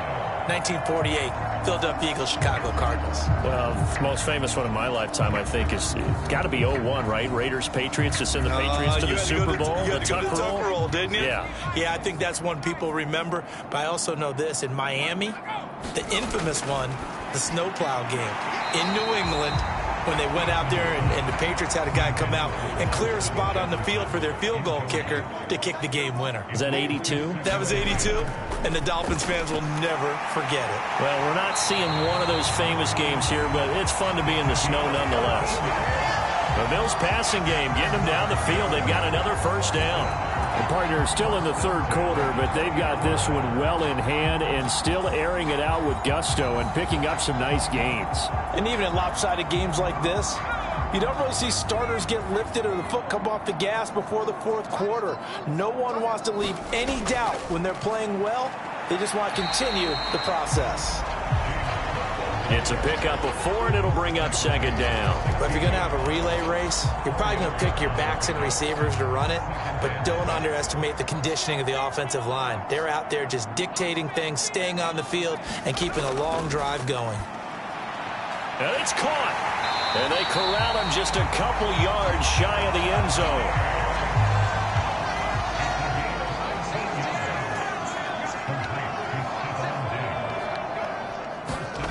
Back to throw. Eason. And that is caught. Touchdown, Buffalo. A great effort there. A beast in the red zone with his 2nd touchdown of the game. And the Bills take the opening kickoff of the 3rd quarter and drive right down the field to extend their lead. In order to lead in a game, you're going to get plenty of contributors, but that's his 2nd touchdown catch of this game.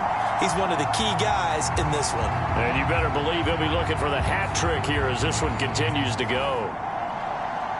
Bass on for the extra point.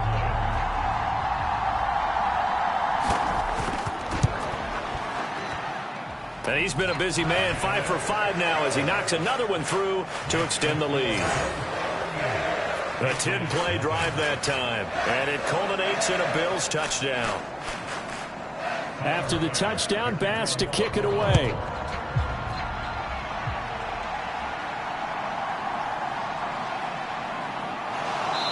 And out a little across the 25 to the 27.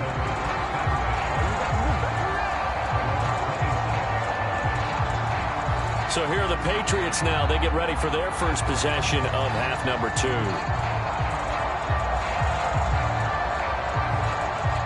Jones and the Pats now with a 1st and 10. At their own 27.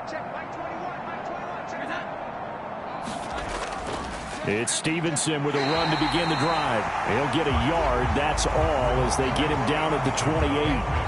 We're just looking at the scoreboard and where we're at in the 3rd quarter. I don't know that it's going to matter much at this point, CD, but these small runs on the ground, they're not going to get it done.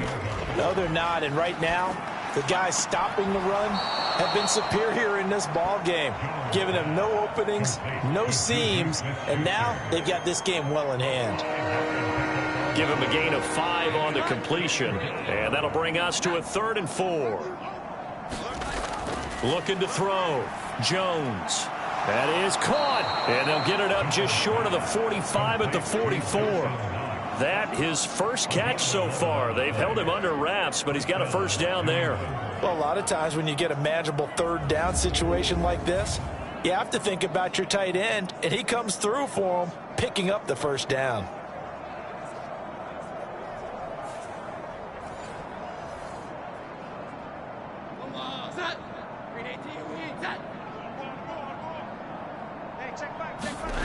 Now Jones throwing on first down. This is brought in by Brown. And he'll work it across midfield inside the 45. Still in search of their first touchdown of the game, but they're on the move. 1st and 10. Up the middle, here's Stevenson. And he'll take this ahead for about 4. 2nd down coming up.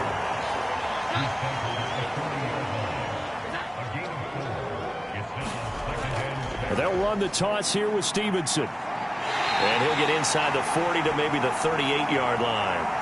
Well, now hang on here because he appears to be shaken up. But not what you want to see this late in the season. Medical staff is going to check on him, and we'll step aside for a moment.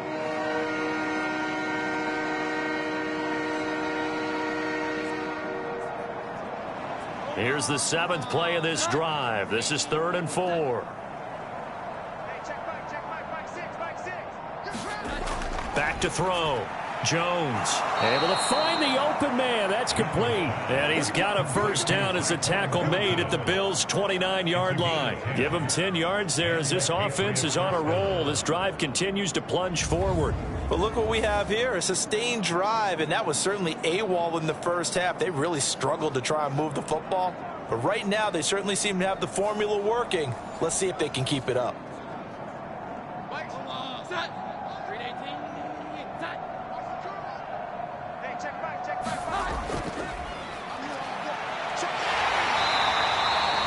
Stopped by Jacorian Bennett. And that's exactly what you want on a first down run. Pick up 5 yards, bring up 2nd and 5. The defensive line, though, they've got to figure out a way to out-leverage the guys up front because the offensive line is winning at the point of attack. Now 2nd and 5. Operating from the gun, Jones. And they will not get the connection there. It's incomplete. They come up now 3rd and 5 following the incomplete pass. Looking to throw. Jones. Little pitch and catch to the tight end, Knox. And he will have a Patriots first down. They needed 4. He doubled that. He wound up getting 8. But with the score where it is, you're not thinking field goals right now. You need touchdowns. So that was a much-needed conversion there on 3rd down.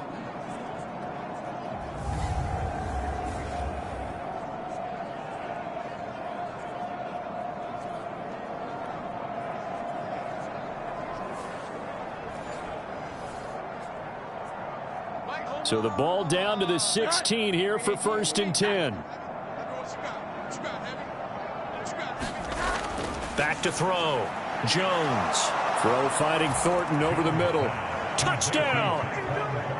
Tyquan Thornton. A 16-yard touchdown. And the Patriots are able to at least get 1 score back. That touchdown was for all the fantasy people out there. May not change the final outcome, but some points were scored, and maybe some of the people at home are really excited to get those. Now Cade York for the extra point.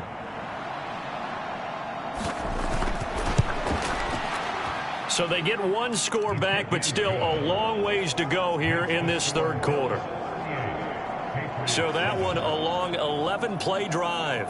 And it was Tyquan Thornton who brought in the touchdown reception to cap things off. York ready, and here we go as he sends this one away. And it'll come out to the 25. Austin not going to try and return it. Here's the Buffalo offense now as they get set to take over here. Still comfortably on top, 3rd quarter as they start things here with a 1st and 10.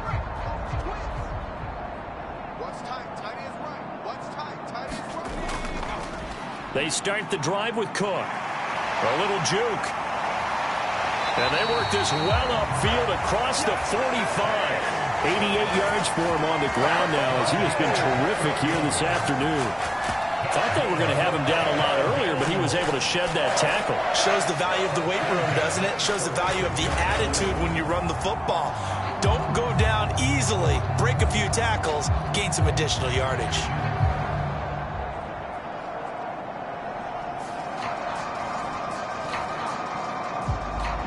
A big hitter to start the drive has him up near midfield here for 1st and 10. Looking to throw. Eason. He's got his tight end on the corner route. It's complete. And he's going to get this one down to the edge of the red zone. Last play they went over 20 yards. This time they topped 30. Everything's been going right here in this one. This offense, they've been in complete control from the outset. And here's another big play. These kind of routes have been open all game long, and they continue to take advantage.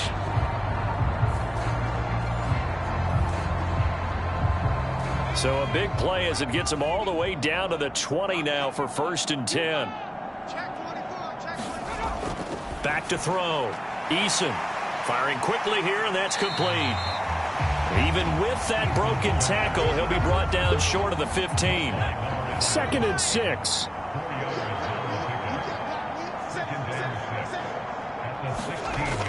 Operating from the gun. Eason. And he will slide to a stop. He does have the 1st down. I see an extra defensive back on the field. Little surprise here on 3rd and 1. Another tote for the workhorse this afternoon. It's Cook. And he's got the 1st down as he gets it to the 8. A 3rd down gain of 3 yards, and that'll be enough. 3rd and 1, partner. No need to be fancy there. Just use some force and move forward and pick up the 1st down.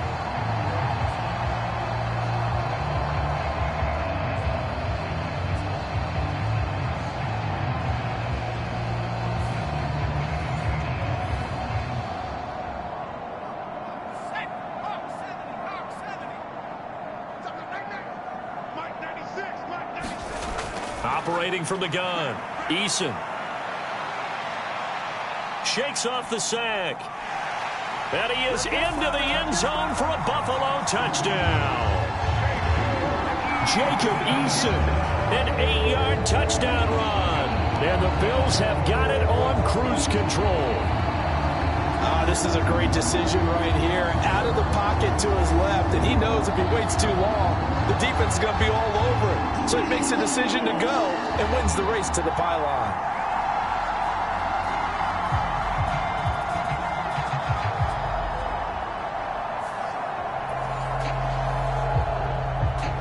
Tyler Bass now for the point after.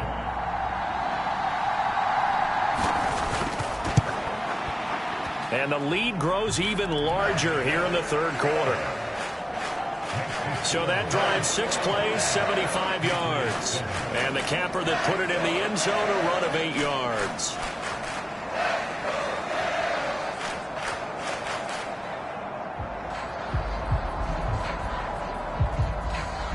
After the touchdown, Bass to kick it away. From a couple yards deep, he'll bring it out of the end zone. And no chance to get away as they'll get him down at about the 17-yard line. New England's offense set to go. Well, we're still in the 3rd quarter, so there's some time to kind of clean this up and make it look more respectable. Now, a win, that's probably gone out the window, Charles, but I don't know. Do you look at this as a time to just improve and maybe start to look towards the future? I think you have to find something to play for, something to grasp onto until the clock runs out. But, Brandon, we've been around this game a long time. This is an outlier. You don't get many blowouts like this no matter how the game looks on paper going in. This one has turned out to be every... That to the sideline, and it's intercepted. He just joined the double-digit party with that last pick. He now has 10 on the season. And that takes a great amount of skill, study, a tad bit of luck. But bottom line, he's had a heck of a season. The Bills offense coming out, ready to take over. It's a quick turnaround for them after the turnover, but the way they moved it on their last drive, they're probably eager to get right back at it. And you know me and you know my tendencies in this situation. What do I want right now? Be aggressive. Be aggressive. Take your shot right here. On 1st down, Jacob Eason got his man complete over the middle. That's Cook. And he'll get this one down to about the 20-yard line.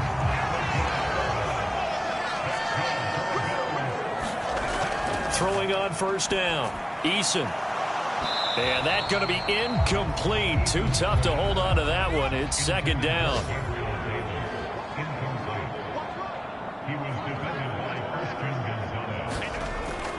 Looking to throw.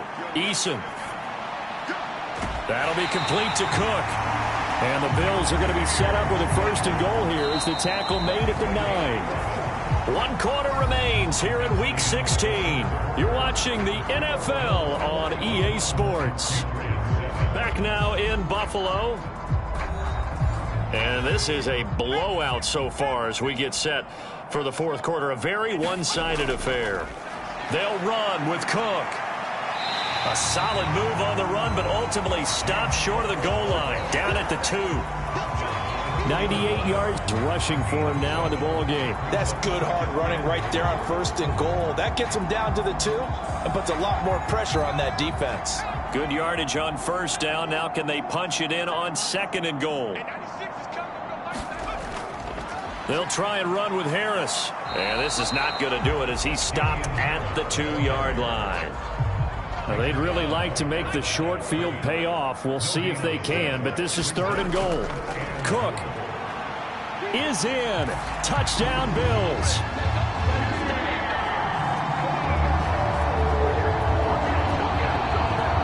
And they would not be denied on the ground, powering it in just one play after they got stopped short. And how about how many tight ends were on the field? Because in today's NFL, we think of the tight end more as a pass catcher. For this group, they tell them you've got to be able to run block to stay on this team. And they committed to it and got it done right there.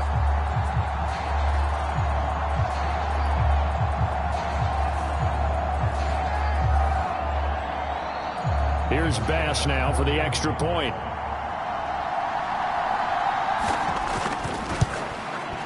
Now this one was over a while ago as they just add on to their big lead. That time a 6-play drive. And it was James Cook capping all of that off with a touchdown run.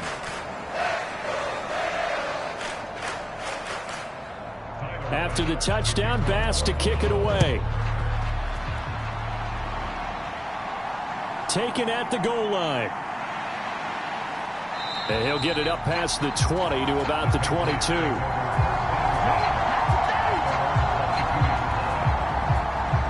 Another go-around now for the Patriot offense. We certainly had a sense coming in here that these guys were in for a tough one on the road. That has been how this ball game has played out. They trail big as we continue on now here in this 4th quarter. Trying to shake off the interception from the last drive. He'll look to throw. And he's tackled a yard short of the marker. Good gain of 9 on 1st down. From the 31, here comes 2nd and a yard. Operating from the gun, Jones. It's caught on the right side, Brown. 7 yards there and a 1st down. Back to throw. Jones completes this one to Thornton. And able to get this one across the 45 before he's brought down. A 10-yard pickup, and it's enough for a Patriot 1st down. Great changeup there on the route and got that inside release, made it a successful pitch and catch. So the first thing you want to do is have him thinking that you're going outside, make a move in that direction. Then you really don't run the route against the whole body of the defender. You run against a half of him, and the inside half, and he took it right across his face, got inside, and won that route in a big way. To throw again on 2nd down. Jones. He'll find Smith-Schuster again. And he's got a 1st down as a tackle made at the Bills' 32-yard line.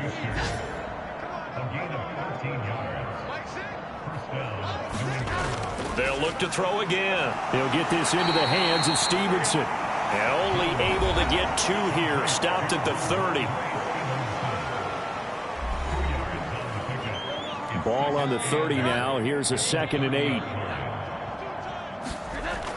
They'll stick with the passing game as he looks to throw. There's a short one complete to Harris. And inside the 20 before he's brought down. So here's a 1st and 10 now down inside the 20. Back to throw again. It's caught by Brown. And he gets this inside the 10 to the 9. It's also a gain of 9. Line of scrimmage, the 9. 2nd and about a yard. Again, he'll drop to throw. And that one incomplete as it breaks a string of 8 straight pass completions.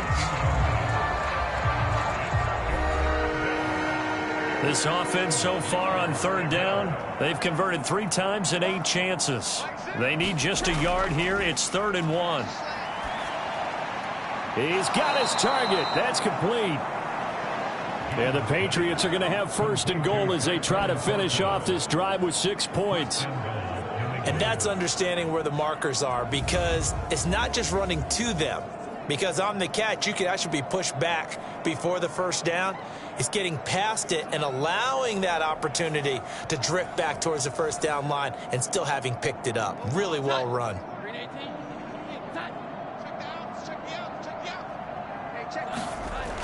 Jones operating from the gun. And that's going to be caught for a Patriot touchdown. Dawson Knox from 3 yards out. And the Patriots get a small measure of revenge as they cut into this 4th quarter deficit. And CD, they just haven't had a whole lot to cheer about here. But it may be cliche, but give them credit for this. They've continued to fight and scratch and claw, and they get the touchdown here in the 4th quarter. And I'm okay with that cliche, all right? Maybe it'll alleviate the sting a little bit, because at least they can look in the mirror and realize they fought all the way through. Horrible game for them, not one they'll want to remember, but at least they'll keep their heads up and have some pride when they leave this stadium. A pretty long drive that time, 11 plays all told, and it's finished off by a Pats touchdown.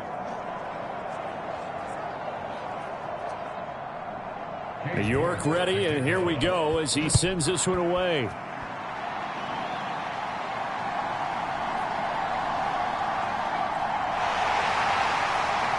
And it's a pretty good return here as he'll get this up to the 29. James Cook and the Buffalo offense returning to work now. And really a lot of guys you could highlight on this offense with how well they've played, but he's one of them. He's been spectacular so far. I'd say he'd be the #1, wouldn't you? Yeah. Because it's not just the numbers. It's, as you said, I think he said focal point. Well, that's what he's been, and that means he's created other opportunities because they've had to bring the defense to him. He's run it really well. He's caught it out of the backfield. They're trying to stop him.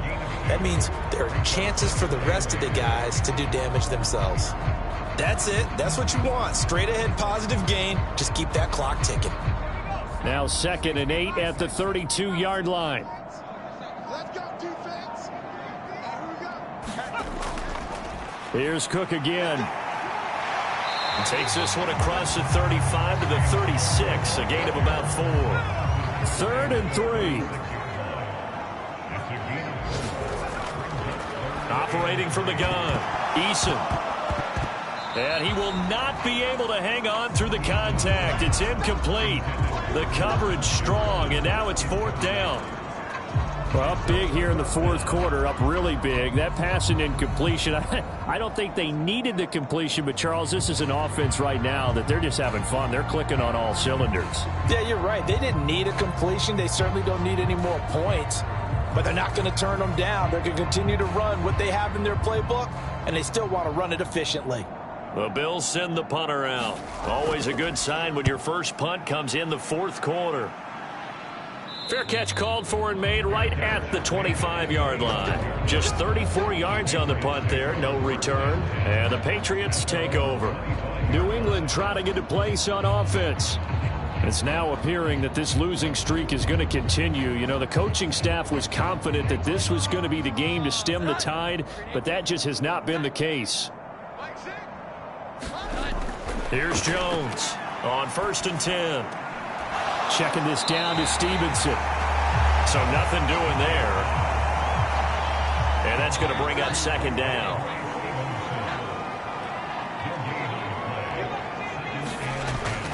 Looking to throw. Jones. Got Stevenson again. Back-to-back plays. And he's able to take this one up to the 35-yard line. Here now, 3rd and a yard. Back to throw. Jones. Oh, he had him. He was open, but he couldn't get it to him. It's incomplete.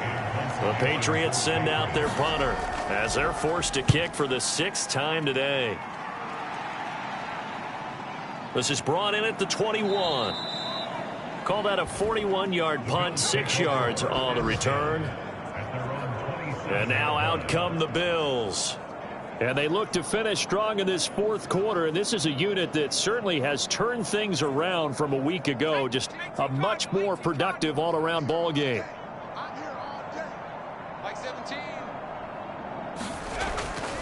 They'll start the drive with Harris.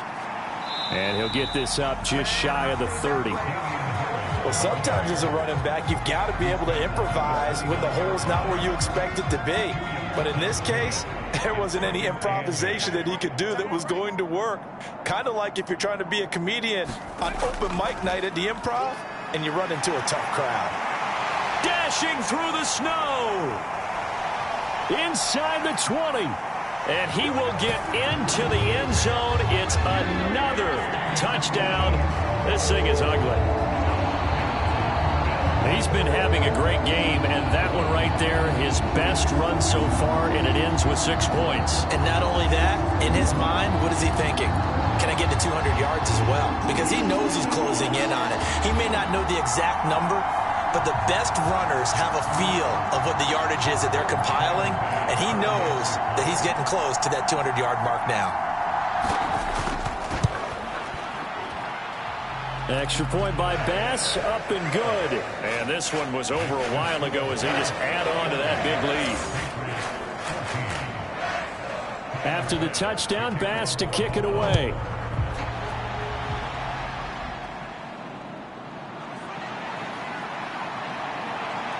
And able to get this out to the 25.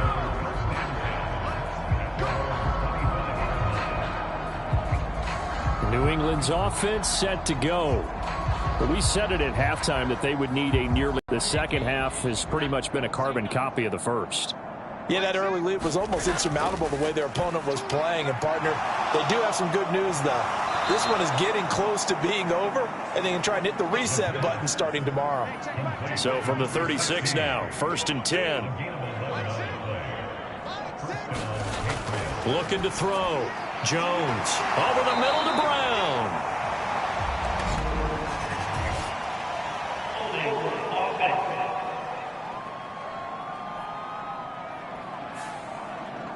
So following the hold, they're in a bit of a hole here with a 1st and 20. Back to throw. Jones. And this is taken in one-handed. What a catch. So give him 2 yards there on the completion, and it'll be 2nd down. So the Patriots with a football as we get you reset. They're looking at 2nd down now as they search for a consolation score.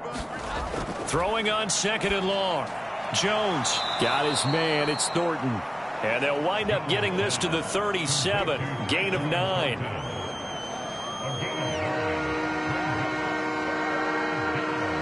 The Bills bring out a couple of extra defensive backs to defend this 3rd down play. Yeah, they're going dime. Jones has just thrown his 3rd interception. Jair Elam makes a pick. And he'll get this back to the 32-yard line. Well, my goodness, CD, I mean, this defense just continuing to dominate. They're really dominating on both sides of the ball, but for the defense, that's now 3 interceptions for them here in this ball game. And what a great teaching tape for this defensive coordinator, right? When they go back and review this game, what does he always tell us that he preaches to his team? We're going to lead the league in effort. Well, they're doing that in this game as well as making big plays.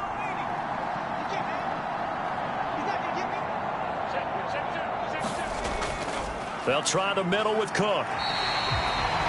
5 yards on the carry. Good pickup on 1st down. Here's a 2nd and 5.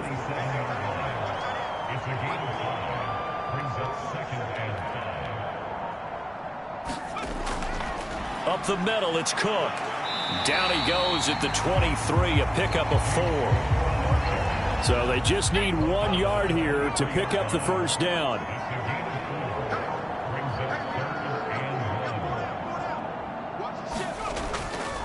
They'll run it. Here's Cook. And he will have the 1st down across the 20 to the 19-yard line.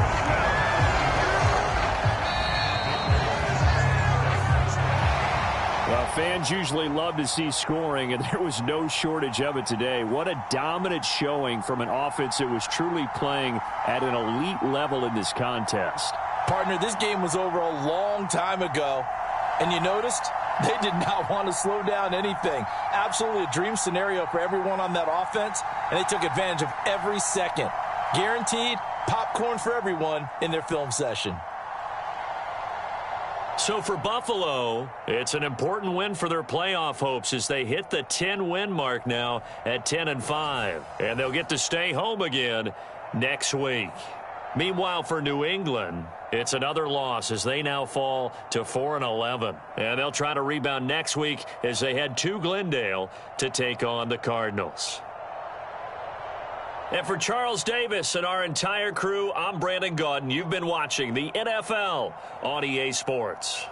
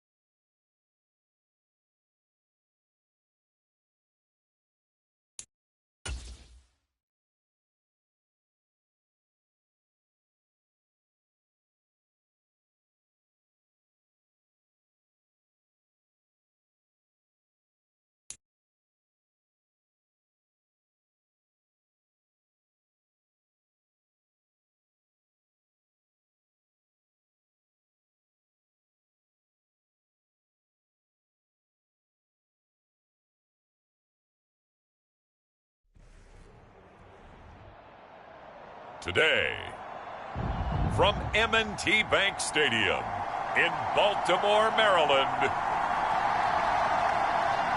it's Week 16 of the NFL on EA Sports.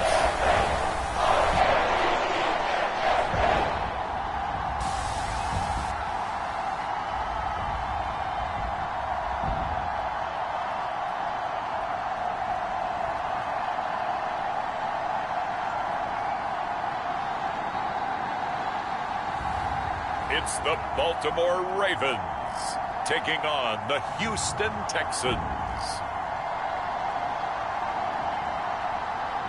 Some might say it's cold. Others, like myself and my partner, we say this is football weather as we welcome you to chilly M&T Bank Stadium near the Inner Harbor in Baltimore. It is Week 16 in the NFL, and we've got a good one in store, as it'll be the Houston Texans taking on the Baltimore Ravens.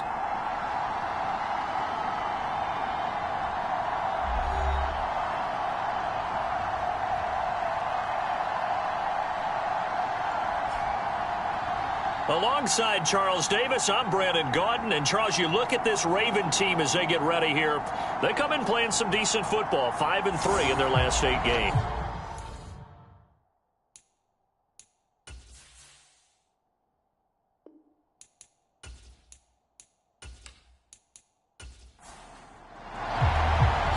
The holiday season is upon us. We've got the gift of the NFL as we're underway here in Week 16. And not much happening on the return as he'll get this to about the 23. So out come the Texans for their opening drive. They'll be led out by a longtime starter in the NFL, a former #1 overall pick way back in 2009. It's Matthew Stafford. And he's had a great season so far throwing the football. Very likely could go over 4,000 yards with a good performance here. And even in an age of passing first, that is no small accomplishment.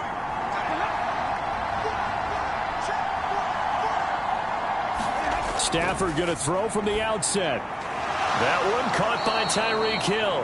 And this will go as a gain of 7 as he gets it to the 30-yard line. Now, this defense for the Ravens, they were very strong last week in that win over Cleveland. And the way they did it was by getting after the quarterback. Sacked him 7 times in that game. Came from all angles, created a lot of illusions, and especially just beat them man for man. That's the kind of defense that really frustrates an opponent. And he gets this up to the 34 out of bounds there. 4 yards the pickup, first down. And they pick up a first down, and that came out of the fullback position. But as you and I both know, that doesn't necessarily mean it's a fullback playing in that spot. Well, times have changed, right? The old school fullback doesn't really exist anymore. We're not getting that same player out of college with all the spread offenses, not very many pro style where you actually have a true fullback. We're having to make do in the NFL and put guys in that spot who emulate it but aren't necessarily that position. Well, the numbers for Pierce last week: 17 carries, 73 yards, and a touchdown. Nice solid showing from him last week. Didn't blow the roof off with his numbers, but certainly had a quality day and produced when called upon. 3rd down and 1.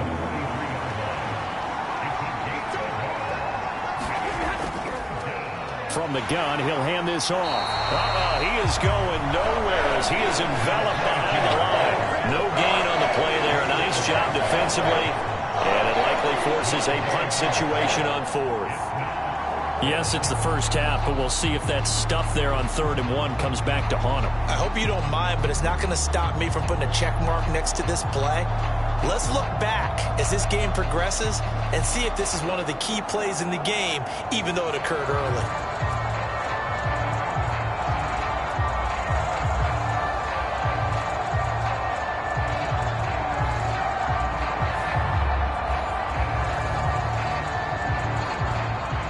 Texans send the punter out. As the first drive of the game stalls out, he's on to punt. Only 2 punts for him last week in the loss as he gets this one away. And did they keep it in? They did. They kept it in. It's down close to the goal line at the 1-yard line. phrasing, perfectly placed. If that ball goes one extra yard, maybe not even an extra yard, the starting point is the 20. So there is a reason that a lot of punters are also excellent golfers. They know distance control. You know what else they have? Same groove motion over and over. Once they have that down, it repeats under pressure.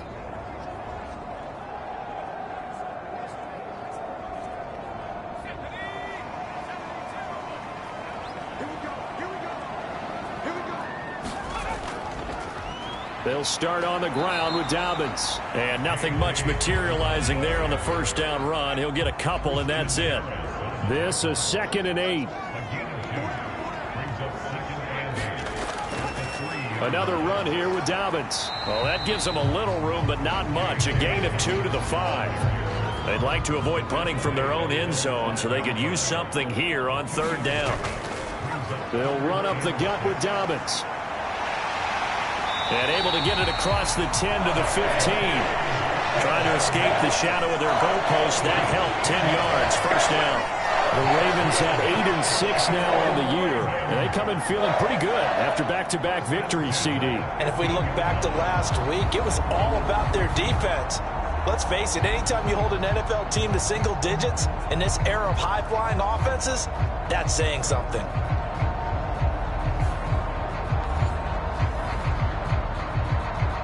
Now they have a little more space to maneuver from the 15, 1st and 10. Now they'll switch it up here and look to throw. That's complete. It's Zay Flowers with it. And brought down, but not before reaching the 25. 10 more there and another first down. Well, coaches always talk about finding balance on offense. I don't think you get much more balance than this. Big-time run, big-time pass. A 1-2 combination. Looked pretty good. How about that? Let's see if they can continue to take that kind of a punch, though. In motion left is Wilson. First down, a run with Smallwood. And this will be a gain of 5 as he gets it to the 30. Ball on the 30. They'll come up with a 2nd and 5. A give up the middle to Dobbins. And he's able to take this one up to the 35-yard line. The numbers for him from a week ago, 22 carries, 93 yards. And we all know he had a big workload last week, so I'm eager to see if they decide to back him off a little bit. Personally, I hand it to him 20-plus times again. When a running back's locked in like he is, I want him to keep touching the football. Pretty solid run here on first down. Almost picked up another first, but he appears to be a few inches short. A good position to be in here, 2nd and inches. Operating from the gun. Strickland. He completes that to Garrett Wilson. So a 1st and 10 now in Houston territory at the 46. Here's a give to Dobbins. And here he'll be brought down a little shy of the 35 at the 36. They still need about the length of the football here, maybe a little less as they come up on 2nd and inches. Now a handoff for Dobbins. And he's going to get it down to the 33-yard line here. So they'll come up 1st and 10 now from the 33.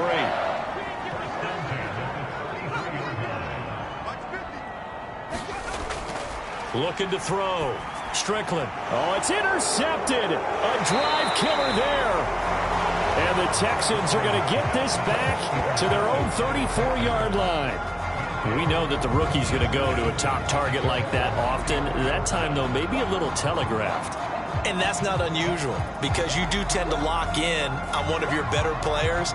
And when under duress, when in doubt, you're going to throw the ball in his direction because oftentimes you can be wrong, but that receiver will make you right. But it won't happen every time. Good defenders know this, and they get attracted to the football. On the ground, it's Pierce to begin the drive. And not a whole lot of room to operate there on the first down run. He gets maybe 3. During that run, an injury here. We got one of those big blockers in some discomfort. Well, always unfortunate to see an injury, especially this close to the end of the regular season. We'll step aside. This a 2nd and 7 from the 37. To throw is Stafford. And he'll be hit as he releases it, and that'll fall incomplete. Yeah, look at this Baltimore defense. They were very strong last week in that win over Cleveland. I just consider myself fortunate that I'm not in charge of the offensive line. They gave up 7 sacks last week. And if things don't improve in this game, the head coach isn't going to be looking at the offensive line. He's going to be looking at the offensive line coach. And that's when things... And that is caught one-handed. Oh, my, he pulled it in. A huge play there for Houston. 49 yards. Already over 1,000 yards receiving this season. That catch is just going to add to his total. Certainly not resting on his laurels. He's trying to continue to gain as many yards as possible and continue this big season.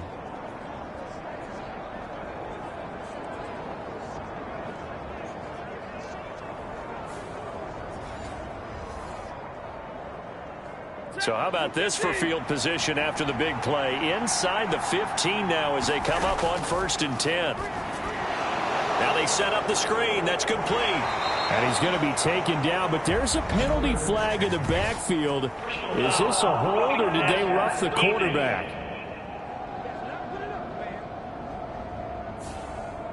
So the ball's moved to about the 1 after the penalty. 1st and goal. Pierce will take this one in for a Texans touchdown. They go I formation. Fullback leads the way for the touchdown. Sort of a lost art, isn't it? It really is, but sometimes when you're able to bring it back and use it against other teams, they're not prepared for it. They haven't seen it in a while, and now you gain an advantage, and we just saw that advantage result in a touchdown.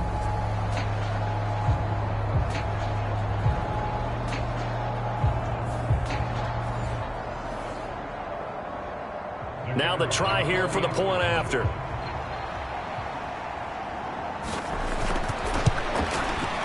And the Texans take a 7-0 lead. Just a 4-play drive that time. And it was Dameon Pierce closing things out with a touchdown run.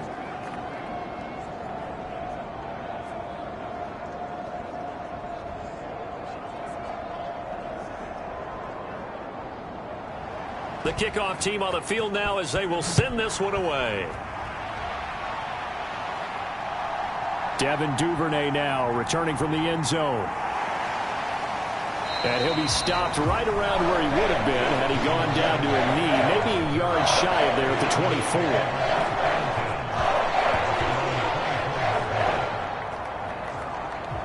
24. The Ravens heading out on offense as we look at the playoff picture in the AFC. They threw an interception the first time they had the football, wound up leading to a touchdown the other way. How do you approach drive number 2? Going back to your game plan coming in, everyone has matchups that they like better than others. Where they think they have an advantage, dial up some of those plays. Try and go to those spots and get your offense moving. Here's 2nd and 10.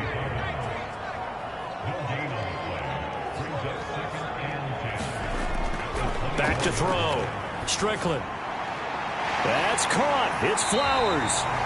And they nearly get this all the way to midfield. Mark him down at the 49. A first down there on a pickup of 25.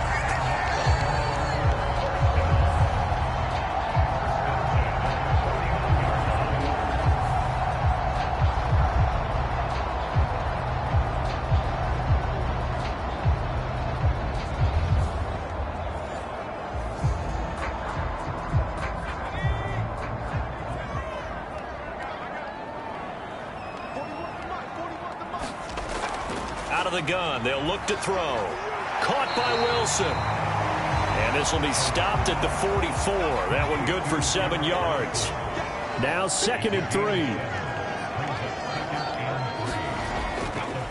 Looking to throw. Strickland. And they're able to get this one past the 30 to the 25-yard line. The coverage may be too good that time as he breaks away for 19 with his legs and a first down.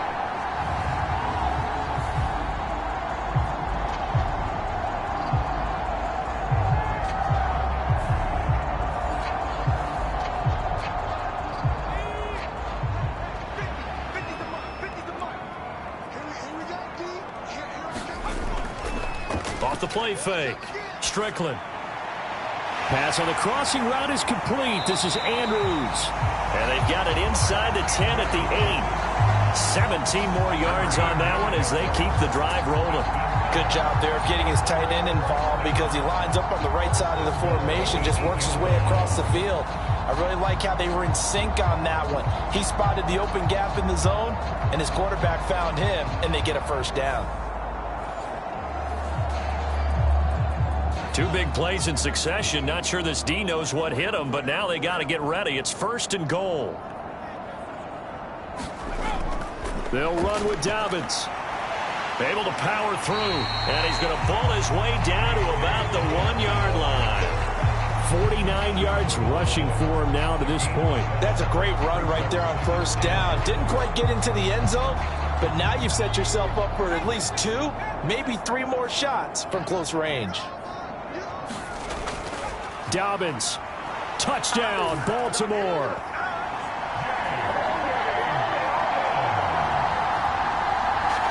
That almost looked too easy, and I think thanks goes to the offensive line for making it look easy. Yeah, I agree with you totally on that one. I'm not sure how much everyone understands the preparations that go into a game for an offensive line, because there's a reason that running backs and quarterbacks give them big gifts at the end of a season after a big year. The consistency and the continuity it takes to know each other and execute their blocks is pretty impressive. Justin Tucker for the extra point.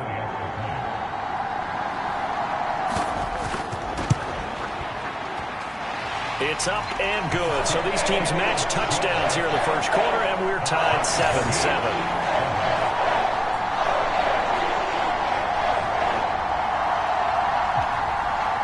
So all even at 7 now as they kick it away.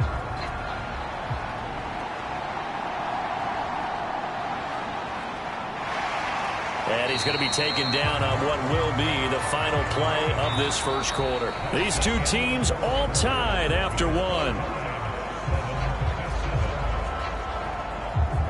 Texans football to start quarter 2 as they get set to start their drive with a 1st and 10. The Texans offense ready to go here for their next drive. This drive here beginning probably with a pair of motivated groups. Remember, the offense scored a touchdown on their last time out, looking to repeat that in Charles's defense. They were very frustrated after giving up 6 the last time on the field. And frankly, it's just a battle of wills in a lot of ways because you know they're both motivated. They both game plan for... And that is going to be pulled in one-handed. Wow. A huge play there for Houston. 53 yards. Tell the truth, partner. You didn't think he was coming down with that one, did you? Come on, tell me the truth. No, I didn't. I'll tell you what, though. A one-handed grab of that length. Talk about giving your team a little juice. Oh, big time. I mean, everyone's going to be excited about that one, whether you're on the field or not. It permeates its way through the entire team, and I can't wait to see what they do on the next down. So barely time to catch our breath. Here's 1st and 10 just outside the red zone. Stafford now to throw. Throwing the out route incomplete. It's Rice. And able to get this down inside the 15, either the 13 or 14 before he's out of bounds. So they'll get 8 out of that completion, and it'll be 2nd and a couple. Well, that's what you're looking for when you want to throw the ball downfield. You want one of those guys who can play out on the perimeter, can play out wide, who can not only get open, but when they're covered, can uncover themselves downfield and create catches. On the jet sweep, this is Dell. The 6 yards on the pickup, and it leaves him with a 1st and goal.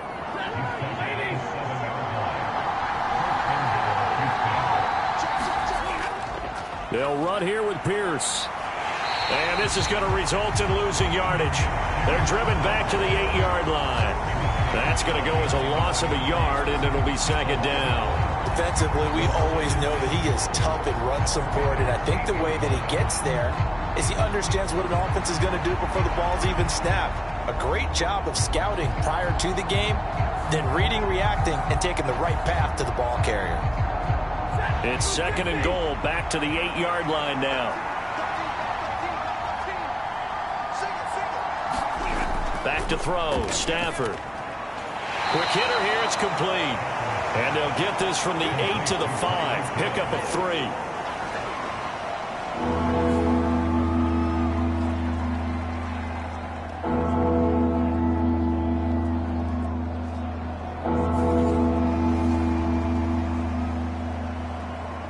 Big play coming here. It's 3rd and goal. Stafford. And that is caught. Touchdown, Texans. Rashee Rice, his 11th touchdown of the year. And the Texans have taken the lead. An out route there for the score, a quick out route there for the score. Yeah, you're not really surveying the defense on this one. You're just counting on timing, making this play happen. 1-2, ball's out of his hands, knows where he's going, just puts it to the outside. Touchdown.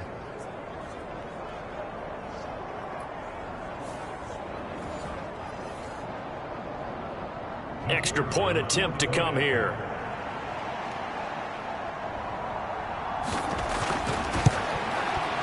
And he's got it. It's now a 14-7 ball game. So the drive winds up going 75 yards in 7 plays. And it results in the Texans finding the end zone.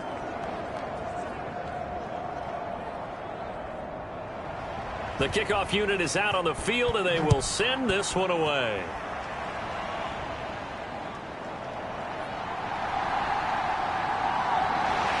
And good starting field position. He'll get this one all the way up to about the 35-yard line. J.K. Dobbins leading the way as the offense returns to the field. He had the touchdown last drive, now up over 1,300 yards on the season, and still plenty of time in this game for him to keep those numbers climbing. And I like the fact that it's a number that you're not worried about protecting. Because if you're trying to get around, if you're trying to get over 1,000 yards, you get a little nervous, right? At this point of the season, you have a few losses. Now you're back below 1,000. Here, you're just trying to climb a big-time total even higher. On 2nd down, a run with Dobbins. It'll be a pickup of a couple, and it leaves him with a 3rd and 3.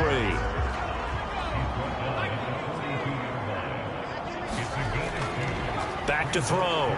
Strickland. And Andrews lost the football. And the Texans scoop it.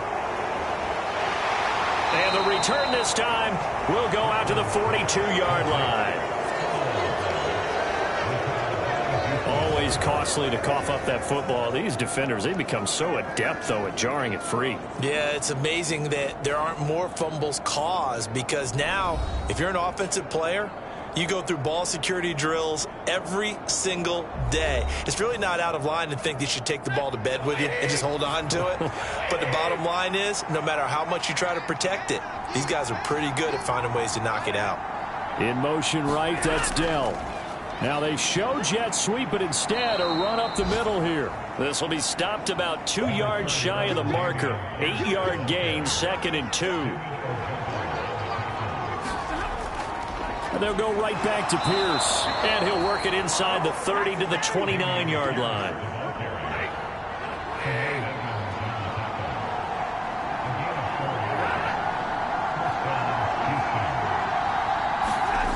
On 1st down, Stafford here. And this complete to Henry over the middle. And down inside the 15 he goes. 16 yards on that one, and also a Texan 1st down.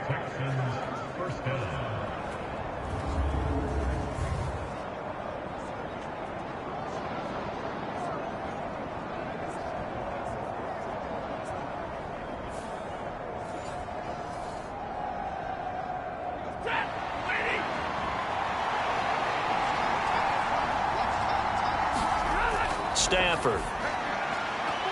Throwing the out route incomplete. That's Rice.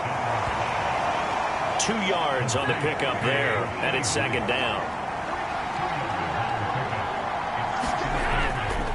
Pierce now up the middle. And he's going to work this one down to about the 5. Good work to pick up 7 yards there. That gets him into a 3rd and 1 situation.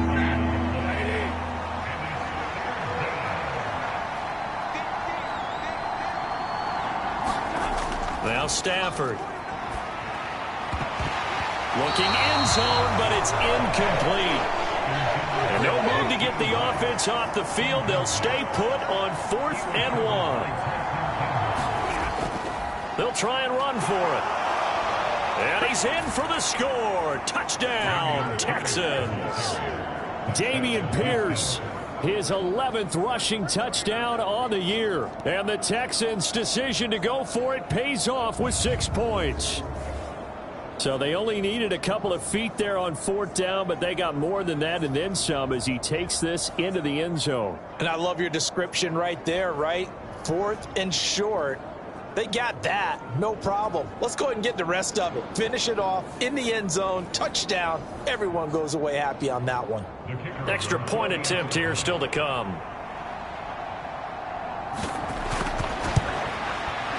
It's good, and it is now 21-7. So that winds up a 7-play drive all told. And it was Dameon Pierce closing things out with a touchdown run.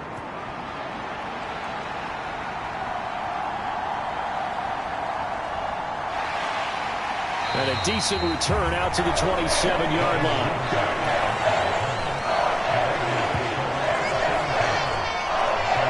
Football back over to Baltimore and J.K. Dobbins. And the ground game's been good, but they're losing here in the second quarter. Can they use that ground game maybe to work the air attack a little bit more? I think so, because now you can throw play action off of being able to run the ball effectively.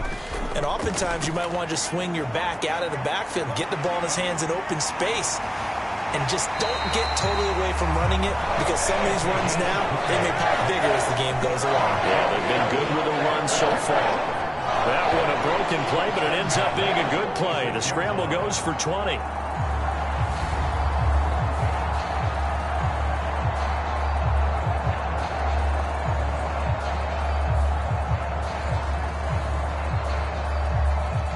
A big hitter to start the drive has him up near midfield here for 1st and 10.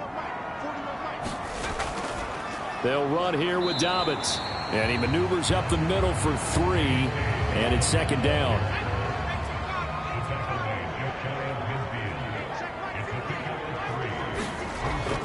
They'll go again with Dobbins. And good work there in open space. And he's got this all the way down now to the 32.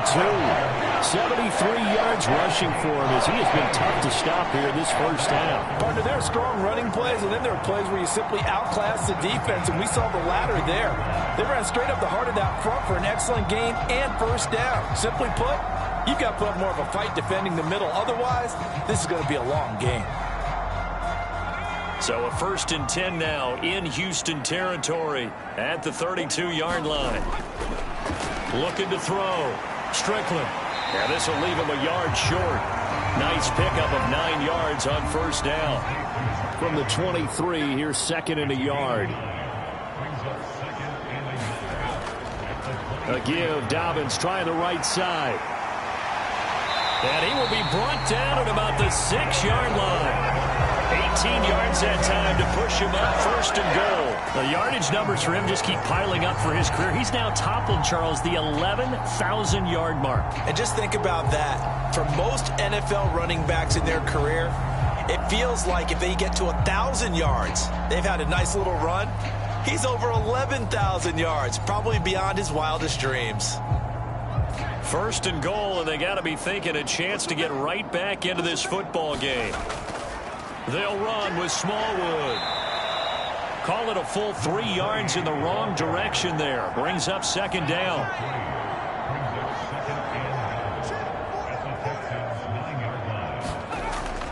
Back to throw. Strickland. And he just chucked that one out of bounds, out of everyone's reach. Maybe a wise call not to take a sack in this part of the field. It brings up 3rd down. They'll look to throw on 3rd and goal. They'll set up the screen for Gibson. 5 yards, not enough. And it'll be 4th down.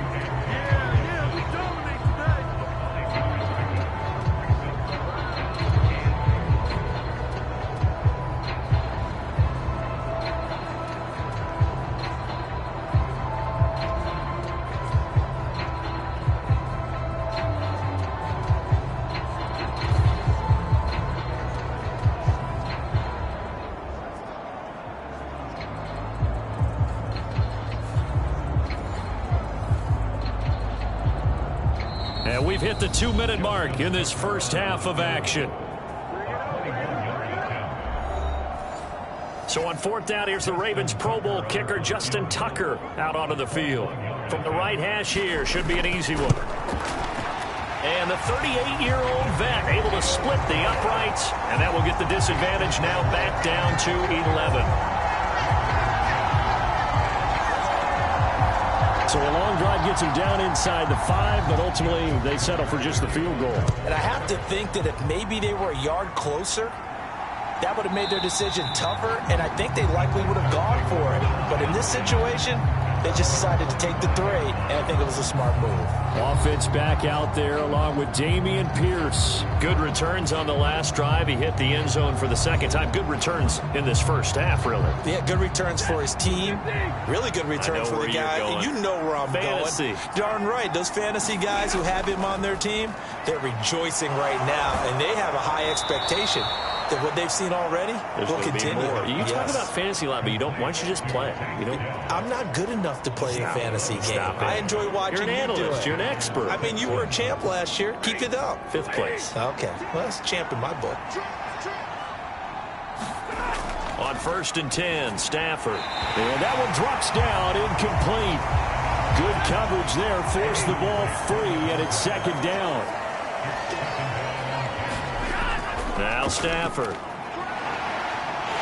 And the Raven pressure too much. Down he goes. Now the Ravens going to use one of their timeouts as they head to the sideline and talk over what to do next. Going for it with Pierce. And they'll bring him down after just a short pickup. The Ravens going to use the second of their timeouts as they'll head to the sideline and talk over what to do next. The Texans send the punter out as he'll kick it away for the second time. And he'll get this away into the icy winter air. They'll score that a 36-yard punt, and the Ravens, they'll take over. J.K. Dobbins leading the way as the offense returns to the field. Now he's having himself a little bit of a banner game. His team right now, though, losing. Needs a little bit of help, and I kind of equate it to a basketball game where you have the big score, and sometimes your strategy is, okay, he can go ahead and have all of his points. Let's hold down everyone else, and that's the way you win the game. And right now, he needs everyone else to start scoring, quote-unquote, as he's been. Yeah, and he's hoping to keep it close so maybe they can keep it on the ground, not start to go through the air as much. 6 yards the pickup, and that's a 1st down. And he will be hit from behind and run over. Wow. The Ravens moving quickly here as the clock runs. Looking to throw on 2nd down. Strickland.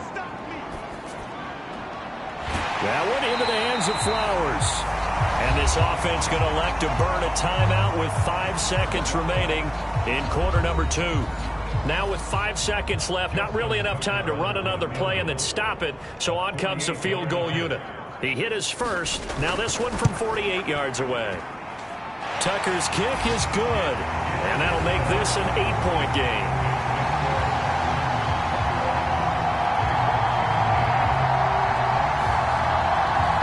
So a big play before the end of the half to get him into this spot, and they cash in with 3. How about the 1-2 to the solar plexus on that one? The big play, the field goal, not much time left on the clock. That's the way to go into the half.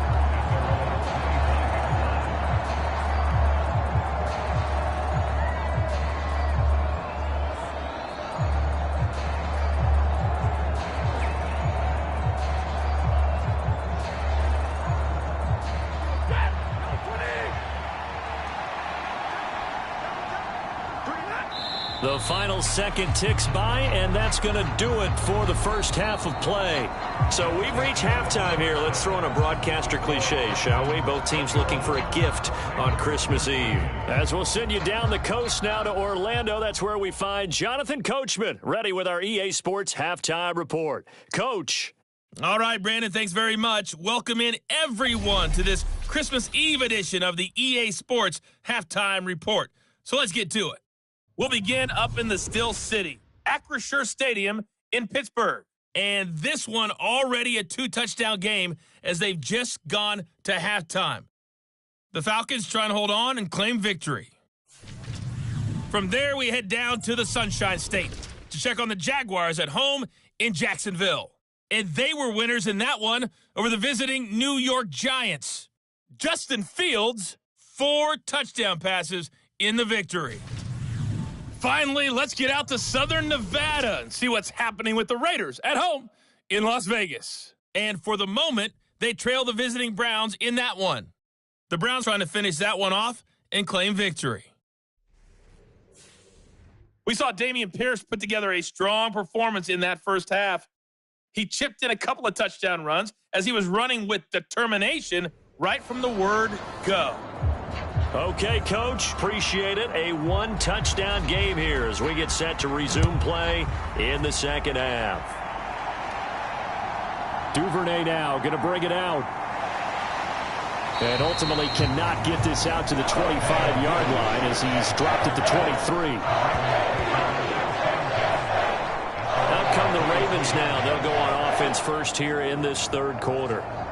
They do trail, but they have a chance to possess the football first to try and do something about it. And that certainly makes it something of an important drive for them, because is it going to win the game? No, but you have to do something to bring some life to your sideline. Here's a throw to his running back. It's complete. Just a gain of a couple there. And it'll be second down. So many times you hear today's NFL described as a space game. Get your best players into space with the football in their hands.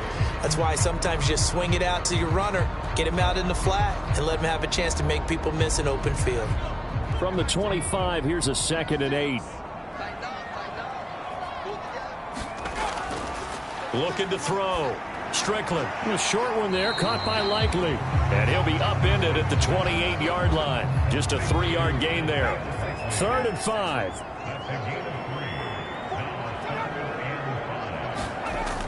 Operating from the gun. Strickland.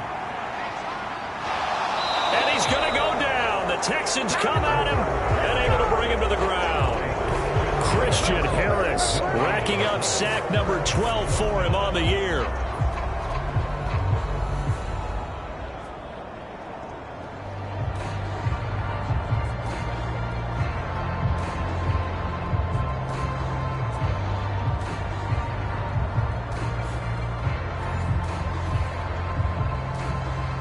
The Ravens send their punter out now as he's on to punt for the first time this afternoon. They only punted twice in the win last week as he gets this one away. That's taken on the 25. Found good room to run there. Returns at 14 yards. And the Texans will take over with a 1st and 10. Here's the Texans offense now, readying for their first possession of the second half. We've got a close game. The offense has played well, but right now they've got to keep their foot on the gas. And that carries with it an extra bit of pressure, doesn't it? As much fun as they're having right now, they're locked in, really. Oh, he tries to force it in, and it's intercepted. Picked off by Tyson Campbell. And the return stops at the 39-yard line.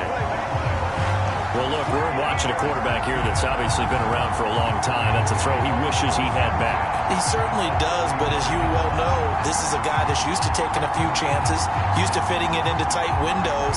These are throws that he's made before. Didn't happen to get it completed in this case. And now Baltimore gets set to take the field. And they'll start with great field position, trying to get back into this one. It's 1st and 10 here. So from the 39 now, they'll come up on a 1st and 10. Throwing to start the drive. Strickland. He's got his man. It's Andrews. It'll go as a gain of 4. And that will bring up 2nd down. Now they'll throw here out of the gun. And he whips that one incomplete there. They need to get to the 29 if they want to pick up a first here on 3rd down. Back to throw. Strickland. He had a man open, but he missed him, and it's incomplete.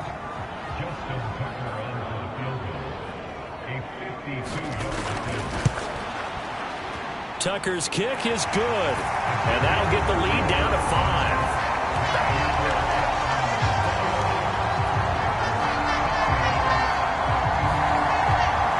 So that, Charles, a season long right there. And you know who's really excited about that? The special teams coordinator, because he's the one who has to tell the head coach in pregame, This is where we trust him from. This distance, he can hit it, and he repaid that trust by knocking that one right through. And good coverage there on special teams as they'll get him down shy of the 20. Houston set to take over. The last drive for this offense, Charles, you remember it ended in one play, that quick interception, but they do still have the lead as they start this drive here. And that's something to focus on for them as well, because it's not quite no harm, no foul, but the interception, hey, shake it off, move on. Hasn't cost your team the lead, and now it's time to rebound. And the quarterback and his teammates, they can add to the lead with a good drive here. Hand off right side to Pierce. And he is going to lose yardage here. Now after the play, it looks like there's a Texan here slow to get up. But not what you want to see this late in the season. Medical staff is going to check on him, and we'll step aside for a moment.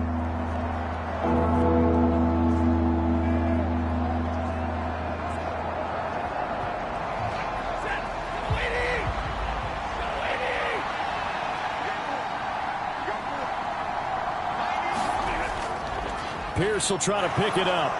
And he's going to have the first down yardage as he's down at about the 30-yard line. Give him 3 yards and a fresh set of downs. Brandon, they're still in the lead, but momentum's certainly been going the opposite direction. So to me, that's a really important pickup there on third down. Try and regain some confidence, and you're right. They need to stem the tide a little bit. That certainly helped.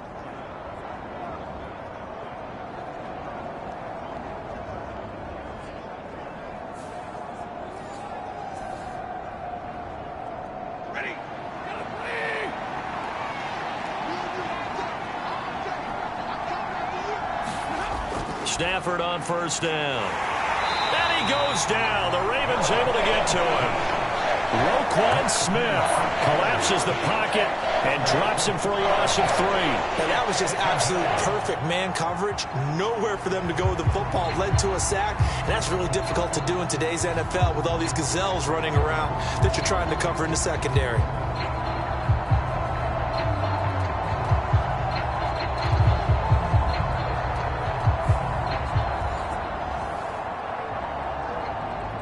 Following the sack, they'll try to change their fortune here on 2nd and 13. Now a play fake it at Stafford. And going deep for Hill. And that's going to be incomplete. Good effort there trying to take a shot, but it's third down. That's some good closing speed there defensively, because that looked open for a minute. But that's great work with the ball in the air. Never gave up, converged on his man, and broke the play up. An incomplete pass on that last play, and that means they'll need to come up with something here on third down. A shotgun snap for Stafford. Work in the middle of the field, and he's got a man complete. And they work this well upfield across the 45. A big play there as they get the conversion on 3rd and 13. That's a pretty good throw on the curl route there. Third down, and they pick up a first. Defense should be aware for that, right? They should be aware, but it was so hard sometimes. Yeah, it's not easy. Because when they sell that route really well, you think they're going upfield, then they curl back, show their numbers to the quarterback, and complete the play.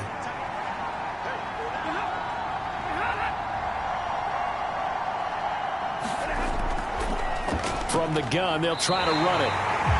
No gain on the play there. Second down.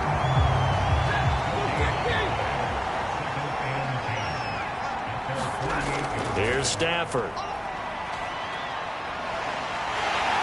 And he can't escape, and down he goes. David Ojabo picks up his 2nd sack of the afternoon.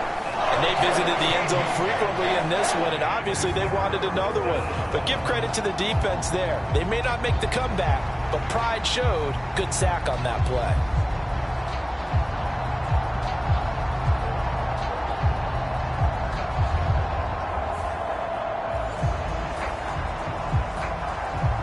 Ninth play of the drive now on 3rd and a country mile. Throwing is Stafford. Got his man, Dell. And he'll get it out near the 40 to the 39. They'll give him 4 yards there, and that's going to bring up the 4th down. Brandon, a good idea there on 3rd down. Run a little clear out and hope you can get your receiver the ball coming across the formation. Nice design, but well played defensively, and they stop him well short.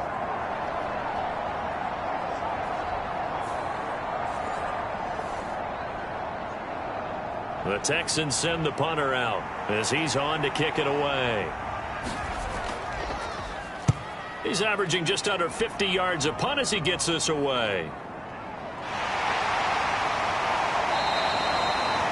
44-yard punt, return of 9. And it will be 1st and 10 as they take over. And now here come the Ravens. Last time out, you remember their drive stalled, but thanks to their kicker, booted a long field goal to at least get them 3. Now here they'll try to do better and find the end zone. And in our experience, how much fun is it for coaches to know that they've got a kicker who can nail it from long distance? Now, the hard part is, as an offensive play caller, you don't want that in your head too much where you're relying on it, and he goes out and gets the job done for them. But I'm quite sure he would be content to just kick extra points from here on out. Yeah, absolutely no question. I think his teammates would be okay with him just kicking the extra points as well. Now a dump off here complete, and he'll be brought down right around the 37. A gain of 5, good enough for the 1st down. That was a pretty favorable situation there. What would you call that? 2nd and manageable? Smart play, too. Didn't force it downfield when he didn't have it. Just checked it down, let him get the 1st down, and that's exactly what he did. And he'll protect himself at the end here as he winds up getting pretty decent yardage. Now a 2nd and 2.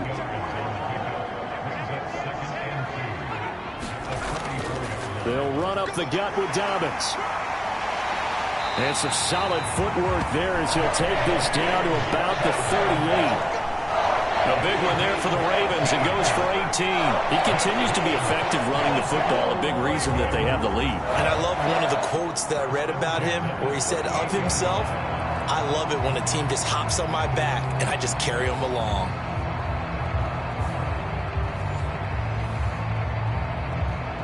So a 1st and 10 now in Houston territory at the 38. Looking to throw. Strickland escaping the pressure right. And he works it past the 30, almost to the 25. A nifty bit of scrambling there. 12 yards, 1st down.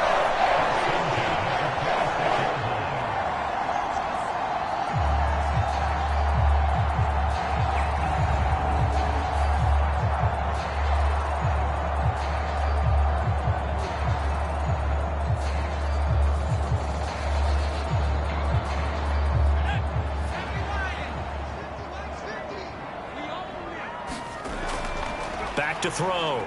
Strickland. They get him to the ground right on the cusp of the red zone after a pickup of 5 or 6. Here now, 2nd and 4.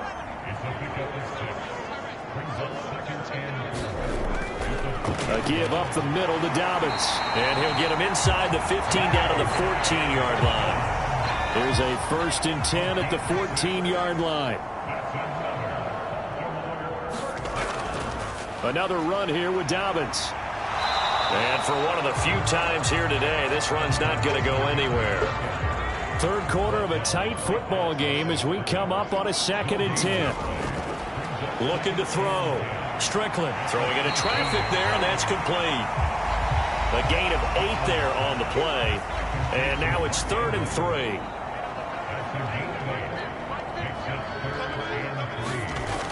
Back to throw. Strickland.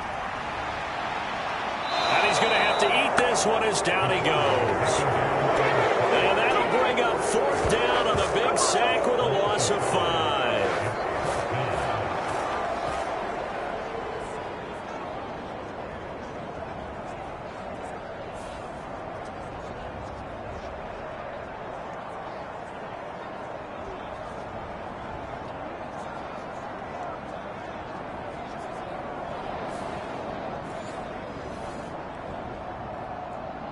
Here's Justin Tucker now for the Raven field goal try.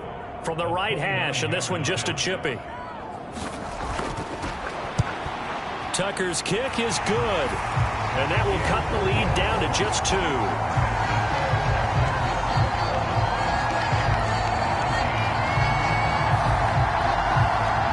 thankless job sometimes to be a kicker, but they're thanking him right now. That's now 4 field goals. He's kept him in the game. He sure has. That offense has got to find its rhythm because I'm not sure that just kicking field goals is going to allow them to win this game.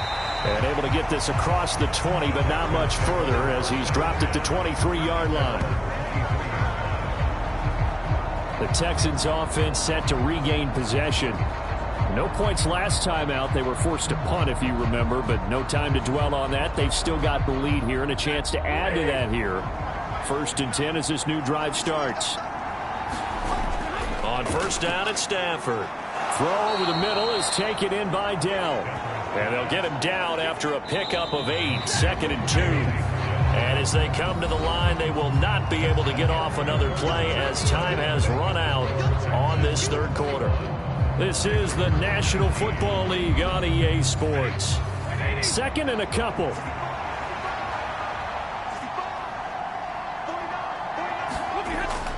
Now it's Stafford off the bootleg. And look at this. They get the turnover they needed. It's intercepted.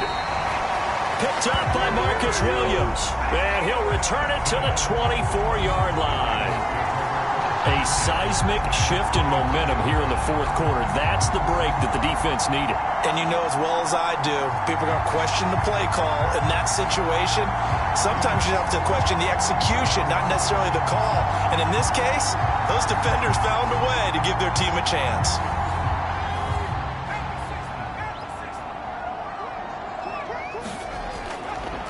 Throwing to start the drive. Strickland. And he can't find a receiver, and he's brought down. It'll only be a loss of a couple, but the pressure gets home on 1st down.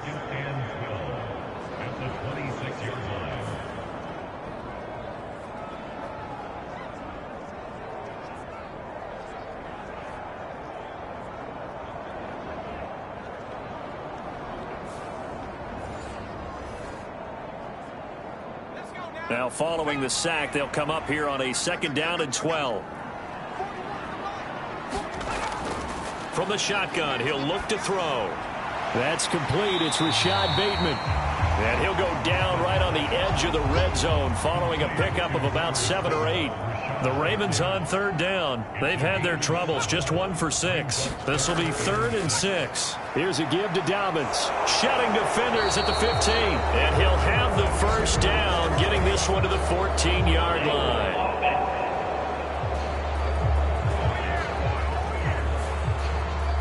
From here, it would be a 45-yard field goal attempt, certainly in range, but they'll look for more yardage on 3rd down. And that's not nearly going to be enough. Stopped at the 22, and he needed plenty more. Decent gain on the scramble is 6, but now it's 4th. Like any team playing, they're looking for touchdowns to try and help their cause. But in this case, he does get them a little closer at least if they think a field goal turns out to be the better call here.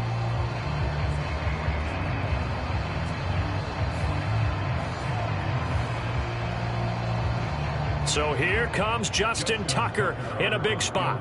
This for a 4th quarter lead.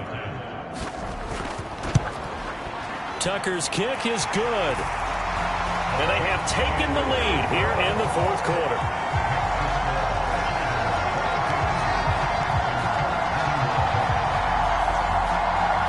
So it's another field goal here. He may need to ice his leg after this one. That's now 5 field goals converted in this game alone. Yeah, get the trainer. They're going to need this guy. And they've needed every single one of the field goals he's made, too. If they're going to get out of here with a win, I say he gets a game ball. And here comes the Texans now.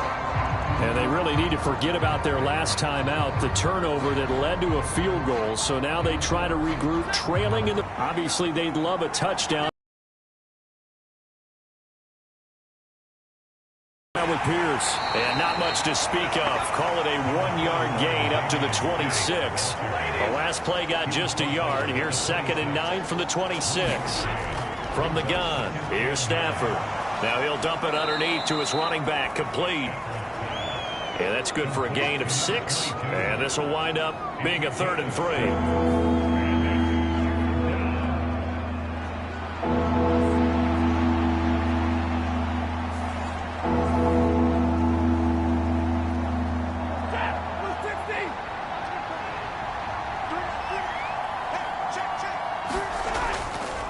Pierce takes it straight ahead. And he's got the first before he's brought down at the 39-yard line.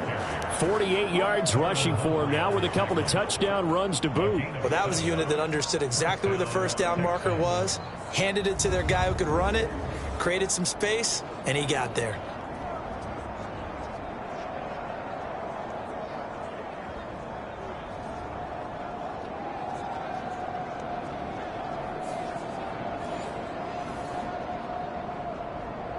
So signs of life in what's been a dormant offense in this second half. Here's 1st and 10. First down, they go right back to Pierce. Taken down at the 42. Not a lot of running room there, not a place to make a cut and kind of exit out because they had everything bottled up. Looked to me like the linemen were taking on their blocks really well and giving up no creases. Meanwhile, Stafford's throw caught by his receiver, Hill.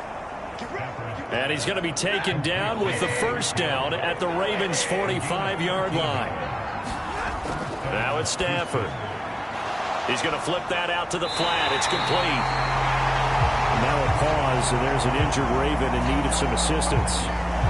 Always unfortunate to see an injury, especially this close to the end of the regular season. We'll step aside.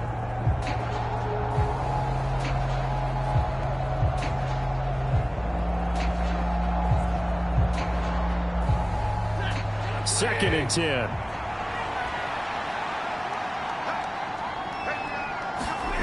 Here's Stafford.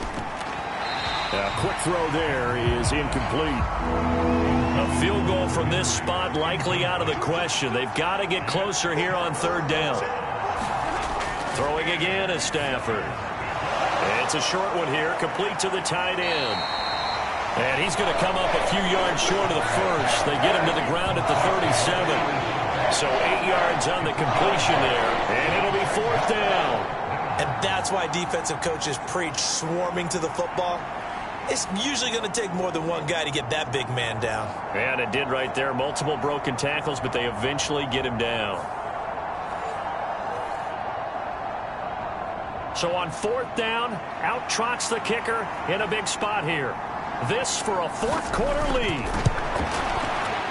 And this kick is not going to get there. It's short and no good. And that'll keep this a 1-point game.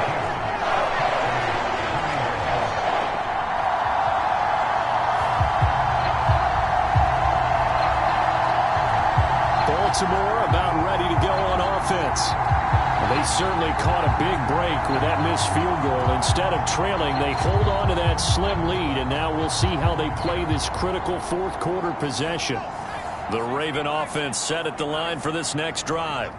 And they enjoy this 4th quarter lead, starting out 1st and 10 now following the missed field goal. Well, here's a good way to kick off a drive, complete over the middle.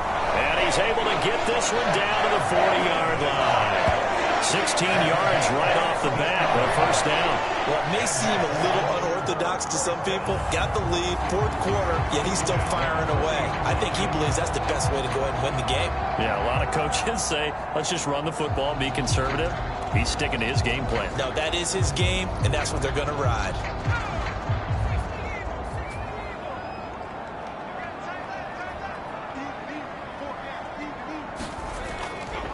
On 1st and 10, it's Dobbins. And he'll get what he can up the middle, 3 yards. That'll bring up 2nd down.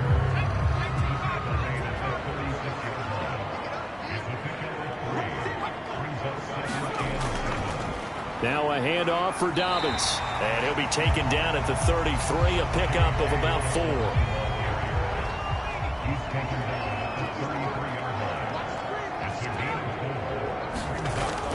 On 3rd and short, they'll try and pick it up through the air. And that nearly the pick that they needed. He couldn't pull it in, though, and it's 4th down. They're going for it with Dobbins. And he'll be brought down, but a tip of the cap on the spin move as that gives him a first down.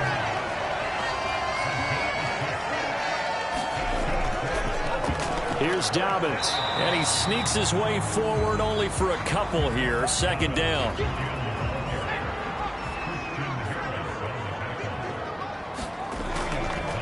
They'll try the draw here with Dobbins.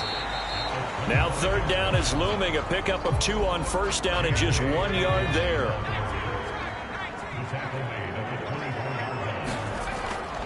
Looking to throw. Strickland. Nowhere to turn this time, and he goes down. Sacked back at the 29. And that'll bring up fourth down on the big sack with a loss of 5. It seemed like he kept going through those progressions, and I thought he might dump that underneath, but he couldn't get rid of the football in time. And I have to wonder if he was thinking while he was back there, I wish there were a lot less progressions on this play, just someone that I could dump the ball to and get it out of my hands.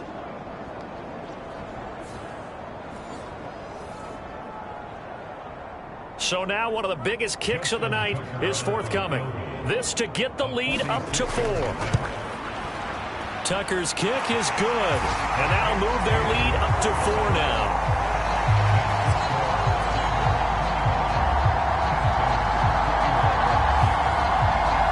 So they get the 3, but you wonder now, is that going to be enough? Excellent question, because when I look at the smiles on that side of the field, they're a little tight, aren't they? If they had scored a touchdown there, those would be big half-moon grins right now because they'd feel a whole lot better about their position. And a touchdown in the other direction, all of a sudden they're down. The Texans offense now, they get set to head back onto the field. And the way their last drive ended, boy, it was frustrating. They had a pretty good drive going. It was sustained, and then it stalled out, Charles, and they missed the field goal and got nothing out of it. Is that insult to injury? Because they had such a sustained drive, as you noted. So you know for the head coach, it almost felt like a little bit of failure to send out the field goal unit and then to not even see the ball go through the post. What a bummer on that last drive for them. Kind of picked themselves up from that one. To throw on second down is Stafford. That'll be caught by Rice. That, I believe, will put him over 100 yards receiving for the game. Yes, it will. And he's got a first down to boot.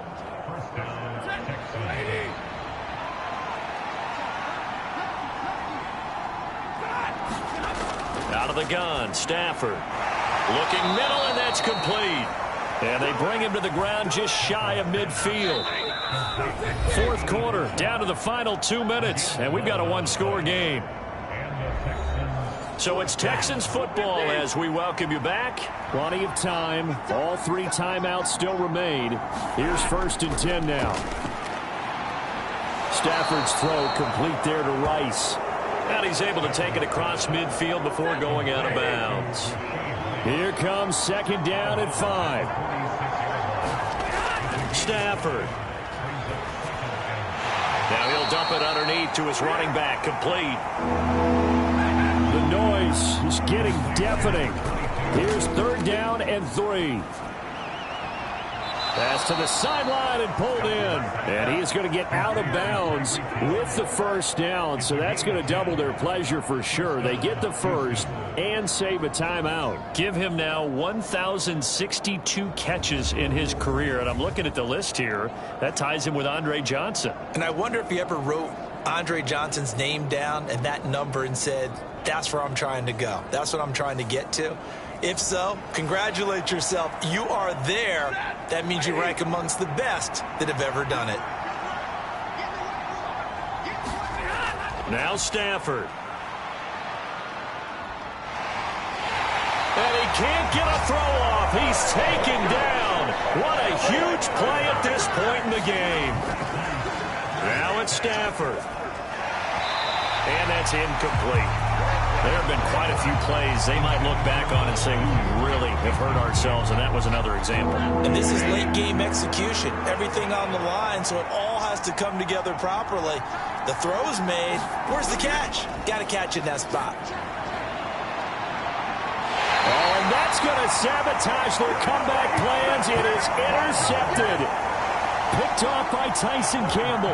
Well, you knew you had to take some chances here with the clock winding down, needing a touchdown to win it, and that one might have just sealed their fate. Yeah, and that's the nature of the 2-minute drill. The offense trying to go downfield and make their plays. But defenses, they're sitting back watching everything that they do, but not too far back. They want to be in position to make a play on the ball, and that they did. And the Ravens taking the field. And this game not quite in hand yet. We'll likely see all 3 timeouts defensively and then reassess where we are. We got to have two hands on the football here as they run on first down. And he can only manage to get a couple. 2nd and 8 coming up.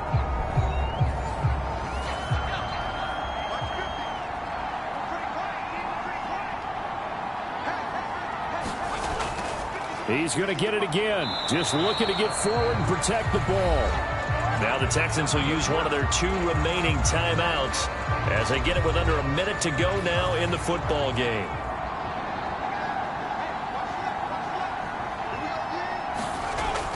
To throw on 3rd down. Strickland. They set up the screen for Dobbins. And he has the Ravens first down, and it would appear that that's going to be the one to do it.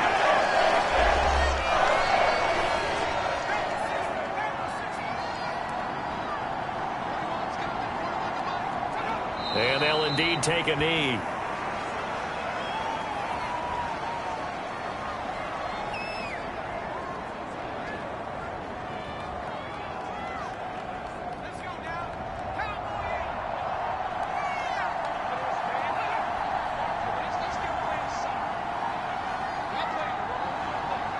The Ravens taking a knee with victory seemingly in hand here.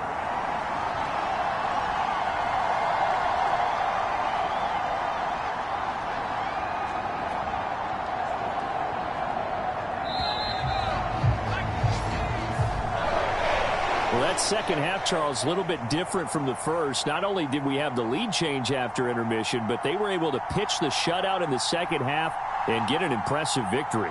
And what's the old expression? That's not quite how I saw it playing out in my head.